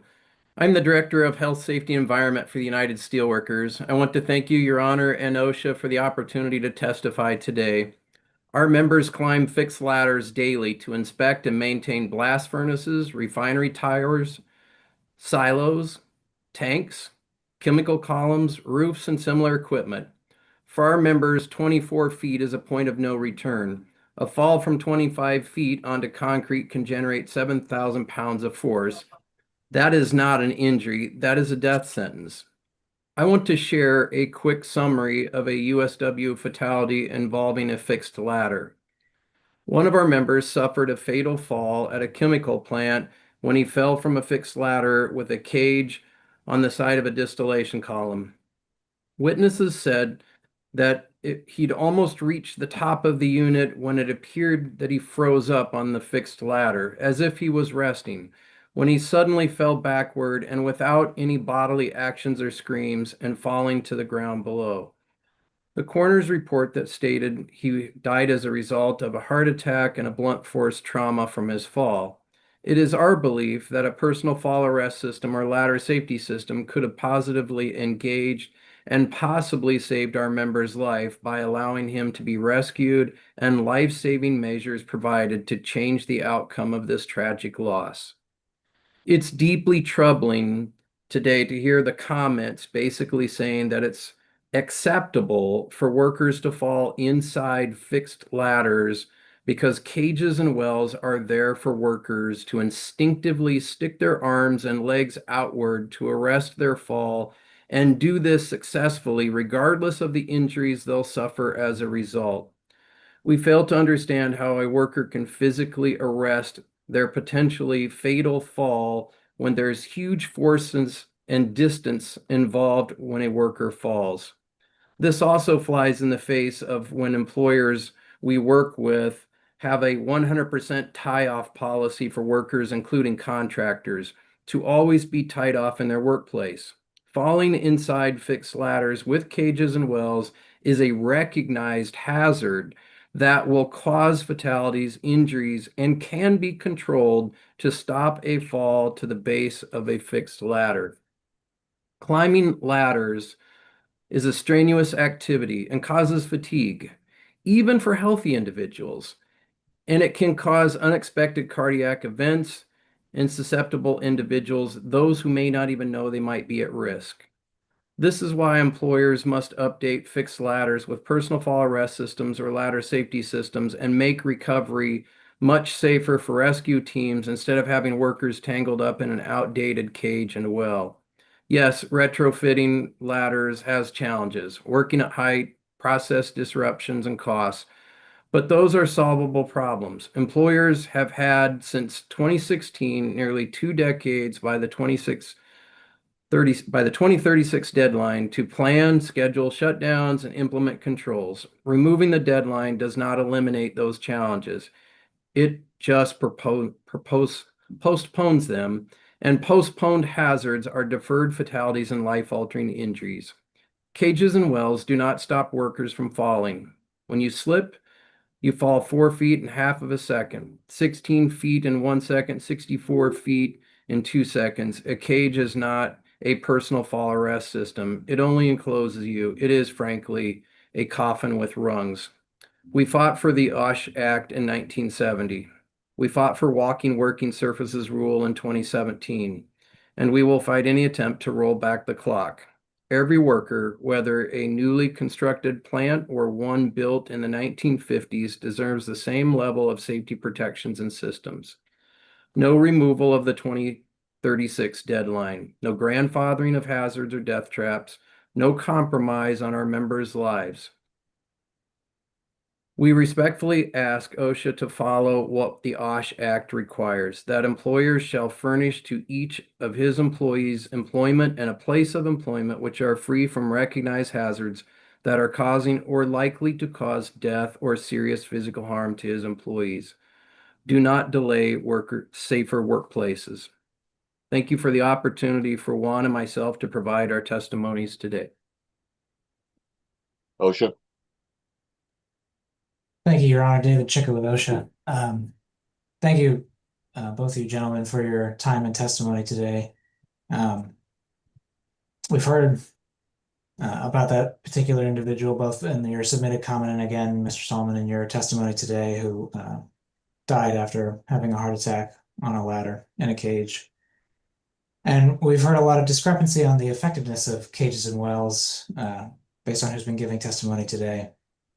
Are either of you gentlemen aware if any of your members have successfully arrested their fall in a cage or a well without fall protection?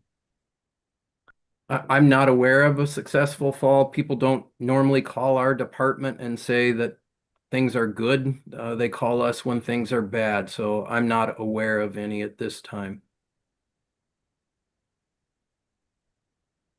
Thank you. Do your members wear a harness for fall protection once they're at the top of a fixed ladder that's above 24 feet?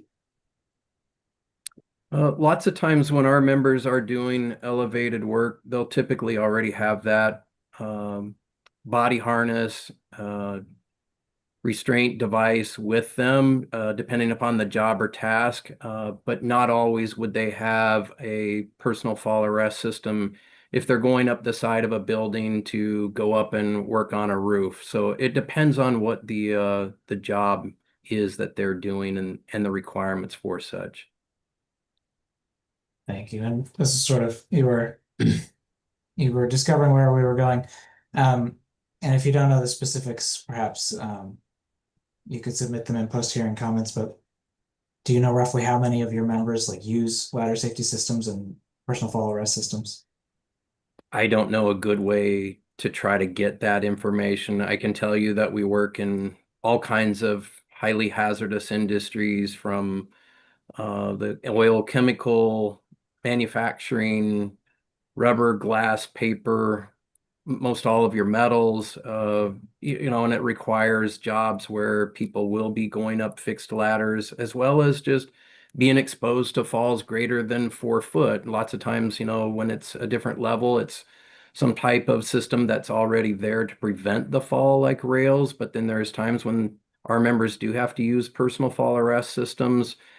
And our experience is a lot of those are pretty much in place. And as I mentioned, we've even been made aware of when people have been disciplined for not having a personal fall arrest system on. And then a lot of that comes when jobs have been redesigned.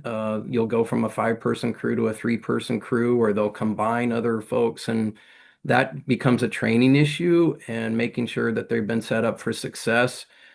So we know that employers are looking at those fall hazards and doing everything they can to either eliminate or control them. We're all over the map in all kinds of fall hazards, including fixed ladders.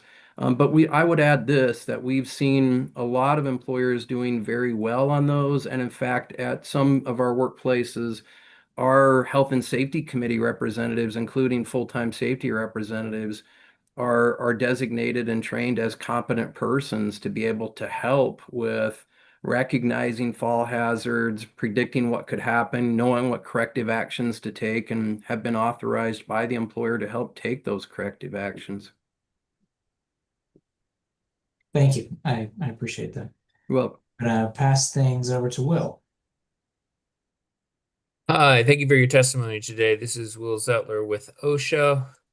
I have just a few questions. Do any of your members who use fall protection PPE report that they do not use personal fall arrest systems or ladder safety systems on fixed ladders because of harness fit or other factors? I have not been aware of any of those kinds of issues. Unless Juan has, I have not.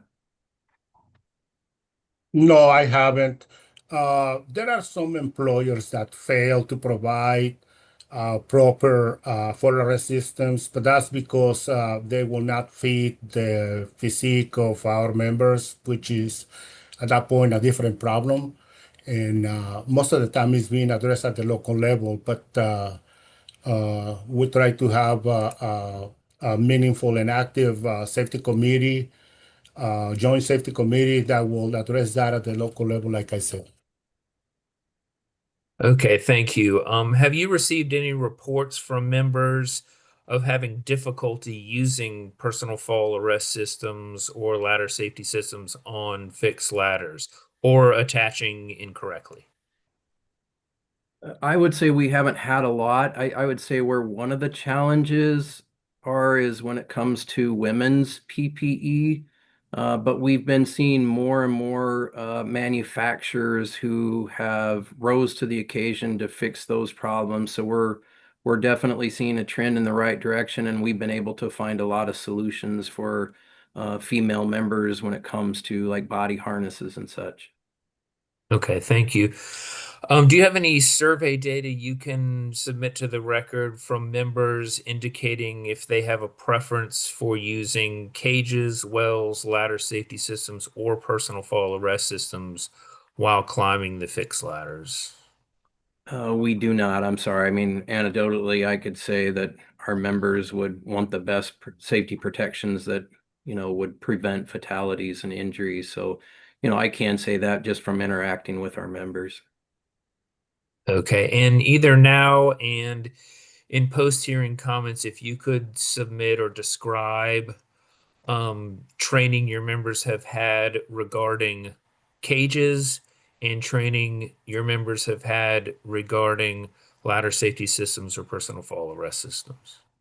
Yeah, a lot of that would be through their employer based upon the risk and the exposure that they would have. I can tell you that a lot of our members receive training on personal fall arrest systems from the anchor, the body, the connector, any type of decelerating device.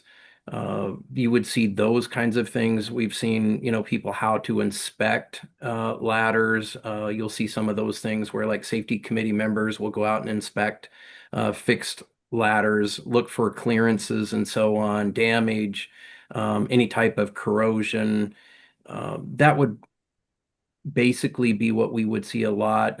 But the other part that I would add in that training is the hierarchy of controls. Can you eliminate a hazard from fall? So for instance, instead of having to climb a fixed ladder to go turn a valve, We've seen where employers have made remote operated valves, so then that way you don't have to expose someone to a fall. We've seen even valves that have been moved to a floor level to where you don't have to climb a ladder, or there could be a chain operated valve where you can do it from the floor.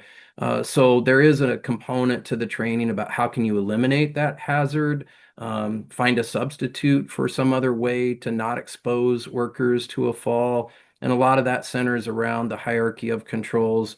We see much done with safety committees to help promote that. And then we also have training on how to inspect personal fall arrest systems, all the way from the anchor body and the connector to inspecting the equipment that they work with, be it fixed ladders. But lots of times, there's like even a PM program, a periodic preventative and predictive maintenance, where those types of things will be looked at. But lots of times, we see a lot of this where things are done reactively. And, that's when something will get retrofitted with ladder safety devices, personal fall arrest systems, and we've been advocating for future fitting rather than retrofitting. Very good. Thank you very much for your time and testimony today. That is all the questions I have. Thank you. This is David Chicka again with OSHA. I'm going to pass things over to Bob Licksilver. Hi, Bob Licksilver, OSHA Standards and Guidance. Thank you for your comments, Mr. Solomon and Mr. Zuniga. I wonder, Mr. Solomon, you described a safety and health committee as your workers are involved in helping to design the training programs and also going out and inspecting ladders and other infrastructure within the facilities where your workers are situated. Can you share with us, and I don't know whether you have any profile data, survey data of any kind that could sort of help us characterize how much time is spent to typically train a worker for, how to use the harness and clip onto a ladder safety system or personal fall arrest system, just the full training program in fall safety on ladders. And also if you have any typical times involved in doing these sort of a risk assessment, if your committees are involved in assessing the conditions of ladders and safety systems themselves, whether you have some information, details on sort of the typical times that are spent in doing these types of risk assessments. If you could sort of give us a type of landscape, a profile of the range of what they're observing and identifying and recording, and the time involved in that, that would be helpful to us. Sure, let me answer that. We have all kinds of workplaces, from very large facilities that covers a lot of miles of ground to facilities where, it might take up a city block, and everything in between. And what we see is those safety committees meet at least once per month. They have meetings, and then in that time, they also go out and do what I'll call hazard hunts, for lack of better words. Much like an OSHA compliance audit, they go out and they hazard hunt. And sometimes they'll break up and look for different things. Other times, people will take something and look at a checklist that might include not only, ladders in general that are portable, but they'll look at fixed ladders as well. But a lot of it too is about using your eyes and ears, going to talk to workers. When do your feet leave the floor? When you have trouble, what does it look like? And they will actually inspect then during those times. At other times, they might be out doing a hazard hunt because someone has reported an issue or concern. That can be anywhere from they'll spend a day walking through a workplace. They might spend some hours over a period of time over the course of the month doing those hazard hunts. So a lot of it depends upon the workplace, the size of the workplace. Ideally, we always advocate for trying to get a full scope of the workplace to have done a hazard hunt from end to end, top to bottom, over the course of a year, so that something doesn't get missed. Regarding the training and the equipment, that depends on the job that people will do. Sometimes it might be once a year during a particular outage or shutdown that someone will receive some training to do a particular job or task.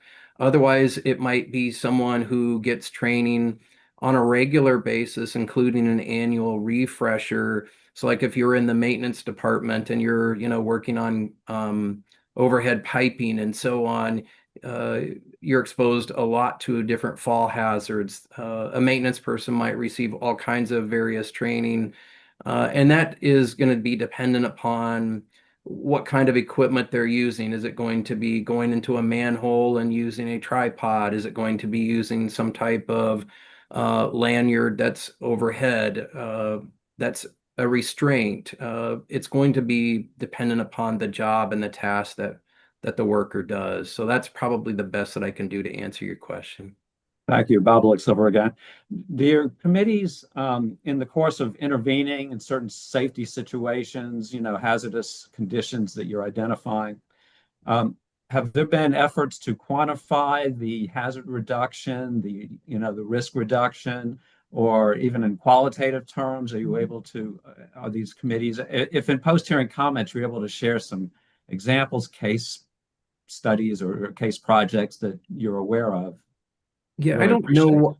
I would be happy to try to find something. I'm not aware of anything at the moment, but what I can tell you is a lot of employers are now moving away from lagging indicators. For instance, an OSHA recordable, is it a workday injury that lost time? Was it a recordable? People are trying to move away from those, and we've seen it with employers where they're now calling them leading indicators.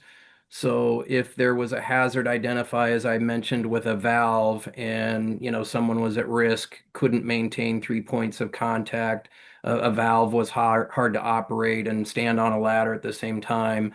We've seen it being tracked as leading indicators about eliminating fall hazards, moving a valve to the floor level, finding some sort of substitute that you wouldn't have to turn a valve from a ladder. We see more and more of that where employers now are basically starting to measure health and safety and leading indicators. I don't know how I could start to dissect all of that. That would include fixed ladders. It would be hard to do, but if there is something that we can find, we'll certainly send it in post-hearing comments. Right. Thanks so much. You're welcome. Thank you. Okay, I believe that concludes all of OSHA's questions, Your Honor. Solicitor? Thank you, Your Honor. This is Tessa Zavislin for the solicitor. I'd asked the previous witness about additional reinforcements that are needed on fixed ladders or structures to accommodate the forces of arresting a fall. Can you provide any data on how often and when this is required from your members? I wouldn't have anything that I could provide on that. A lot of that gets handled through the employer doing the engineering studies. We don't have an engineering department that would go out and assess that. That's the employer that would do that. Understood. If you're able to provide anything in your post-hearing comments, we would definitely welcome it. Your comment and testimony today discussed that personal fall arrest systems connections do not cause safety concerns. Would you please explain the connection process you're referring to, and if you're aware of any injuries that have occurred from this process? What do you mean by the process, or are you referring to like a personal fall arrest system, or? Right, to the connections or transitions that may be required of an individual using a personal fall arrest safety system? Yeah, I'm following you now. So lots of times you'll see where our members are actually carrying a double lanyard. And so, for instance, I'll give you an example where someone has used a fixed ladder to get up to a basically what is a catwalk between two overhead cranes that run on parallel paths. There will be a runway in between those two cranes, overhead cranes that run on parallel paths. There are no guardrails. There are nothing up there. You simply access this fixed ladder. You go up to the top of this, and as you traverse, you hook up your lanyard to a horizontal lifeline. And it has been rated, it's been calculated as to how many people can be on it at one time. And then part of what it is, like at the employer that has the 100% tie-off policy, before you unhook your lanyard, you have to automatically connect your second lanyard. so that you've got both lanyards tied off at the same time, and then you unhook the one, and then you proceed to traverse on down the runway with your second lanyard. So we've seen a lot of that with various equipment, but we've also seen places where if you get up to that runway and then you've got to go up onto the bridge of the crane, there will be a fixed ladder on the bridge of the crane that takes you up to the trolley. But that's not, it's less than 24 foot. And what we've seen where the hazards have been controlled is there will be a yo-yo there, a self-retractable lifeline. And as you maintain your tie-off point on the horizontal lifeline, they will then hook up to the self-retractable lifeline and then unhook from the actual horizontal lifeline. And then they will ascend that fixed ladder on the side of the trolley. And then there will be tie-off points up at the top. And so we've seen more and more of that, but we've also seen places where employers are not providing those things regardless of their 100% tie-off policy. It all sounds good on paper, but always going out and doing that critical risk assessment and looking for those hazards is a key important part. So at times we see where workers have been set up for success, and then there's times when there's a policy and the systems are simply not there. Understood. Thank you for that explanation. You're welcome. Mr. Khan's comment on behalf of the petitioner challenged a statement in your comment that ladder safety systems and personal fall arrest systems are safe, pointing to injuries that have resulted because workers were not tied off properly, and suggesting that reliance on these systems is not as safe as cages and wells because of the reliance on PPE and the risk of human error. Do you have a response to that or any additional data on that subject that you would like to share with us? Sure, there's all kinds of things that we can do from a human factors engineering system. Can we eliminate fall hazards? Can we find better ways to do the job by applying the hierarchy of control? So instead of finding fault in the worker, they should look at the worker as part of the solution instead of part of the problem. And when workers are involved to talk about how hazards can be reduced, you'll find ways to get to a safer way to do the job with an inherently safer design. And I would add that when workers are involved, they will tell you what could be done, such as example, the remote operated valves and relocating them. We've also seen where workers have found and made their own tool to have the ability to turn a valve where it is stuck instead of using like cheater bars and so on. There's now pneumatic winches where they can turn on the stem. So there's lots of things that could be done, and to simply point to the person who's at the sharp end of the stick as the problem, as I pointed out in my comments, the axe is that you've got to provide a safe and healthy workplace. Can people make mistakes? Sure, we're human. Asking a worker to come to work, be 100% of the time is not reality. And that's why we should be future fitting with this standard rather than trying to retrofit and say, we'll put ladder safety devices after someone gets killed or seriously injured. And I would add where our member was killed in that event on the side of the distillation column, it doesn't just kill one person. In that fatality that I investigated later on that night, a fellow bargaining committee member drove over to see the widow of his best friend and a family friend. The two families worked together. That night after our bargaining committee member left the widow, he was T-boned in the driver's door and killed. And at 2:00 in the morning, I got a phone call from the local union president and said half my bargaining committee's dead. This doesn't just impact workers, the one that's killed. It impacts families. It impacts communities, coworkers who suffer from PTSD after what they've seen. And communities lose a baseball coach and so on. Now is the time to make sure that no one ever has to go through that again. Thank you for sharing that information. To follow up on that, would it be your testimony that despite, any potential for human error, that used properly, these systems are safer than cages and wells? Oh, absolutely. Absolutely. Would you rather have someone, fall with a personal fall arrest system and ladder safety device or hope even if they were not 100% because they had been understaffed, jobs have been combined, no days off, Certainly someone's going to make a mistake. And I don't know how someone who's so fatigued would try to somehow grab a hold of a cage or well, thinking that you got enough strength and grip as you're falling at great speeds and distances to think that you've got enough strength to grab something when you're already fatigued to begin with. The chances of success are much better with ladder safety devices and personal fall arrest systems than trying to rely upon some cage or well. Thank you. And then my final question is that we've heard testimony that personal fall arrest systems and ladder safety systems often are not compatible or may cause confusion or safety concerns when not used properly. In your experience, do these systems require a lot of different types of training to use, or is it more the case that it's fairly standardized once you have training on how to use a harness and how to clip into the harness? My experience is it's pretty standardized. There might be different manufacturers and things, but anchor points are anchor points. You've certainly got to make sure that there's compatibility, but we've not seen where that issue or concern would cause concern to not move forward with greater protections. Thank you both for your testimony. That's all from the solicitor. Any questions from the public? No questions from the public, Your Honor. All right, thank you, gentlemen, for your testimony. Thank you. Thank you. My notes reflect the last group is the Laborers Health and Safety Fund of North America.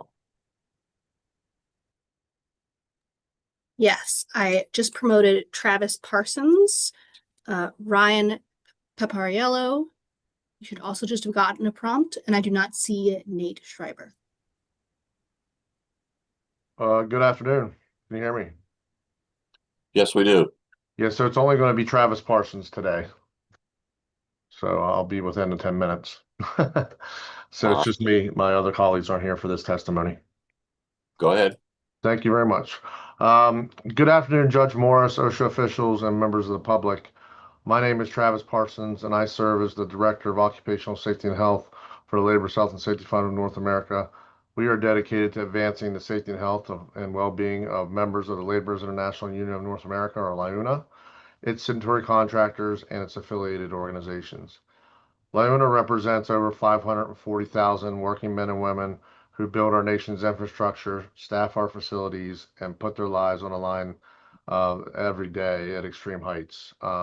Almost every day they're climbing somewhere or have slip, trip, falls, often climbing ladders. I am testifying here today in absolute opposition of the proposed changes that seek to eliminate the November 18, 2036 deadline for replacing outdated ladder cages and wells with modern personal fall arrest systems or ladder safety systems. Eliminating this deadline is not a regulatory flexibility. It's a dangerous step backward that puts corporate convenience in front of workers' lives. Fixed ladders are often treated as routine access, but when something like a hazard like a slip, a contamination, fatigue, or rush movement occurs, a fixed ladder all of a sudden becomes a high consequence fall hazard. Where cages are relied on for primary control and safety, the worker may still fall, strike the cage structure, or experience a fall arrest device that does not behave as intended inside the cage. In my opinion, OSHA is undermining its own standard. In 2016, following decades of injury data and technical research, OSHA correctly recognized that legacy steel cages and wells are a failure at preventing fall-related injuries and fatalities. The agency established a very generous 20-year phased-out timeline ending November 18, 2036, specifically to accommodate capital planning while guaranteeing that every worker will eventually be protected of life-saving active fall rest systems.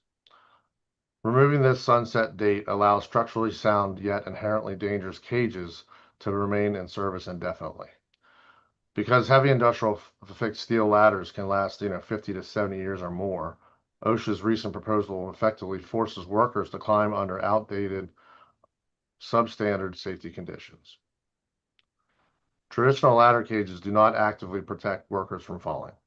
They only offer a passive containment, meaning they may or may not catch a worker who's falling backwards, but they cannot stop a free fall. Cages do not stop slips, trips, or falls. Workers can slide or drop all the way down through the inside of the cage. Falling workers often strike the metal hoops, which are there for their feet to catch, and bars, and they've been proven not to work in the previous fatality that was mentioned, causing potentially severe injuries and limb entanglement or worse, like fatalities. OSHA correctly views cages as outdated containment tools rather than active safety equipment. Now I want to talk a little bit about fall prevention versus fall containment and the illusion of cage protection. The physics of a fall on a fixed ladder are clear. Cagers offer nothing more than a false sense of security for workers. If anything, they can lean back and rest on them, but they definitely don't provide fall protection. Passive containment or cages, including metal hoops at their feet, do not arrest a fall when it's in progress. There's been landmark drop testing research that's already been mentioned previous today, including the Safety Squared study, proves that the probability of a falling worker successfully catching themselves on a ladder hoop is pretty much near zero. Workers falling inside cages strike their bodies against rigid steel rungs and enclosed hoops, suffering severe blunt traumas, broken limbs, and internal hemorrhaging before hitting the lower deck or sliding entirely off the bottom. Now let's shift gears to what we know is better is an active fall arrest. Modern systems like personal fall arrest systems and ladder safety systems utilize vertical lifelines, rigid rails, and cable sleeves attached directly to workers' full body harnesses. If a slip does occur, the sleeve locks onto the carrier instantly, arresting the fall within inches and prevents the high impact collisions. Furthermore, when a worker suffers an emergency or becomes incapacitated, inside the narrow steel cage, rescue operations become dangerous and are often difficult for emergency personnel to retrieve that worker and save their lives. Now, there was a discussion earlier, and there's been some discussion throughout the day on the hierarchy of controls. One commenter tried to use it to justify these cages. So I want to talk a little bit about my opinion on that.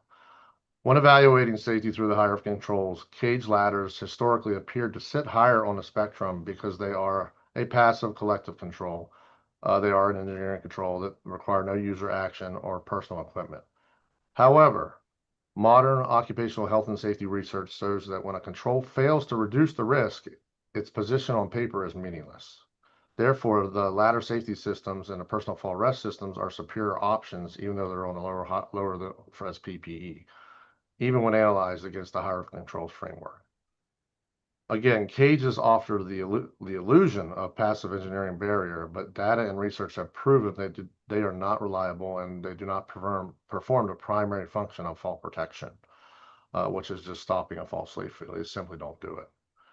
Whereas the other systems mentioned and the more modern ways of protecting workers falls, like PFAS or ladder safety systems, combine engineering vertical lifelines with PPE and proper harnesses and bridges the gap, providing guaranteed mechanical fall arrest that outweighs the theoretical passive convenience of a cage. Lastly, human life must take precedence over capital cost. Industry petitions argue that retrofitting existing ladders imposes an extraordinary financial burden and billions, and I even heard trillions of dollars mentioned earlier today. I'm really not sure where those cost estimates came from, and I would really like to see the data behind those numbers. In my research that I did preparing for this testimony and just being a safety and health professional, a typical vertical cable lifeline system costs about anywhere from $2,000 to $5,000, with an average of about $2,500. Amateurized over the 20-year compliance window established in 2016, this represents a negligible operational cost in my opinion. And in my opinion also, no cost to benefit analysis can justify risking a worker's life to spare an employer a routine safety upgrade that is recognized and works. In conclusion, OSHA's core mission under the Occupational Safety Act of 1970 is to assure safe and healthful working conditions for working men and women. Cages and wells do not provide equivalent safety outcomes to modern ladder safety systems and personal fall arrest systems. On behalf of the members of the LIUNA, we urge OSHA to reconsider this proposed rollback and maintain the November 18, 2036 deadline and evolve to modern fall protection standards that workers deserve. Thank you for the opportunity to testify today. I'm happy to take questions. OSHA. Thank you, Your Honor. This is David Chicka with OSHA. And thank you, Mr. Parsons, for your time and testimony today. So the coalition petitioners who gave their testimony earlier today, they asserted that cages on ladders are sort of the equivalent to personal fall, or maybe even better than personal fall arrest systems and ladder safety systems, in part because of the fit of the harness. Do members who use fall protection PPE report that they do not use personal fall arrest systems or ladder safety systems because of the harness fit or any other factors? I've never really heard that. As a matter of fact, we train our workers to put them on correctly, how to test them, how to see if they're viable options and how to fit properly. And you shouldn't be wearing one that doesn't fit properly in the first place. So I would disagree with that statement. Thank you. And this is more of a general question, and maybe you can't think of it on the fly, but it's fine to, or very helpful to supply as post-hearing comments. But if there was any other information you could help, that you think would help us evaluate the sort of pros and cons between cages and wells and personal fall arrest systems and ladder safety systems, even just anecdotal discussions with your members, that would be helpful. Absolutely. We're happy to, we'll definitely provide whatever we can in post-hearing comment. So are you familiar with any of your members that may have fallen in ladders with only cages or wells? And if so, what were the results of those incidents? We've definitely had people, fall in them and get hurt and injured. We don't necessarily track all that. We have 508,000 members, and they don't necessarily report. If anything, there's underreporting rampant in especially the construction industry and general industry as a whole. So most workers probably wouldn't report unless they're injured. But it definitely happens out there, and I'm not sure we track that data. Do your members indicate a preference for using cages and wells or personal fall arrest systems and ladder safety systems when climbing fixed ladders?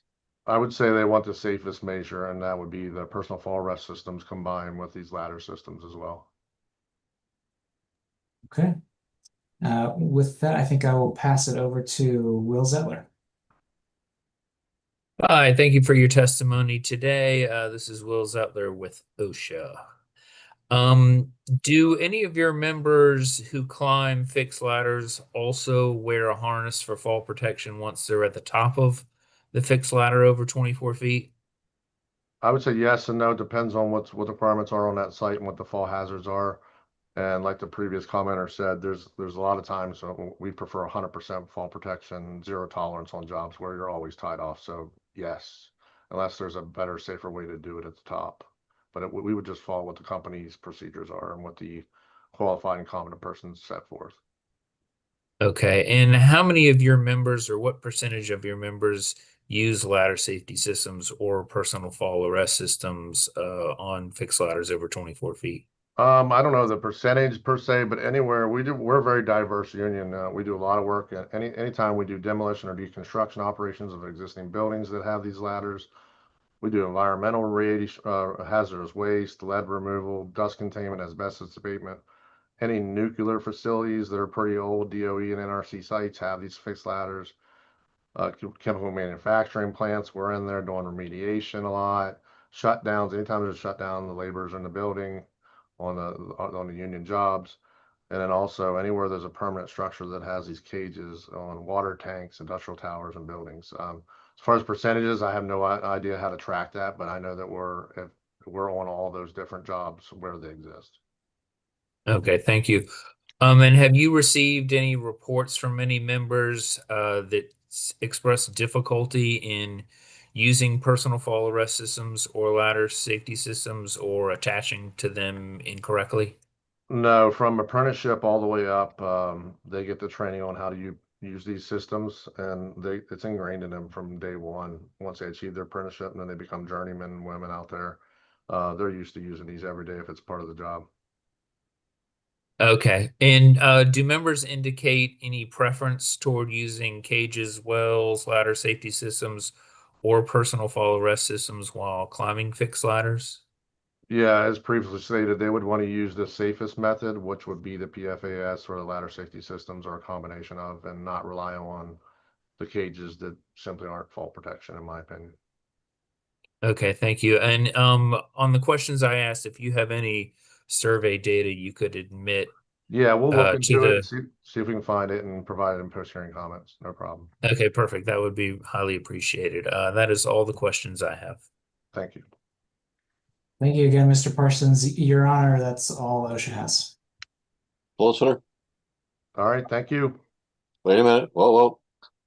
Oh, Thank sorry. you. Thank you for your testimony. This is Tessa Zavislan with the solicitor. Oh, I have a couple solicitor. questions Yep. for you. Thank you. I'd like to ask you the same question I asked of the previous two witnesses about petitioner's comments that stated that additional reinforcements are needed on fixed ladders or structures to accommodate the forces of arresting a fall. Do you have any data you can provide on how often and when this is required from your members?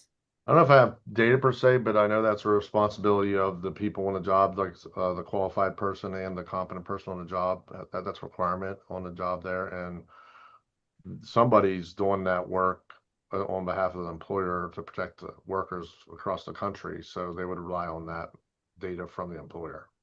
Understood. Thank you.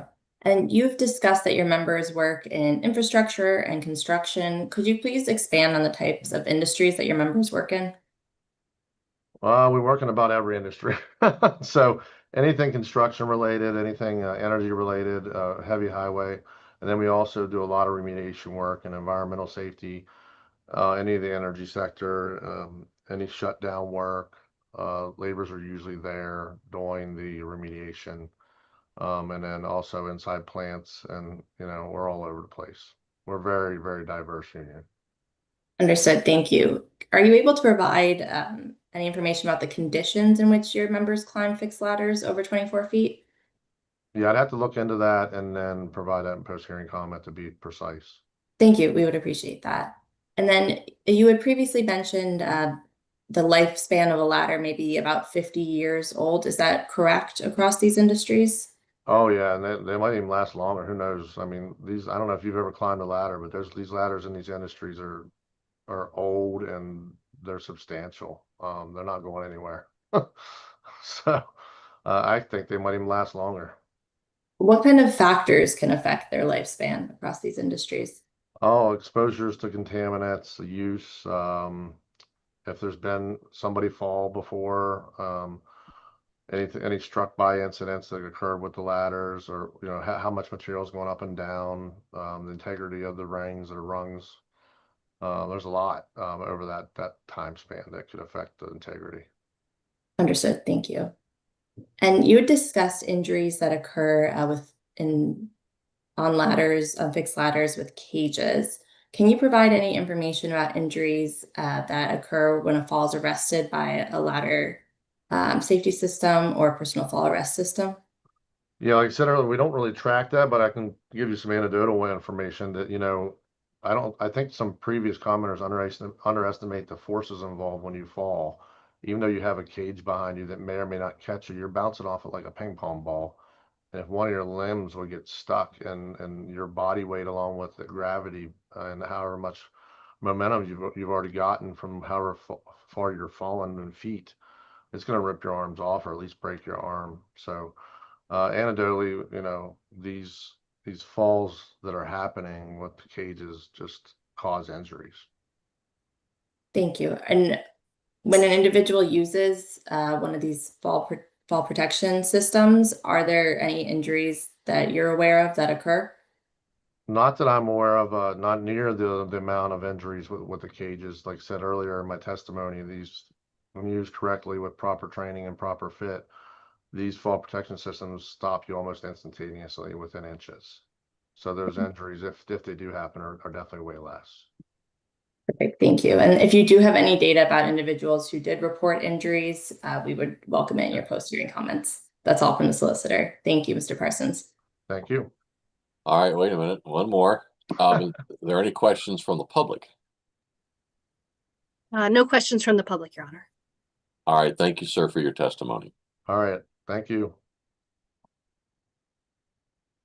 It's my understanding that we're now at the end of all scheduled witnesses for today. Is that correct? That's correct, Your Honor. Very well.